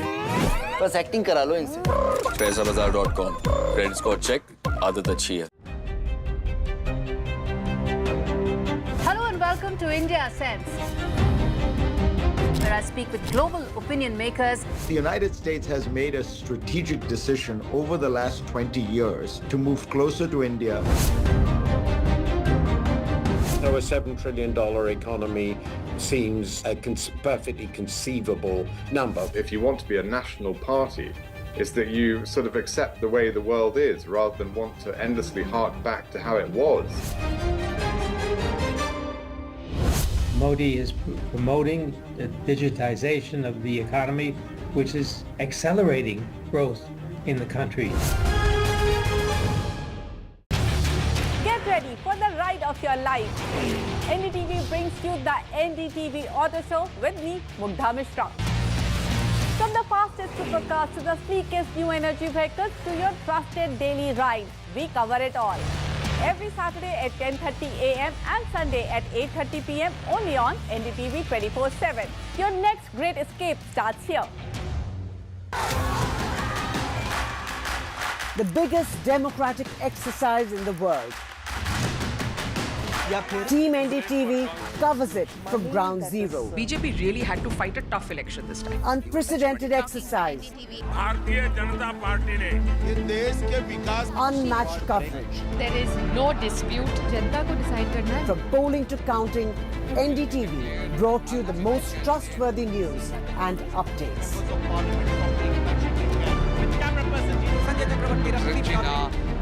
Elections mean NDTV. NDTV proudly upholds its legacy of trust and credibility. According to the prestigious Reuters Institute's Digital News Report 2024, NDTV is the top-most news platform in the country. Number one in both online and offline reach in India, beating all its competition. NDTV stands for trust. Loan मिलेगा या नहीं ये आपके credit score पे depend करता है। तो आज ही अपना क्रेडिट स्कोर चेक करें फ्री में पैसाबाजार.com पर। लोन की जरूरत कभी भी किसी को भी पड़ सकती है। ठीक से एक्टिंग नहीं। पैसाबाजार.com।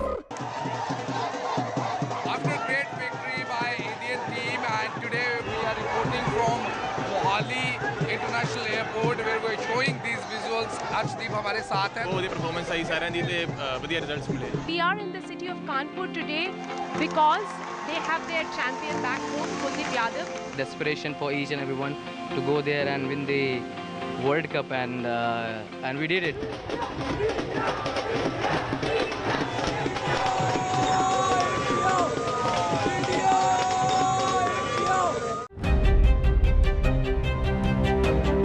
Hello and welcome to India Sense, where I speak with global opinion makers. The United States has made a strategic decision over the last 20 years to move closer to India. So a $7 trillion economy seems a perfectly conceivable number. If you want to be a national party, it's that you sort of accept the way the world is rather than want to endlessly hark back to how it was.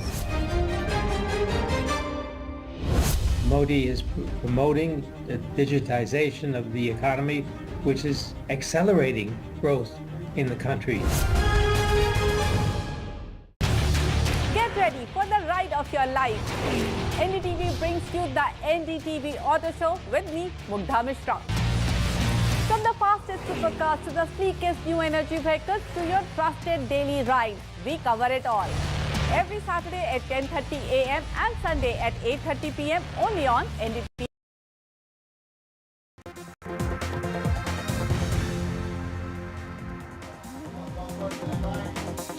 Welcome back. You're watching our special coverage on the budget. It is being called the budget of hope of Nirmala Sitharaman. As we wait for the reaction to come in from the Prime Minister, let me toss across to Ishika Verma, who's joining us live from Delhi. And she's standing by with some people. Let's listen in to what their reactions are to this budget. Over to you, Ishika. Well, as you rightly said, the budget has been presented, and if we talk about, the focus certainly for the people was, as to what benefits they would be getting for especially the taxpayers here. But here we are seeing that if we talk about the new tax regime, the government says that the salaried employee can save up to 17,500 rupees, but the standard deduction charges have now increased from 50,000 to 75,000. कैसे देख रहे हैं आप इस पूरे budget को, और खासकर तब जब हम अगर बात करें टैक्स रिजीम की, गवर्नमेंट कह रही है कि जो सैलरीड एम्प्लॉय है वो 17,500 तक सेव अप कर सकता है. स्टैंडर्ड डिडक्शन की अगर हम बात करें तो 50,000 से बढ़कर अब वो 75,000 हो गया. कैसे देख? पहली बात तो आज तो हम सबके लिए बहुत ही खुशी का दिन है कि इतना बजट जो ना केवल सैलरीड के लिए बल्कि यूथ एम्पावरमेंट के लिए बहुत फोकस था, इवन किसानों के लिए बहुत फोकस था कि जो मुद्रा लोन है एंटरप्रेन्योरशिप के लिए वो 10 करोड़ से 20 करोड़ कर दिया. Now back to your point कि सैलरीड अब 25,000 15,000 से पहले 50 था, अब 75 हो गया, तो ऑलमोस्ट 15,000 समथिंग. आप ये समझिए पूरी हेल्प करेगा किचन में. जो हमारी दूसरे जो लोग हैं जो काम नहीं करते हैं, दूसरी पार्टियां केवल मोदी जी पे इल्ज़ाम लगाती रहती हैं. ठीक, हमारा मानना ये है कि इस बार बजट हम बहुत खुश हैं और वाकई में इससे राहत मिलेगी, किचन को राहत मिलेगी, बिल्कुल राहत मिलेगी. अगर हम बात करें तो इस बजट में बात करें तो यूथ के लिए भी बहुत ज़्यादा फोकस रखा गया है. खुद जो फाइनेंस मिनिस्टर है वो कह रही हैं कि यूथ को हम जो है 1 करोड़ से ज़्यादा इंटर्नशिप्स दिए जाएंगे, टॉप कंपनीज़ में इंटर्नशिप दिए जाएंगे, जॉब पर फोकस किया जा रहा है. क्या लगता है इससे अनएम्प्लॉयमेंट जो रेट है वो काफ़ी डिक्रीज़ होगा, आप लोगों को मदद मिलेगी? जी बिल्कुल मिलेगी. अनएम्प्लॉयमेंट रेट में डिफिसिट 25,000 को जो ट्रेन करने का गवर्नमेंट ने प्लान बनाया बहुत ही अच्छा है. इससे क्या है, जो पीपल्स हैं वो स्किल डेवलप होगी उनकी, वो आगे अच्छी कंपनी में जॉब कर पाएंगे, आगे तरक्की कर पाएंगे. बेसिकली क्या है, स्किल नहीं है, जितनी स्किल बढ़ेगी वो अपने आप को और आगे लेके जाएगा, वो उतना एंटरप्रेन्योरशिप. तो अगर हम बात करें एमएसएमईज को भी पुश दिया गया है, वहीं मोबाइल फ़ोन्स पर भी कस्टम ड्यूटी जो है वो घटाई गई है. कैसे देखिए मैडम, आने वाले टाइम में जैसे मोबाइल फ़ोन में ड्यूटी कस्टम घटी है और जो लिथियम बैटरीज़ हैं जिनकी आगे आने वाले टाइम में गाड़ियों की भरमार आने वाली हैं, उसमें जो इन्होंने रिबेट दिया उससे आने वाले टाइम में मोटर सेक्टर के अंदर बड़ी भूचाल आएगी और गाड़ियाँ, ये जो पेट्रोल महंगा हो रहा है, डीजल महंगा हो रहा है, आने वाले टाइम में इन गाड़ियों की भरमार होगी और देश की उन्नति में लिए बहुत बड़ा योगदान होगा. So certainly, as you heard, the people here, they continue to say that, this is a good budget for them so far.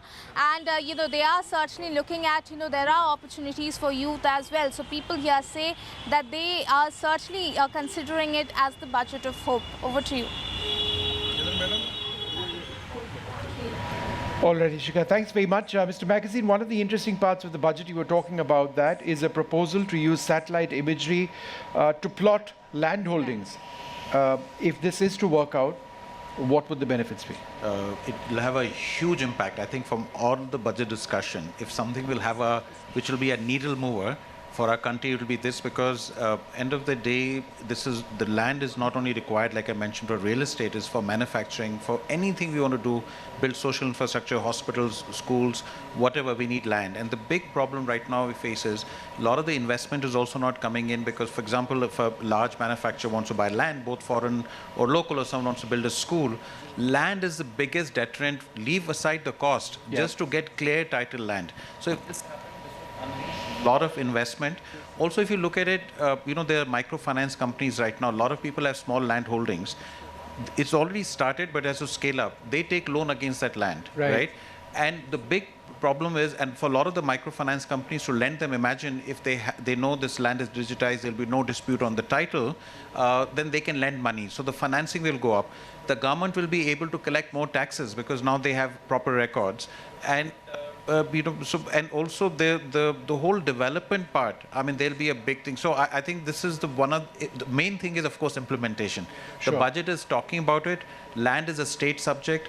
The central government can only do that much. So implementation will be the key for this, I would suggest there'd be a lot of disputes which actually also appear. Some may disappear, in terms of land holdings. And the land bill, which was earlier tabled by the government in the first Modi government, that has been sent to the select committee, and it has been there with them for the longest time. So they understand that because it's a state subject, the lot has to be done between the center and the state. And how do you navigate and negotiate between states which are ruled by other opposition parties? Whether the ISRO satellite to help is the point that he's mentioned. The other part is the black money, right? So that will reduce. So there's the huge benefits. Okay, well, we're going to take a short break. It's been several hours since we've been reporting this non-stop. Firstly, expectations and now reactions to the union budget. A lot more coming up.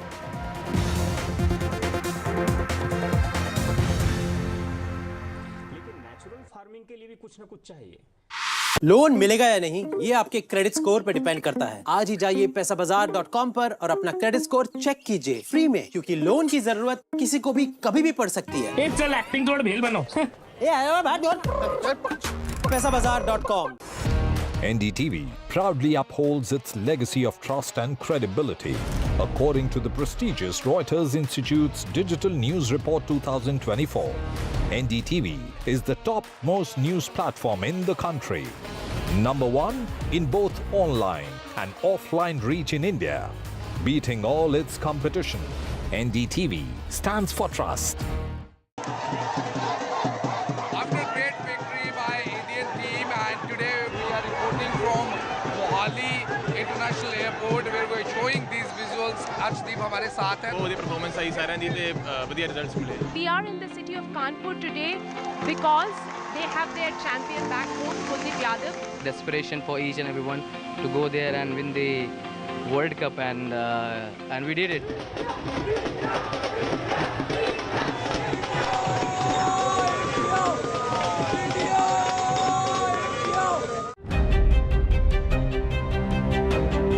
Hello and welcome to India Sense, where I speak with global opinion makers. The United States has made a strategic decision over the last 20 years to move closer to India.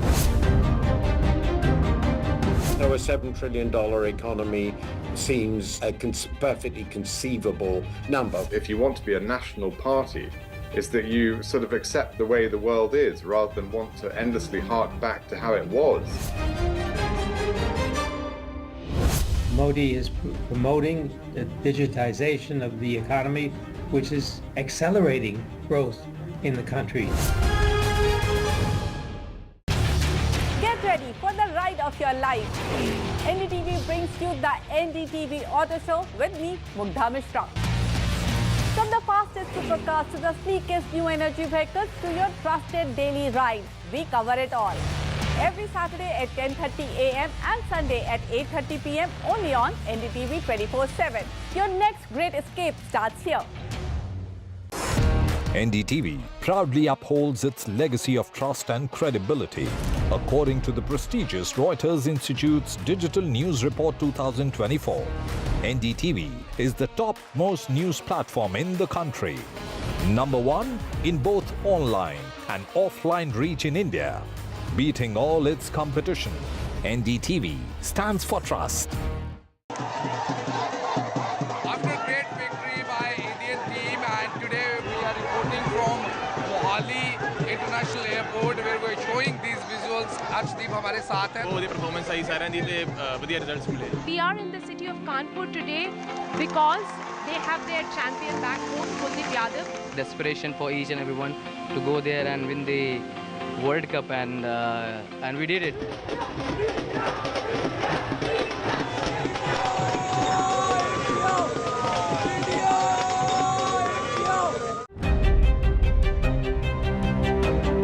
Hello and welcome to India Sense, where I speak with global opinion makers. The United States has made a strategic decision over the last 20 years to move closer to India. Now, a $7 trillion economy seems a perfectly conceivable number. If you want to be a national party, it's that you sort of accept the way the world is rather than want to endlessly hark back to how it was. Modi is promoting the digitization of the economy, which is accelerating growth in the country. Get ready for the ride of your life. NDTV brings you the NDTV Auto Show with me, Mugdha Mishra. From the fastest supercars to the sleekest new energy vehicles to your trusted daily ride, we cover it all. Every Saturday at 10:30 a.m. and Sunday at 8:30 p.m. only on NDTV 24/7. Your next great escape starts here. NDTV proudly upholds its legacy of trust and credibility. According to the prestigious Reuters Institute's Digital News Report 2024, NDTV is the top-most news platform in the country. Number one in both online and offline reach in India. Beating all its competition, NDTV stands for trust. After a great victory by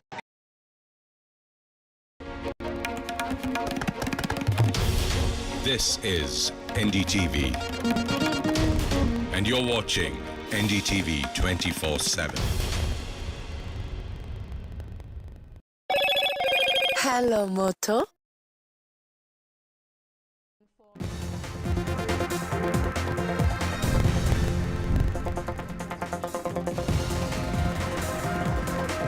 Finance Minister's top focus on jobs and youth in the budget.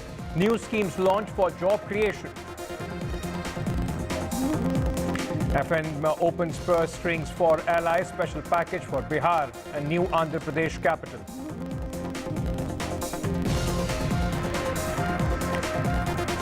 SOPs in the new tax regime. No relief in the old tax regime. Comprehensive review of the Income Tax Act also announced. Capital gains tax increased, angel tax on investors abolished.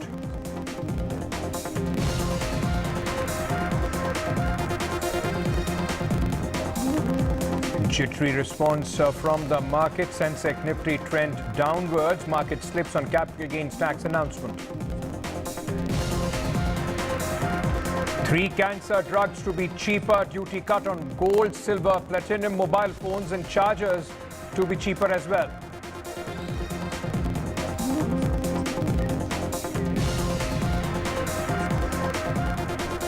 Good afternoon and welcome to NDTV. Our top focus today remains on the big announcements in the union budget. Finance Minister Nirmala Sitharaman presented her 7th straight budget.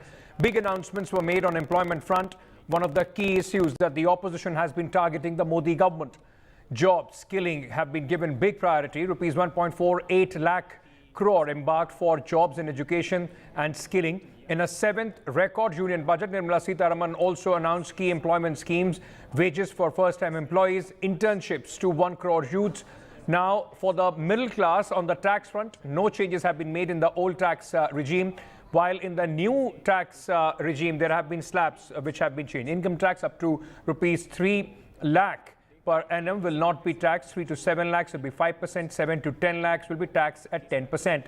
Finance Minister has also made big incentives for Bihar, Andhra Pradesh, rupees 26,000 crore for Bihar and 15,000 crore for development of the new capital of Andhra Pradesh as well. So the allies who are crucial as far as the central government is concerned, their support, TDP and the JDU is crucial. Let's quickly, in fact, go across to Prime Minister Narendra Modi. वासियों को बधाई देता हूं। वित्त मंत्री निर्मला सीतारमण जी और उनकी पूरी टीम बहुत बहुत बधाई की पात्र है। साथियों, ये बजट समाज के हर वर्ग को शक्ति देने वाला बजट है। ये गांव गरीब किसान को समृद्धि की राह पर ले जाने वाला बजट है। पिछले 10 वर्षों में 25 करोड़ लोग गरीबी से बाहर निकले हैं। ये जो मिडिल क्लास बना है, यह बजट उनके सशक्तिकरण की निरंतरता का बजट है। इन नौजवानों को अनगिनत नए अवसर है। इस बजट में शिक्षा और स्किल को नई स्केल मिलेगी।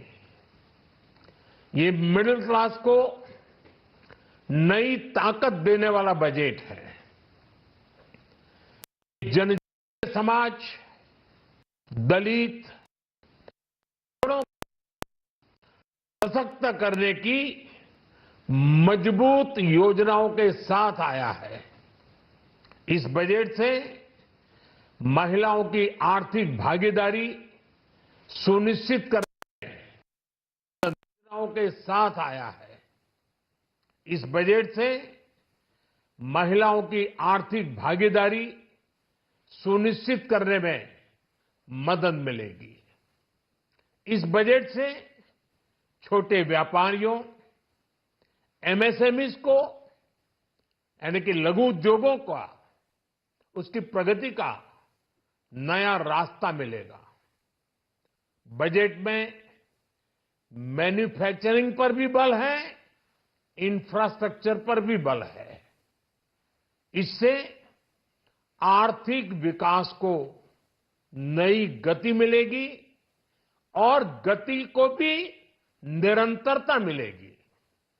साथियों, रोजगार और स्वरोजगार के अभूतपूर्व अवसर बढ़, ये हमारी सरकार की पहचान रही है। आज का बजट इसे और सुदृढ़ करता है। देश और दुनिया ने पीएलआई स्कीम की सफलता देखी है।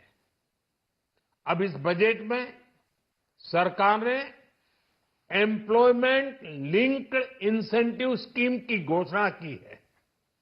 इससे देश में करोड़ों करोड़ों नए रोजगार बनेंगे। इस योजना के तहत जीवन में पहली नौकरी पाने वाले युवा की पहली तनख्वाह हमारी सरकार देगी। स्किल डेवलपमेंट और उच्च शिक्षा के लिए मदद हो या फिर 1 करोड़ नौजवानों को इंटर्नशिप की योजना, इससे गांव के गरीब के मेरे नौजवान साथी, मेरे बेटे बेटी देश की टॉप कंपनियों में काम करेंगे। उनके सामने संभावनाओं के नए द्वार खुलेंगे। हमें हर शहर, हर गांव, हर घर एंटरप्रेन्योर्स बनाना है। इसी उद्देश्य से बिना गारंटी के मुद्रा लोन की लिमिट को 10 लाख से बढ़ाकर 20 लाख रुपए किया गया है। इससे छोटे कारोबारियों, विशेष रूप से महिलाओं, दलित, पिछड़े, आदिवासी परिवारों में स्वरोजगार को बल मिलेगा। साथियों, हम सब लोग मिलकर भारत को ग्लोबल मैन्युफैक्चरिंग हब बनाएंगे। देश का एमएसएमई सेक्टर मध्यम वर्ग से जुड़ा हुआ है। एक प्रकार से एमएसएमई सेक्टर की ओनरशिप मध्यम वर्ग ही है और इसी सेक्टर से गरीबों को ज्यादा से ज्यादा रोजगार भी मिलता है। छोटे उद्योगों की बड़ी ताकत उस दिशा में हमारा अहम कदम है। इस बजट में एमएसएमईज के लिए ईज ऑफ क्रेडिट बढ़ाने वाली नई योजना का ऐलान किया गया है। मैन्युफैक्चरिंग और एक्सपोर्ट्स इकोसिस्टम को हर जिले तक ले जाने के लिए बजट में अहम घोषणा की गई है। ई कॉमर्स, एक्सपोर्ट हब्स और फूड क्वालिटी टेस्टिंग के लिए 100 यूनिट्स, ऐसे कदमों से वन डिस्ट्रिक्ट वन प्रोडक्ट अभियान को गति मिलेगी। साथियों, ये बजट हमारे स्टार्टअप्स के लिए, इनोवेशन इकोसिस्टम के लिए ढेर सारे नए अवसर लेकर आया है। स्पेस इकोनॉमी को बढ़ावा देने के लिए 1000 करोड़ रुपए का फंड हो, एंजल टैक्स हटाने का फैसला हो, ऐसे कई सारे कदम इस बजट में उठाए गए हैं। साथियों, रिकॉर्ड हाई कैपेक्स इकोनॉमी का एक ड्राइविंग फोर्स बनेगा।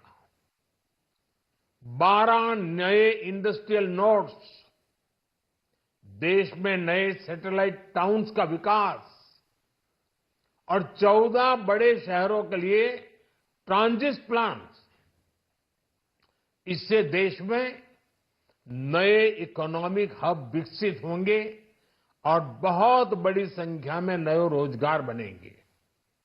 साथियों, आज डिफेंस एक्सपोर्ट्स रिकॉर्ड स्तर पर है।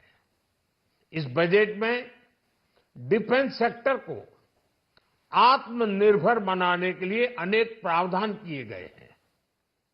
आज पूरी दुनिया में भारत के प्रति आकर्षण बढ़ा है और भारत में टूरिज्म के क्षेत्र में नई संभावनाएं बनी हैं। टूरिज्म क्षेत्र गरीब और मध्यम वर्ग के लिए कई अवसर लेके आता है। इस बजट में टूरिज्म क्षेत्र पर भी विशेष बल दिया गया है। साथियों, एनडीए सरकार ने पिछले 10 साल में ये सुनिश्चित किया है कि गरीब और मध्यम वर्ग को लगातार टैक्स से राहत मिलती रहे। इस बजट में भी इनकम टैक्स में कटौती और स्टैंडर्ड डिडक्शन में भी वृद्धि का फैसला लिया गया है। टीडीएस के नियमों को भी सरल किया गया है। इन कदमों से हर टैक्स पेयर को अतिरिक्त बचत होने वाली है।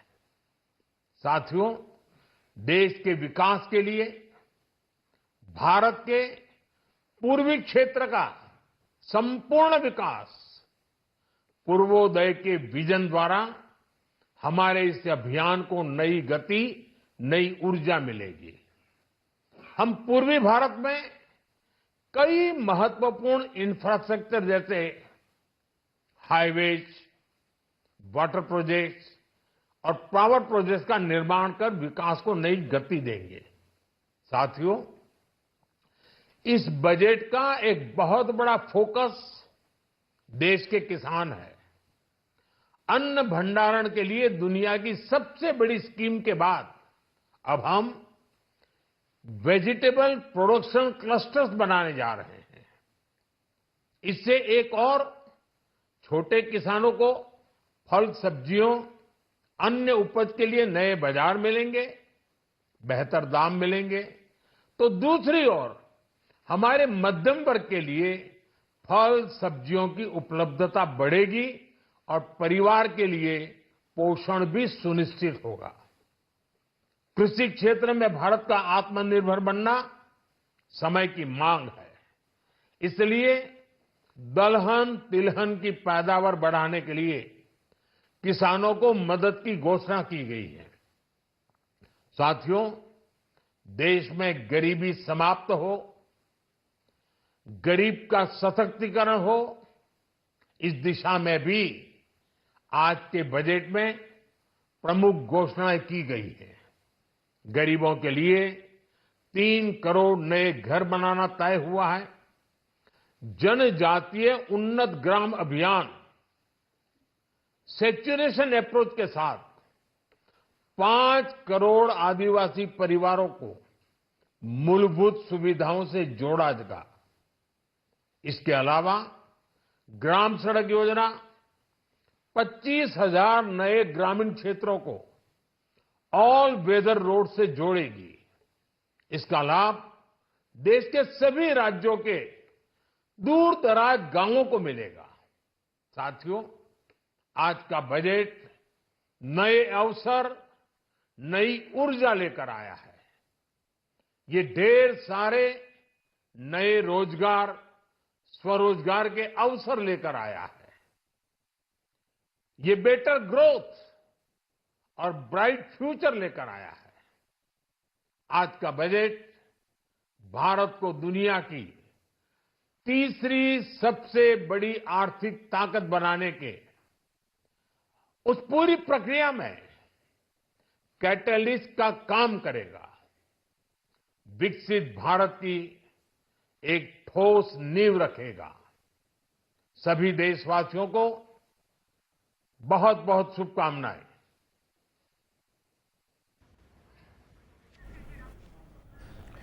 Prime Minister Narendra Modi now speaking about the budget, the first full budget of his third regime. In fact, Prime Minister congratulating Nirmala Sitharaman, the Finance Minister, and her team for what he says, a budget which has given priority to youth and is a budget which primarily focus on every section of the country, specifically for women, poor and the people living in the villages. Prime Minister says that this budget will create jobs and also create opportunities for the youth of the country.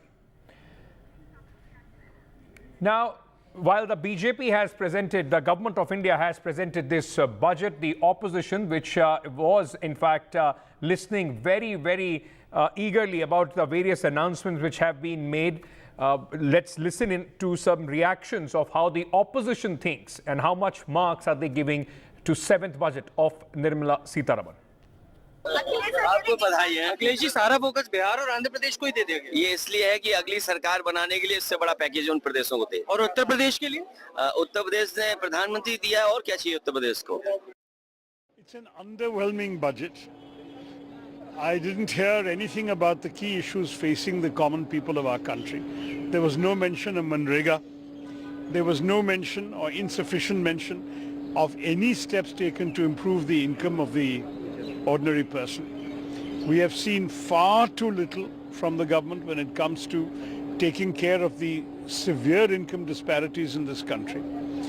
Job creation, there was a token gesture made towards that, but unfortunately very short on specifics.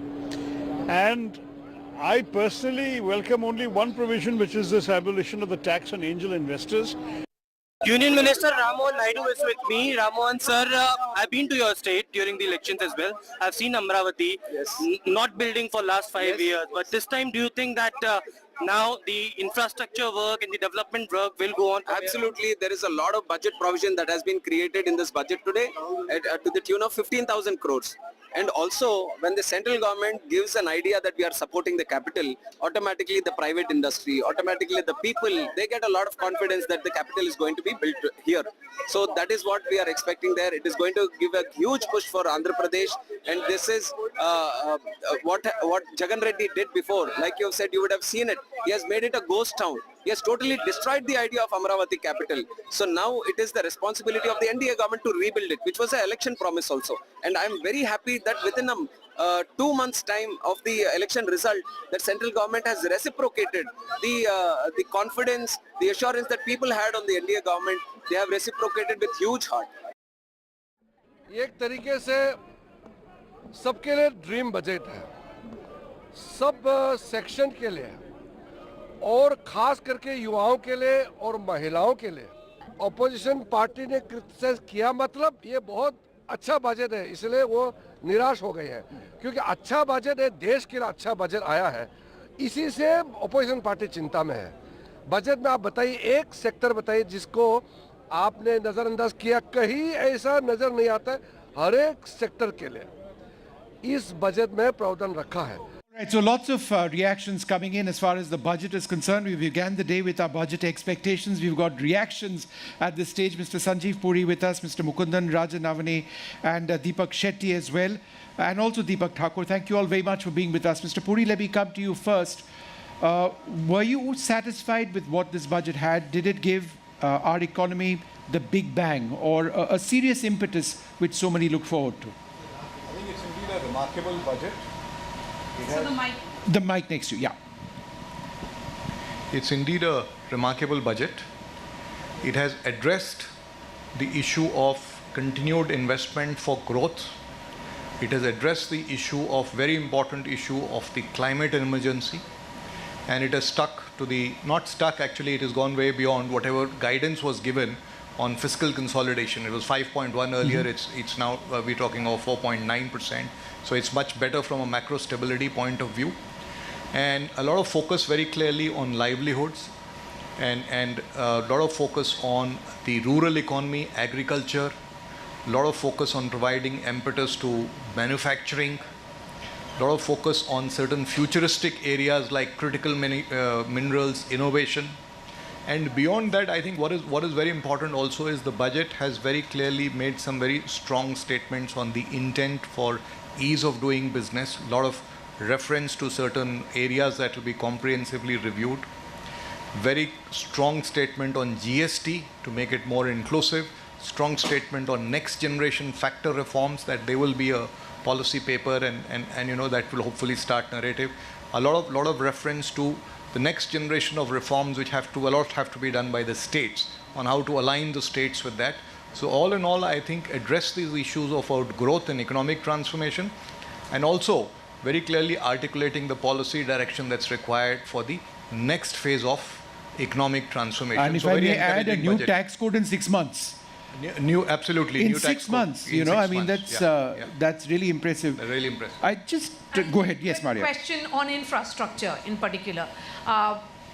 Is there continuity in it, because the government had been putting in a lot of money in infrastructure building? They were of the opinion, and that's what also played out during elections, that all these assets which are generated for the country, it is leading to employment generation. But this time around, the increase in capex has been roughly around 11%, not as much as the industry would have wanted. I think you have said it very right. There is certainly a continuity, and we all know every rupee invested in infrastructure creates a multiplier effect. But if you look at other than the capex, which is announced in line with the interim budget, there are some specific announcements which have been made. The whole focus on Pradhan Mantri Gram Sadak Yojana, connecting 25,000 habitats, the 3 crore more houses, again something which was announced recently but confirmed as a part of the budget. The other important part about infrastructure is when we talk about infrastructure, we look at only the central government, but a lot of infrastructure is developed also through the state governments. And this whole focus on the 50-year loan, which has continued from the last budget announcement, will also spruce up more infrastructure investment through the states. So I would actually add saying that it is not only continuity in the focus on infrastructure development, but topping it up with some of the schemes like particularly Pradhan Mantri Gram Sadak Yojana. Okay, so if it is indeed about topping it up, then how do you look at the onus which has been put on a number of companies, top 500 private companies also, that they have to provide internship? As the Prime Minister also said in his soundbite just a few minutes back, that this is for the first time that the government is paying for internship of the youth. So if you really look at it, the capability to produce interns and put those training facilities actually exists with the top companies. It doesn't exist with MSMEs. To actually say they will do it is going to be very, very difficult. Top 500 companies already do a lot of apprenticeship program, a lot of internship program. This ability to sort of link it with CSR and the spending on one hand and also support that internship program is, I think, the right way. Also, the syllabus and the training process which big companies have are going to be top class, top quality in terms of producing very, very skilled workforce. So what government has really done is gone to the companies which have already established these facilities, engaged with them, and is sort of moving forward to produce skilled workforce for India. Fiscal consolidation at under 5%, that's really good. I mean, if anything else, our credit rating might actually shoot up. I mean, that's the hope. Your sense? No, absolutely. Actually, what was more exciting was the direction that, it will go down to 4.5% over the next few years. So I think, this clearly shows that the government has got, is at least has tremendous control on, how they are looking at the future and giving direction. Because, when industry invests, I think these are very critical parameters, that guides longer term investments over the longer period. So I think many of the aspects that we saw that came out, actually touched upon those 9 buckets, right? I think if we can fill those buckets correctly, over the next 25 years, to the Viksit Bharat, I think, there is tremendous, it's a budget of hope. I think, there is hope that the country can actually, make this big shift and turn around, as a developed country. Sure. Mr. Deepak Thakur also with us. Are you, Mr. Thakur, impressed with what the minister had to say as far as green energy transition is concerned? There was an expectation in some quarters of a substantial fund being created. Do you believe that as far as the transition is concerned, this was a glass more half empty than half full? So first of all, I think kudos to the government for putting together a budget which actually talks about energy security and green energy integrated quite holistically. If you look at it, if I see the budget, the 3 key ingredients, which is human capital, finance, and a policy framework which supports the growth of energy transition and green energy, I think has been addressed quite well. Let's just see one thing which has come out, which I believe is going to be a huge catalyst for the industry in terms of finance. The whole taxonomy on climate finance, I think will clearly help enhancing the availability of capital for climate adaptation and mitigation investments. We talk about, there was a roadmap which was created earlier about the Indian carbon markets. I think the fact that now there is going to be a more definitive framework for making this more viable and more realistic, I think enables the whole green energy transition across to happen much more aggressively. The policy framework also allows for new technologies. I think something of small and modular nuclear reactors, and I think moving in that direction, I think is a huge step. Pump storage, while there were guidelines, there were projections of about 19,000 megawatts of pump storage required for renewable energy integration. I think clearly now there's a statement of purpose that is going to come out and a policy framework which is going to come out. When you talk about inclusive RE transition, I think the fact that the government has now put down saying that they will actually provide financial support for micro and small industries to move towards green energy, I think is a huge step in terms of making energy transition happen across the entire spectrum of industrial and commercial establishments. Last but not the least, if I look at it, human capital. I think with the growth that is projected for renewable energy, I think human capital is going to be a very key ingredient. And I think the whole focus of employment and skilling is also going to make a huge impact on the green economy, also getting blue collar, white collar kind of talent coming in to support the growth target that the government has put forth, not only till the end of the decade, but I think going forward till 2047. So overall, I think I would give high marks to the government in terms of having a very holistic approach. Okay, so a big thumbs up coming in there for the finance minister. But what is the view from the agriculture minister? Shivraj Singh Chauhan has spoken out. Let's listen in. मैं प्रधानमंत्री जी को हृदय से धन्यवाद देता हूं, वित्त मंत्री जी को बधाई देता हूं। ये बजट 2047 तक विकसित भारत के निर्माण का बजट है। एक वैभवशाली, गौरवशाली, संपन्न और समृद्ध और शक्तिशाली भारत के निर्माण का बजट है, जिसमें समाज के हर वर्ग का ध्यान रखा गया है और विशेषकर किसान, कृषि और ग्रामीण विकास के लिए ये बजट वरदान है। अगर कृषि की दृष्टि से, किसान की दृष्टि से देखें तो सबसे बड़ी चुनौती हमारे सामने है बढ़ते हुए तापमान के बीच, क्लाइमेट चेंज के बीच उत्पादन हम कैसे बढ़ाएं। इन चुनौतियों का मुकाबला करने के लिए इस बजट में यह घोषणा की गई है कि हमारे फल हो, सब्जी हो या अनाज हो, उनके अधिक उत्पादन के लिए जलवायु अनुकूल बीज की 109 किस्मों को लॉन्च किया जाएगा रिसर्च के माध्यम से जो तैयार हो रही है। इससे उत्पादन बढ़ेगा। उत्पादन बढ़ाने के प्रयास भी है। उत्पादन की लागत घटे, इसलिए किसान क्रेडिट कार्ड के माध्यम से सस्ता लोन किसान को मिले। अनेकों और प्रावधान है, उसके विस्तार में मैं नहीं जा रहा, लेकिन उत्पादन का ठीक दाम भी किसान को मिले, इसके लिए एमएसपी पर खरीदी की व्यवस्था की गई है। और एमएसपी पर खरीदी भी उत्पादन की लागत में 50% प्रॉफिट जोड़ के अब एमएसपी की घोषणा की जाती है, तो उसके लिए इसमें पर्याप्त प्रावधान किया गया है। दलहन और तिलहन के उत्पादन में हमारा देश आत्मनिर्भर हो और किसान को दाम भी ठीक मिले। इसके लिए तुअर मतलब अरहर, उड़द और मसूर, ये किसान जितनी उत्पादित करेगा एमएसपी पर खरीदी जाएगी पूरी की पूरी। और तिलहन का उत्पादन भी बढ़े, देश आत्मनिर्भर हो, उसका भी प्रावधान इसमें किया गया है। लेकिन एक बात के लिए विशेष रूप से मैं प्रधानमंत्री जी को धन्यवाद देना चाहूँगा, उन्हें को और मजबूती से आगे जा पाएगा। अनेक टैक्स की सहूलियत दी गई है। ये सारे को मैं तुलना करूं, इस बजट देश में नया रोजगार सृजन करेगा। Next generation skilling, upskilling, reskilling की कल्पना इस बजट में की गई है।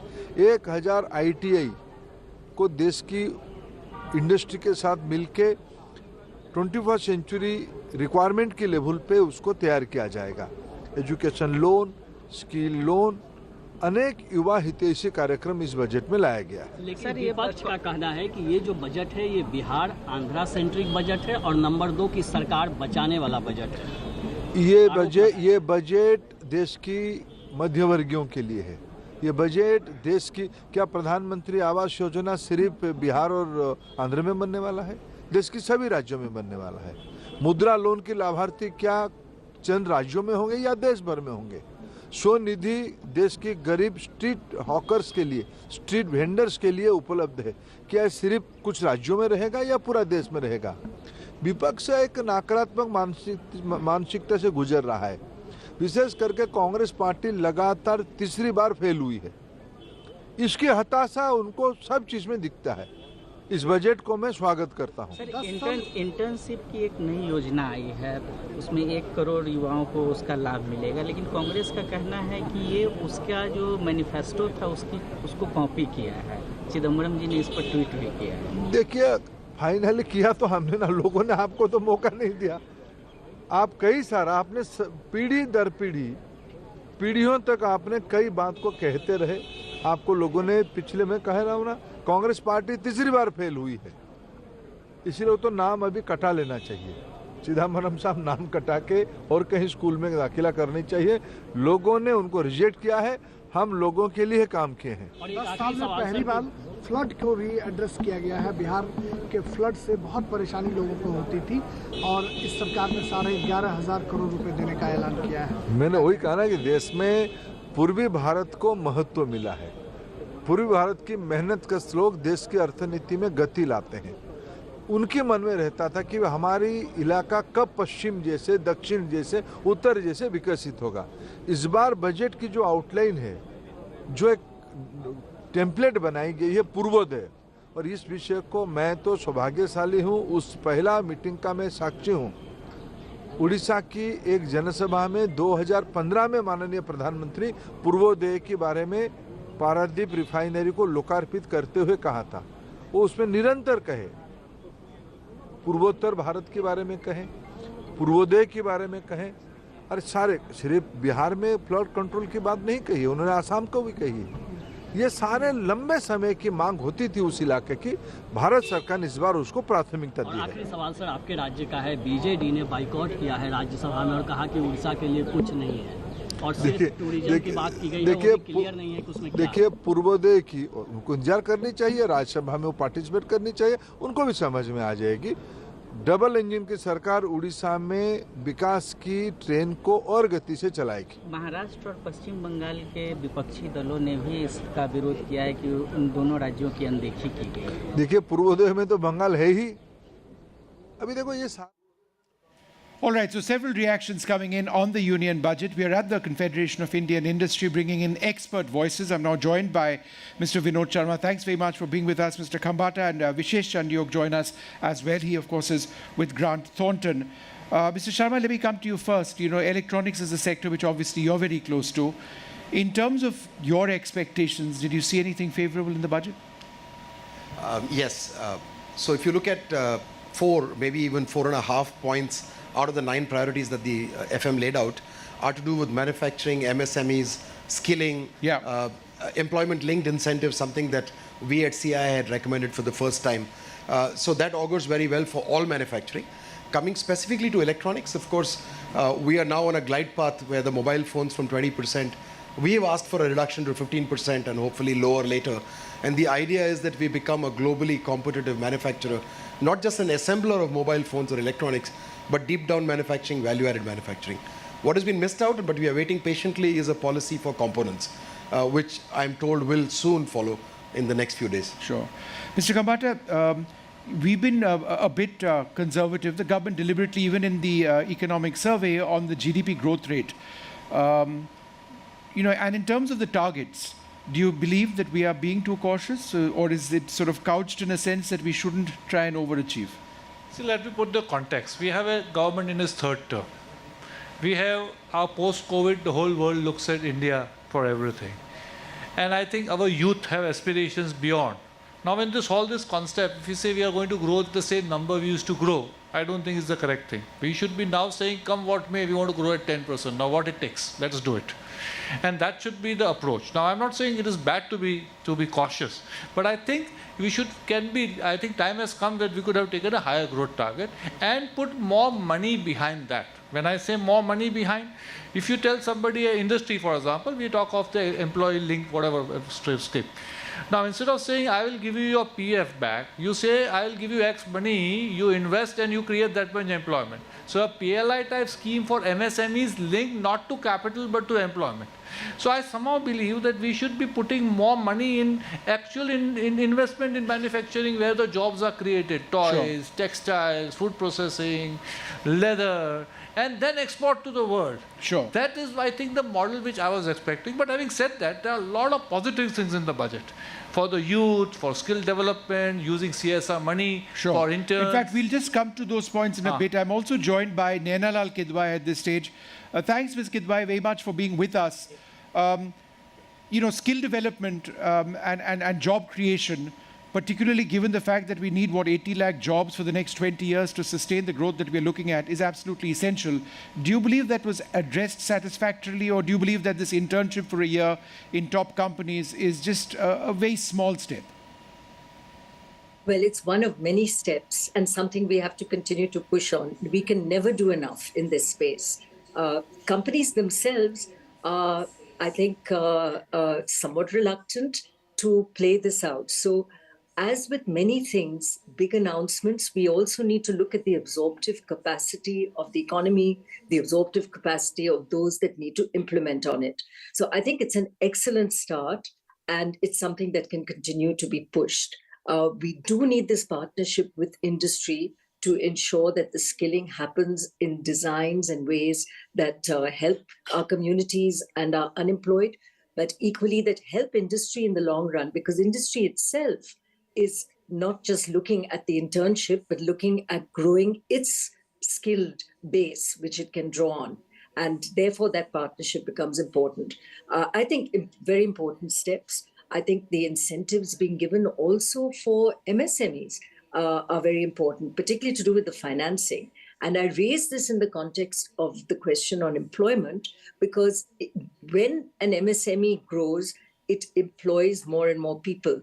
So employment is not just about how many people we bring in, and of course, employment intensive industries, as was just mentioned, is critical, but also how the entire swath of our MSME sector is covered by it.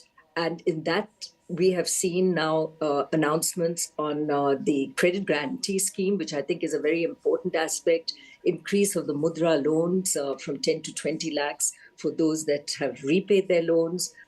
There's mention of ensuring that we can get more industrial parks in, and these clearly help all industry, particularly MSMEs. So every one of these steps is important in terms of employment generation and the concomitant skilling that follows. So I think we should be looking at this entire space of jobs, employment, and skilling as one. And I do think that this budget is clearly a step in the right direction. And I hope every budget after only grows on what will have started now. Mr. Chanyok, would you like to talk a little bit about MSMEs as well? Do you believe that there's been a substantial push here? Does that work? Did you expect more? Well, let me just first touch on the point Naina was just making about jobs, skilling, and employment, and how those three things need to work together. I come from a sector where the main qualification, the accountancy qualification, is at the center of that. For 3 years, you work, you earn a compensation, and you study and do your exams. I think that is the way forward versus this, 3 or 4 years where you go to a college and study only, and then after that, see, am I, suitable to be employed or not, where we know only 50%, according to the economic survey, now are employable. That's up from 30-odd% 5 years ago, but still that means 50% of our people are not employable after they finish their education. I think on MSMEs, I think Naina covered most of the incentives, the credit guarantee scheme. There's another one on the SMA accounts, the special mention accounts when MSMEs get into trouble, how they would be supported. But I think, again, I'd like to go back to the economic survey. The economic survey quite correctly recognizes the need for that Indian Mittelstand. That's a German word, the middle market. Yes. And I think we sort of miss the trees for the woods when we talk about MSMEs as Mittelstand. 99.4% of our MSMEs are micro enterprises.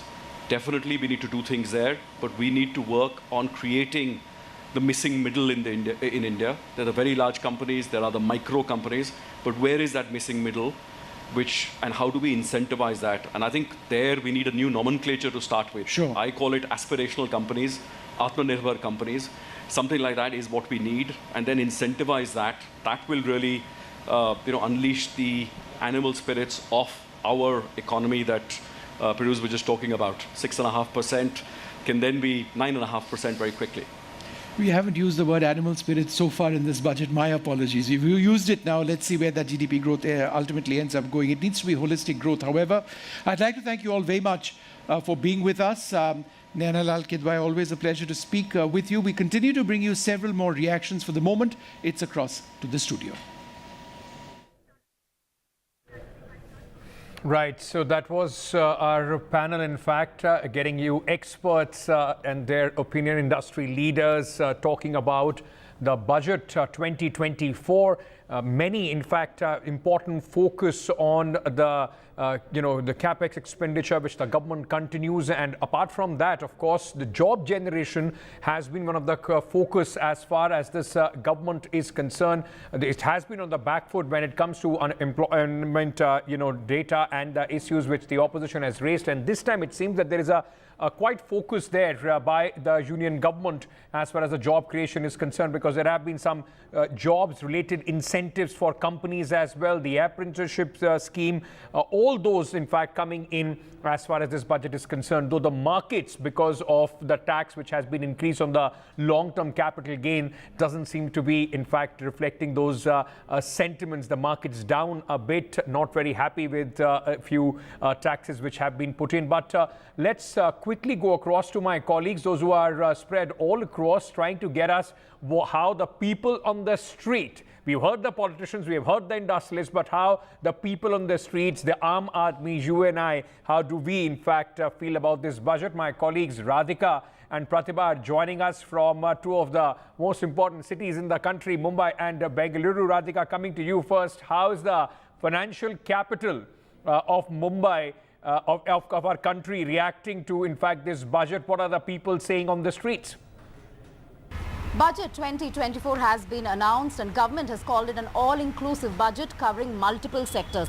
Let's find out from residents of Mumbai their thoughts on Budget 2024. You heard the announcements, multiple opportunities they're being given to youth as far as skilling and programs on internships are concerned. But what are your thoughts largely on all the announcements that have been made today? So first of all, as somebody from the MSME sector, all of us welcome the credit guarantee schemes up to 100 crores announced by the government. This we see as a continuation of promotion of MSME, which have been coming from the last couple of budgets. So that's a good thing that they are giving us credit guarantee. Going forward, as MSME sector, we would request a more structured program for MSMEs where, the industries and the working of the industries are also supported. So yes, lots is done, and we are welcoming and looking forward to more to be done. Looking forward to more to be done. Ma'am, you heard the announcement, a march for women being announced, a lot of push for women in the workforce. Your thoughts? I think what you rightly said is an all-inclusive program, Over 3 lakh crore women are going to be empowered, and also with the budget going to 3 lakh crore women allocated to women, I mean, it's going to be amazing. The creches for women, the women facilities for their hostels is going to encourage the working women force a lot. This is what really India needed. I welcome the budget. I really love the schemes, and I really hope that everyone can make your good utilization of the schemes and go ahead. Thank you. What are the pluses and minuses of this union budget? I have with me corporate personalities from the Karnataka chapter of the CII in Bengaluru. And starting with you first, what are your first thoughts when it comes to the budget? It's a very progressive budget initiative, and this is really going to help the MSMEs in particular. And as an MSME state convener, I'm quite excited about it.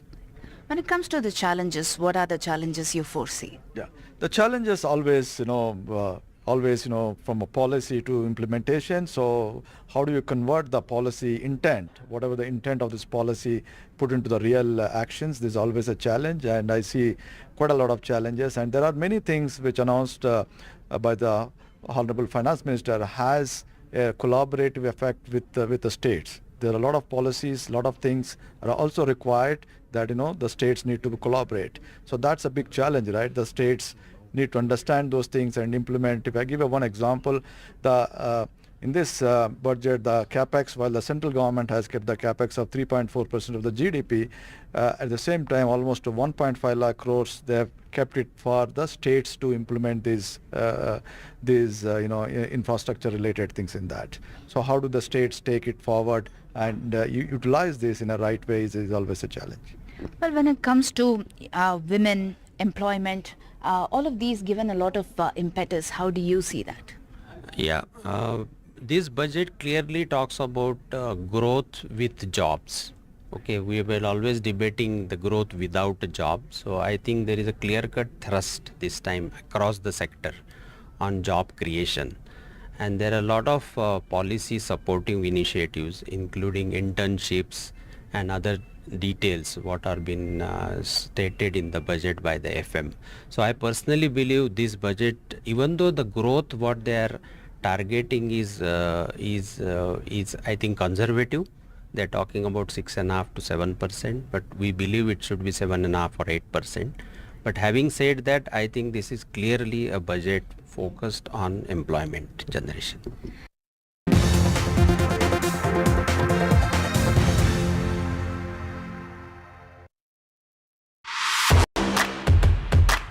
Loan मिलेगा या नहीं ये आपके credit score पे depend करता है। तो आज ही अपना क्रेडिट स्कोर चेक करें फ्री में पैसाबाजार.com पर। लोन की जरूरत कभी भी किसी को भी पड़ सकती है। ठीक से एक्टिंग नहीं। पैसाबाजार.com। Get ready for the ride of your life. NDTV brings you the NDTV Auto Show with me, Mugdha Mishra. From the fastest supercars to the sleekest new energy vehicles to your trusted daily ride, we cover it all. Every Saturday at 10:30 a.m. and Sunday at 8:30 p.m. only on NDTV 24/7. Your next great escape starts here. The biggest democratic exercise in the world. Team NDTV covers it from ground zero. BJP really had to fight a tough election this time. Unprecedented exercise. Unmatched coverage. There is no dispute. जनता को decide करना है. From polling to counting, NDTV brought you the most trustworthy news and updates.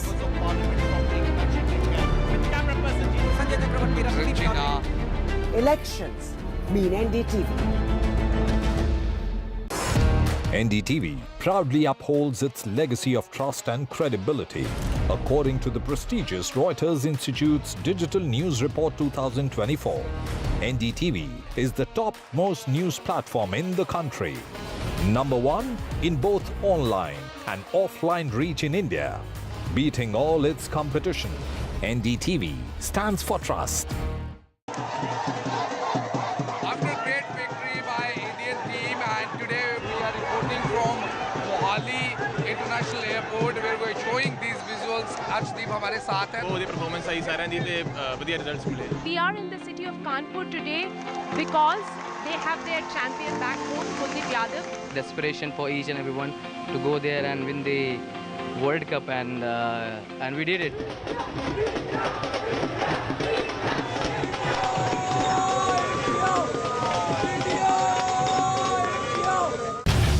Get ready for the ride of your life. NDTV brings you the NDTV Auto Show with me, Mugdha Mishra. From the fastest supercars to the sleekest new energy vehicles to your trusted daily ride, we cover it all. Every Saturday at 10:30 a.m. and Sunday at 8:30 p.m. only on NDTV 24/7. Your next great escape starts here. The biggest democratic exercise in the world.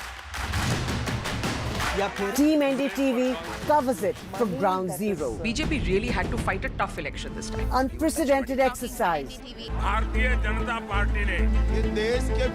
Unmatched coverage. There is no dispute. जनता को decide करना है. From polling to counting, NDTV brought you the most trustworthy news and updates.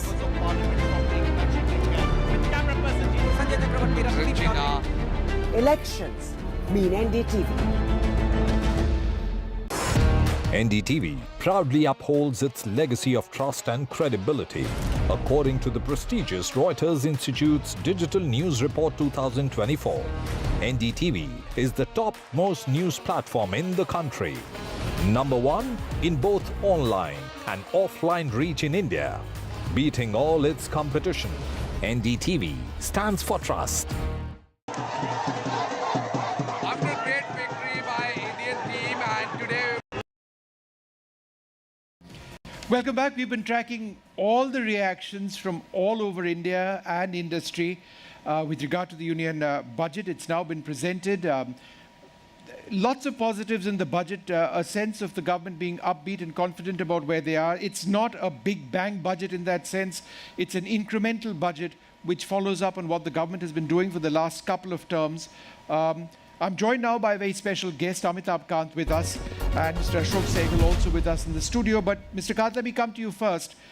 And you know, for years now, Mr. Kant, we've had discussions where we talk about the need for reskilling, job creation, job development. You know what the economic survey had to say about 70 lakh odd jobs needing to be created every single year for the next 20 years. With the financial allotment now and the steps which have been introduced, do you believe we are in the right trajectory to enable that to take place? See, the important thing, Vishnu, is that while we've been creating jobs, largely those jobs have been in the agriculture sector, and they're poorly paid jobs. So you need to create jobs out of agriculture. You need to shift a large segment of your population away from agriculture into manufacturing. What this budget does is to look at providing, it's a catalyst for providing employment in manufacturing sector, because it gives the benefit to both employer and the employee. It gives the benefit, through another scheme, it gives a benefit to the first-time employees of 1 month's salary. And then there's a separate benefit, third scheme, which for employers, that they will get a benefit of 3,000 rupees for the next 2 years on every employment that they do. So the budget actually, if you look at it, in addition to the centrally sponsored scheme for skilling 25 lakh youth, and the remodeling of ITIs, etc., and also a huge focus on women skilling, actually provides a completely new dimension to both employment and skilling. A lot of people, you and I included, would have hoped for less taxes to pay. Who doesn't? But that said, the fact that the government is trying to fix the entire tax structure, and they've said in 6 months the entire tax code will be changed. That's an impressive target, very difficult to achieve. But once that does happen, how does that actually help us in terms of economic growth? No, so, predictability, consistency, stability, easiness, simplicity, these are the hallmarks of a great government. And, making India easy and simple, making the tax regime very stable, easy, bringing in stability of policy across sectors, that is what the government's job is. The policy design must be correct and right. There may be, some people may not like it, but I think that is the way a good government needs to work if India has to grow at high rates of 8 to 9% over a 3-decade period. And that is what the government is attempting to do in the tax structure. And it's very, very important because, the GST simplification has helped us. Bringing in GST, which is paperless, cashless, has helped us enormously. And now with this direct tax regime getting simplified, that will enable India to become an easy and simple nation. One of the major challenges plaguing India has been on the tax regime, the complexity of it. The more and more simple, the more and more easy we make it, we'll make it very predictable and consistent. The Defence Minister Rajnath Singh has just tweeted a little while back. Nirmala Sitharaman didn't talk about the defence budget. We've got the breakup through the Defence Minister, who says that the defence budget is 12.9% of the total budget of the Government of India. That is very substantial.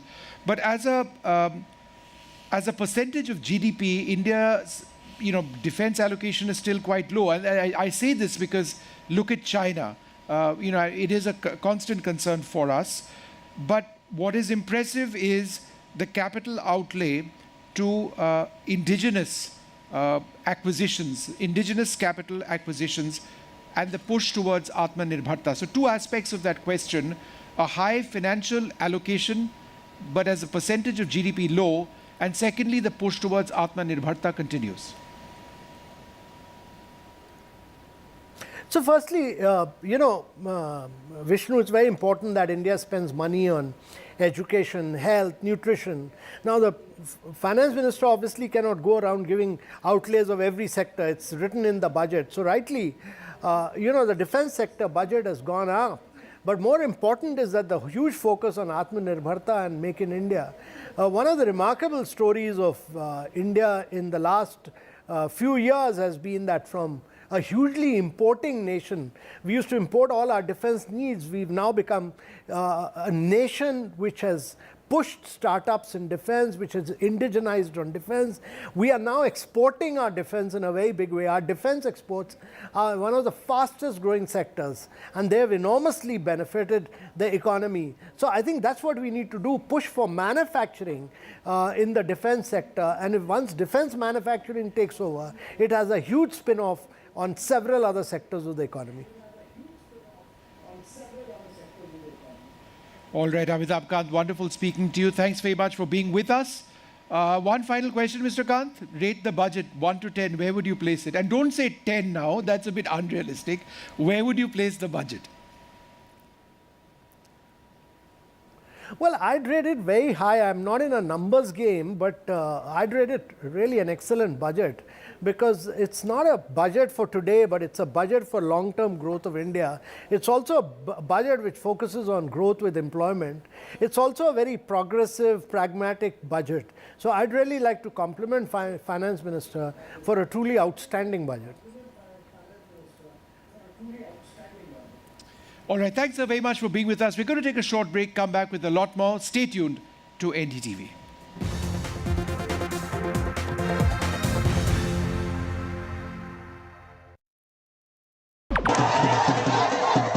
After a great victory by Indian team, and today we are reporting from Mohali International Airport where we are showing these visuals. Arshdeep हमारे साथ हैं. ਉਹਦੀ performance ਆਈ ਸਾਰਿਆਂ ਦੀ ਤੇ ਵਧੀਆ results ਮਿਲੇ. We are in the city of Kanpur today because they have their champion back home, Kuldeep Yadav. Desperation for each and everyone to go there and win the World Cup, and we did it.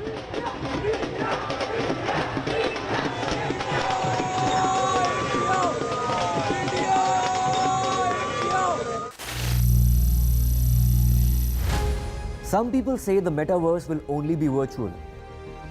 One day this lecture hall will be made of code, and driverless cars would be trapped in intersections. But even in this maze of the future, you can't wish away health. It's time to become more resilient.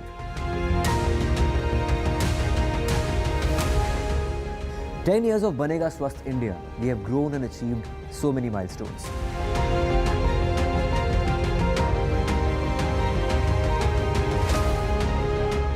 And now I have a plan to beat the urgency, to stop breathing with difficulty, to relieve getting choked with inactivity.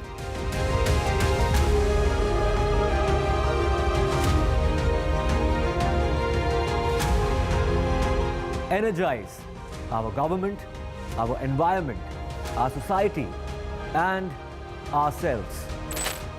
Everyone, everywhere, every day.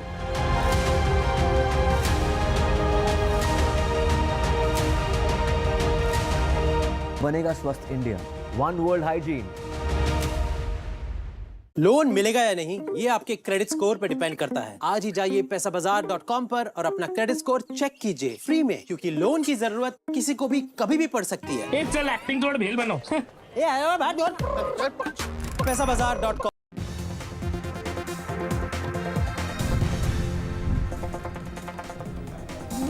Hello and welcome. You're watching NDTV, and today is Budget Day. We're getting you all the highlights, all the reactions. The opposition hits out at the budget. Let's first take a look at the headlines at this hour. Finance Minister Nirmala Sitharaman presented her 7th budget. The focus on creating job opportunities, relief taxpayers under the new regime, and rewarded key NDA allies.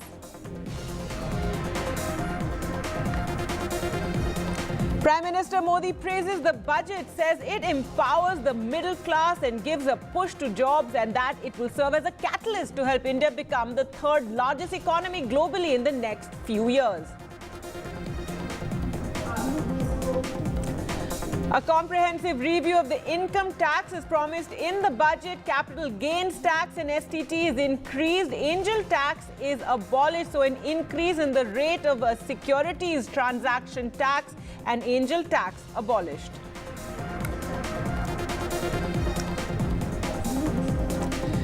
NDA 3.0 feels opposition heat. Leaders corner the government over appeasement of allies. Rahul Gandhi says allies have been appeased at the cost of other states. Samajwadi Party says all focus on Bihar and Andhra. Trinamool Congress says Kursi Bachao budget. Former Finance Minister Chidambaram welcomes the abolition of the angel tax. And on the initial announcement of a capital gains tax increase and STT increase, the markets had tanked, but now markets recover after the initial jitters. Markets had slipped on the capital gains tax announcement.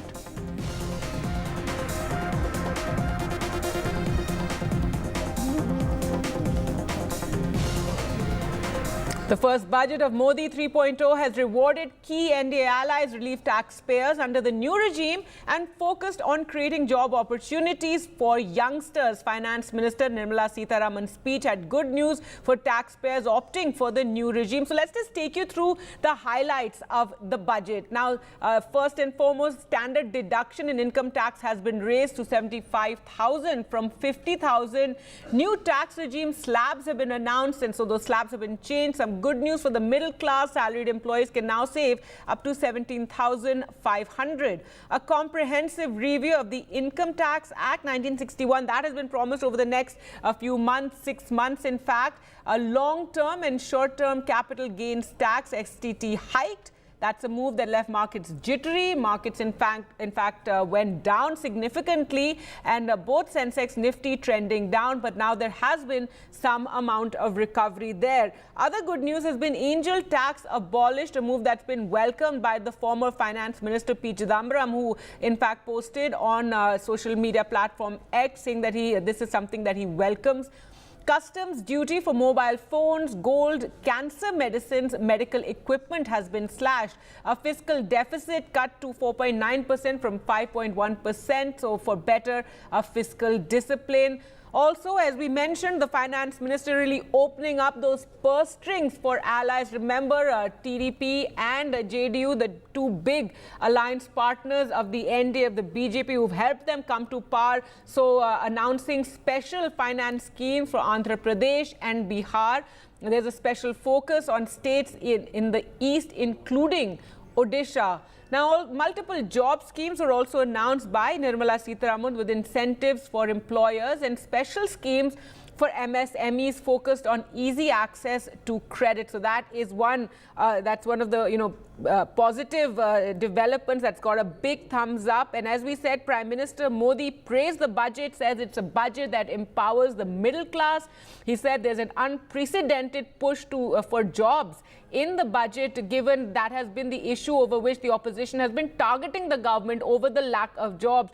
The Prime Minister also saying that the budget will serve as a catalyst to help India become the third largest economy. 12 नए industrial nodes, देश में नए satellite towns का विकास और 14 बड़े शहरों के लिए ट्रांजिट प्लान्स, इससे देश में नए इकोनॉमिक हब विकसित होंगे और बहुत बड़ी संख्या में नए रोजगार बनेंगे. Scheme A, first timers. This scheme will provide 1 month wage to all persons newly entering the workforce in all formal sectors.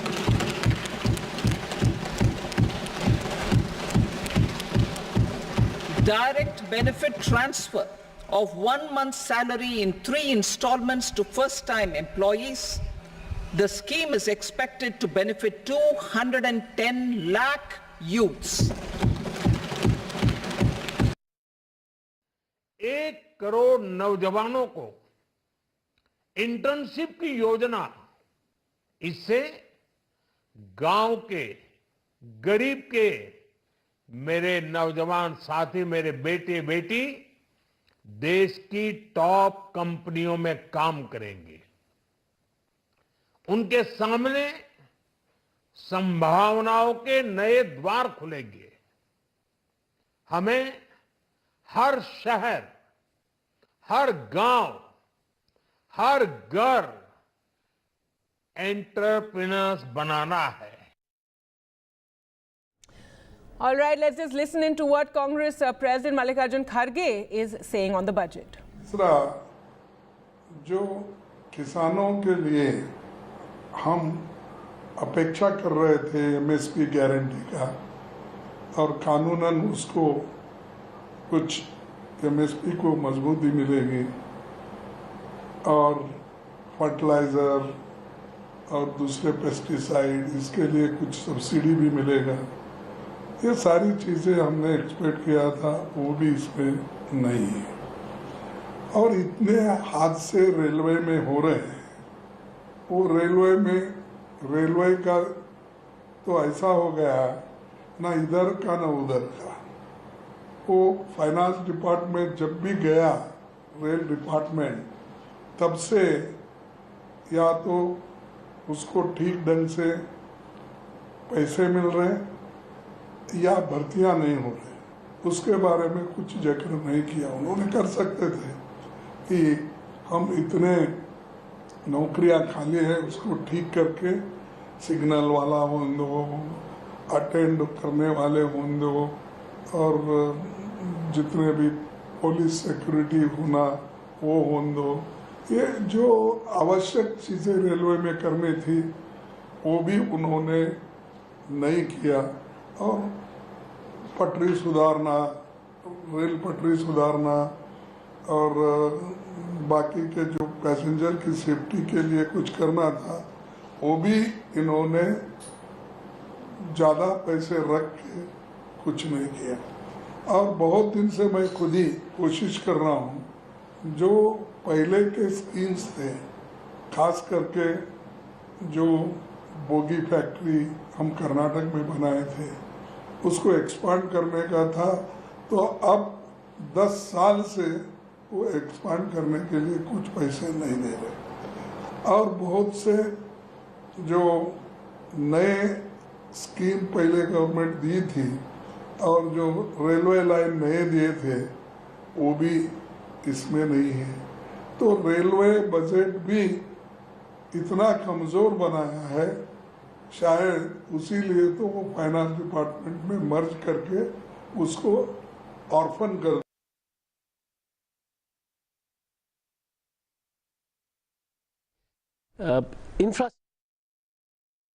All right, so Mallikarjun Kharge there questioning several aspects, saying what about railway security, also talking about rural distress and, criticizing the budget on that front. But let's take a look at what else has been said by opposition leaders, and praise actually coming from former Finance Minister P. Chidambaram. Let's go across now first to where the Finance Minister Nirmala Sitharaman is addressing a press conference. Let's listen in. Welcome, ma'am. Honorable Union Minister of State for Finance, Shri Pankaj Chaudhary ji. I also welcome Finance and Expenditure Secretary, Dr. T.V. Somanathan, Secretary Economic Affairs, Shri Ajay Seth, Secretary Deepam, Shri Tarun Kant Pandey ji, Secretary Financial Services, Tuhin Kant Pandey ji, Secretary Financial Services, Dr. Vivek Joshi, Secretary Revenue, Shri Sanjay Malhotra, and Chief Economic Advisor to the Government of India, Dr. V. Anant Nageshwaran, to this press conference. Friends, I request you to follow this following point of order. It would be good if you each of one ask one question each. That will facilitate others to ask questions. And we will try to take most of the questions in this press conference.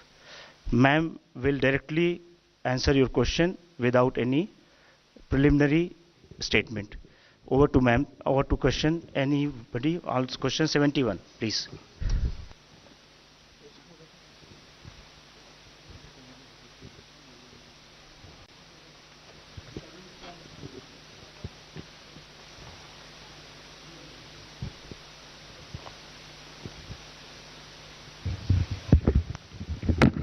Ma'am Tarun from Zee business.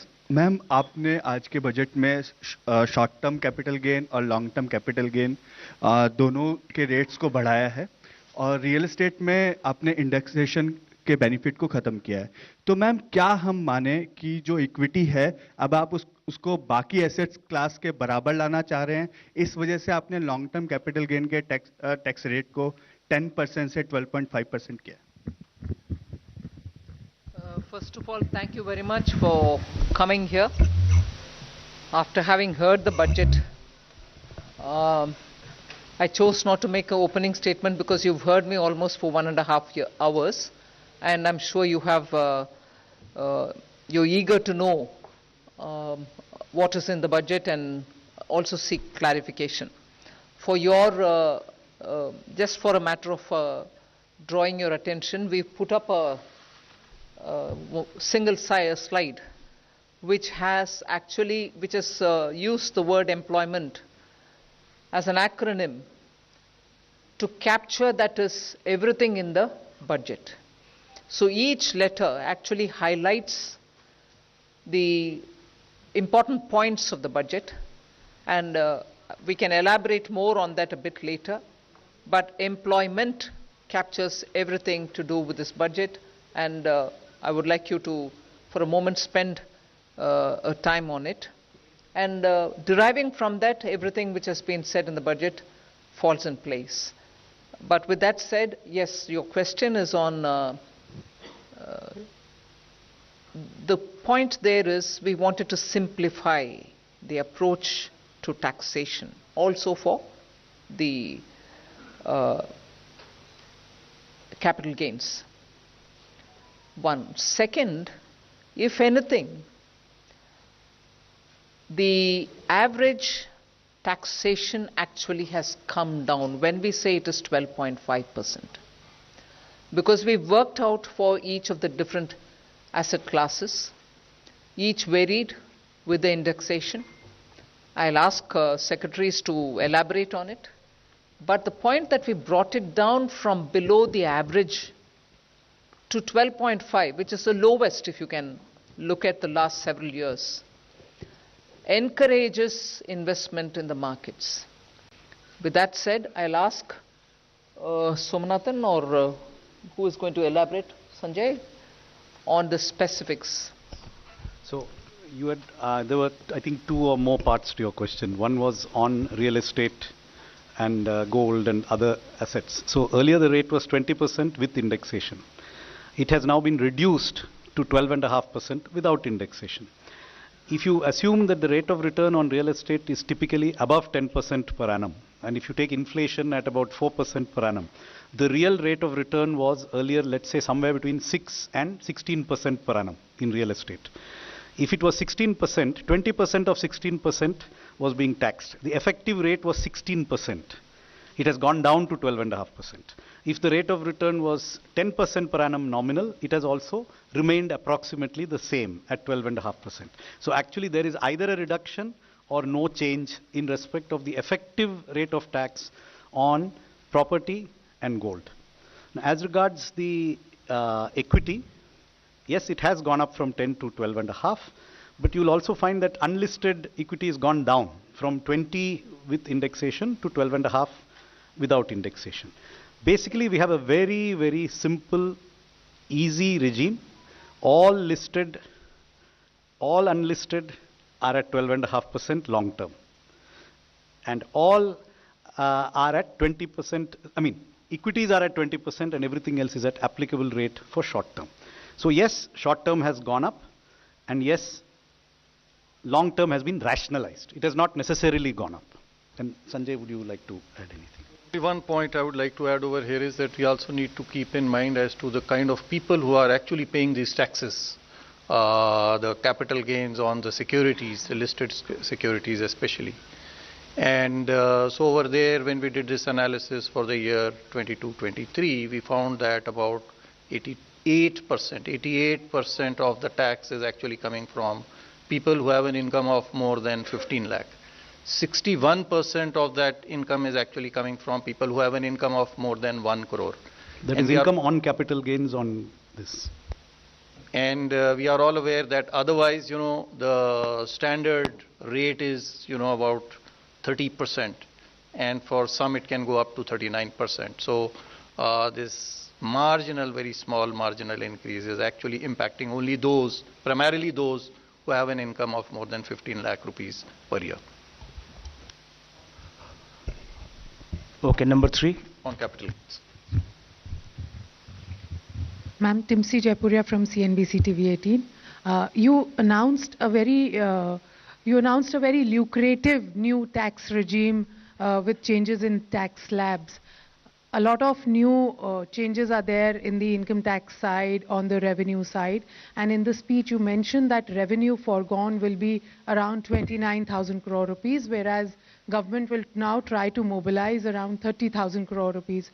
What will be these revenue mobilization measures, and from where do you think this foregone revenue will be recovered? If you can highlight, where are you foregoing the revenue, and where are you going to recoup this revenue from? First of all, it is not just because we've mentioned it in this budget, but the attempt to widen the tax net is something which we've been repeatedly saying, that India's tax net will have to be widened, whether it is in the direct taxation or indirect. Second, there are also now the PSU dividends which are improving because their valuations have gone up really high. And their performance is also now substantially increased. So revenue mobilization is not just tax-based, you have non-tax revenue mobilizations which are also coming up.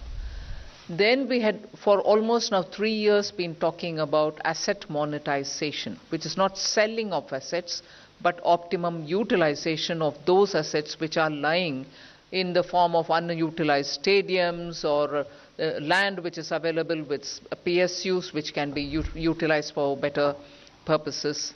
That's a third one. Fourth, you're also looking at generating resources from newer areas.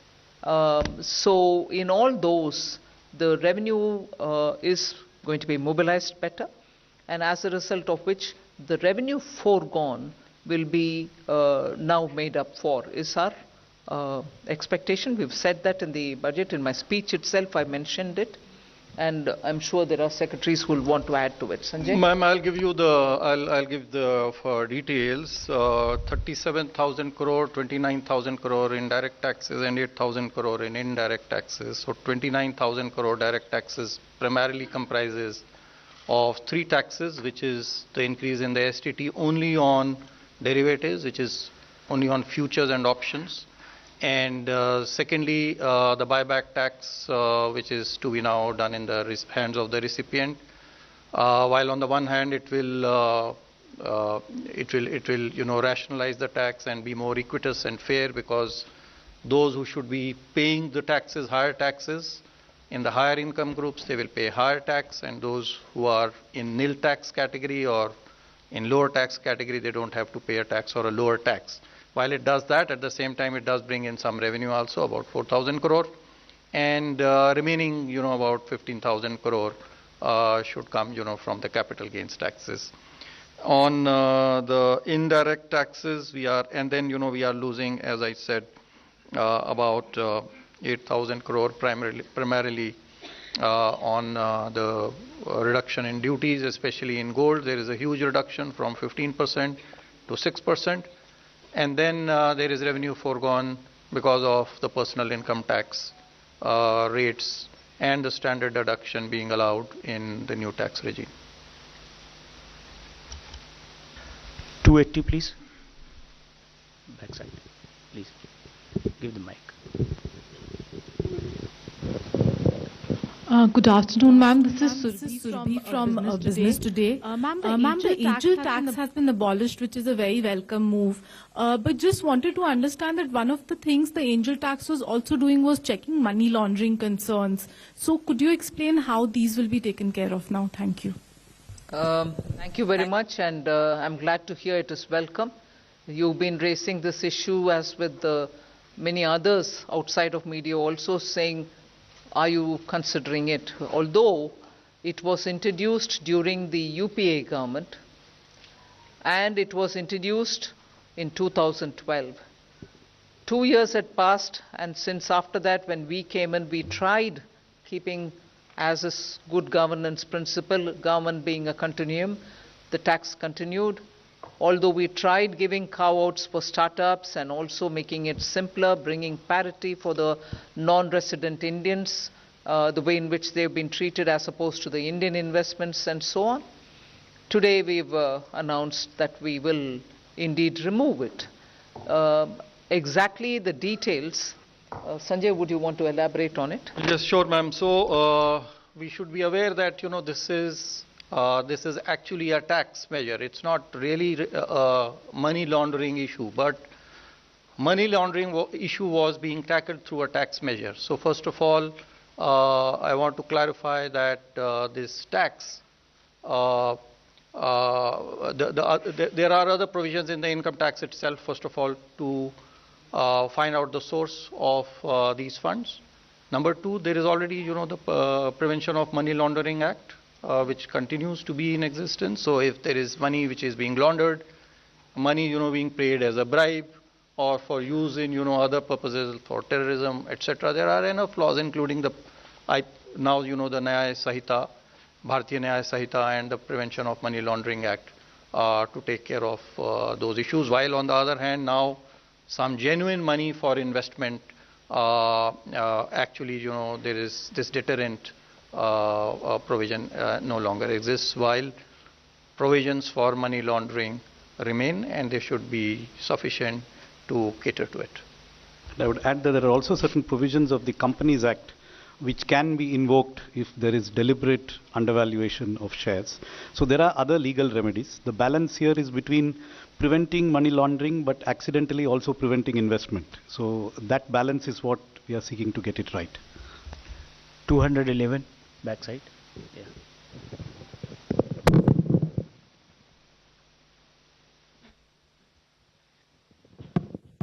Hello, ma'am. Prakash Predashi from ET Now. My question is, will the increased STT be applicable from April 1 or prospective? And if from April 1, will there be retrospective tax calculation for the increased amount? It's not retrospective. It is with effect from 1st of October 2024. So we are giving sufficient time for the exchanges and the people, who collect this tax to put their systems in place to be able to collect it. It's not retrospective, it is prospective. 13. 11. 11. Ma'am, Karishma here from Business Today. Ma'am, congratulations to you and everybody. Ma'am, my question is on this special assistance to Andhra Pradesh and Bihar. 15,000 crore is the number that you've given for Andhra Pradesh for this financial year. Is there further assistance that you are looking at, or is it going to be need-based in terms of the amount? I've already mentioned in the budget speech that 15,000 crore is coming through the multilateral development assistance, which we borrow from the multilateral banks, whether it is World Bank or ADB or AIB, whatever. And I've also ended that paragraph by saying further assistance will also be extended. There is no definitive amount? No. 152. Ma'am Alok Priyadarshi from CNBC आवाज में ma'am सवाल यही है कि जिस तरह से आप लोग न्यू टैक्स रिजीम को प्रमोट कर रहे हैं, इस बार भी आप लोगों ने स्लैब में चेंज किया, स्टैंडर्ड डिडक्शन बढ़ाया, तो ये मान के चलें कि न्यू टैक्स रिजीम के जरिए आप मिडिल क्लास को राहत देने की कोशिश की है इस बार। ओल्ड टैक्स रिजीम को लेकर क्या कोई सनसेट क्लॉज है? क्योंकि आपने कहा है कि जो इनकम टैक्स एक्ट है उसका हम लोग कंप्रिहेंसिव रिव्यू करेंगे, तो रिव्यू में क्या ये मान के चले कोई सनसेट टाइम आएगा ओल्ड टैक्स रिजीम को लेकर? अभी मैं बोल नहीं सकती हूँ। जरूर हमारी इरादा ये है कि सिंपलर टैक्सेशन रजीम होना चाहिए, और सिंपल टैक्स रजीम की ओर अगर हम जा रहे हैं ये रिव्यू के द्वारा, वो ही हमारी मकसद होगा कि सिंपल कर दो। ओल्ड टैक्स रेजिम को सिंपल करने के रास्ते पर ही ये नया टैक्स रेजिम आया है। सनसेट होगा कि नहीं होगा वो अभी मैं बोल नहीं सकती हूँ, वो रिव्यू करने के बाद ही हम एक डिसीजन लेंगे। और ये एक आंकड़ा मैं आपको दे दूं कि इस बार पिछली बार जो हमने परिवर्तन किए थे नई टैक्स प्रणाली में, तो 70% लोग अभी तक जो 4 करोड़ के लगभग हमारे पास में रिटर्न प्राप्त हुए हैं पिछले वर्ष के, 70% ने इसको प्रेफर किया है बनिस्बत की पुरानी प्रणाली को। तो बड़ी तेजी से लोग नई प्रणाली की ओर आकर्षित हो रहे हैं और हमारा यही प्रयास रहेगा। Yes. Yes. Ongoing period. Ongoing Not filing yet. period, I mean, yeah. more returns are coming in. Yes. 271. Hi, ma'am. This is Sumit Chaturvedi, ET Now. Ma'am, the corporate tax for foreign companies has been slashed to 35%. I want to understand the broad intent.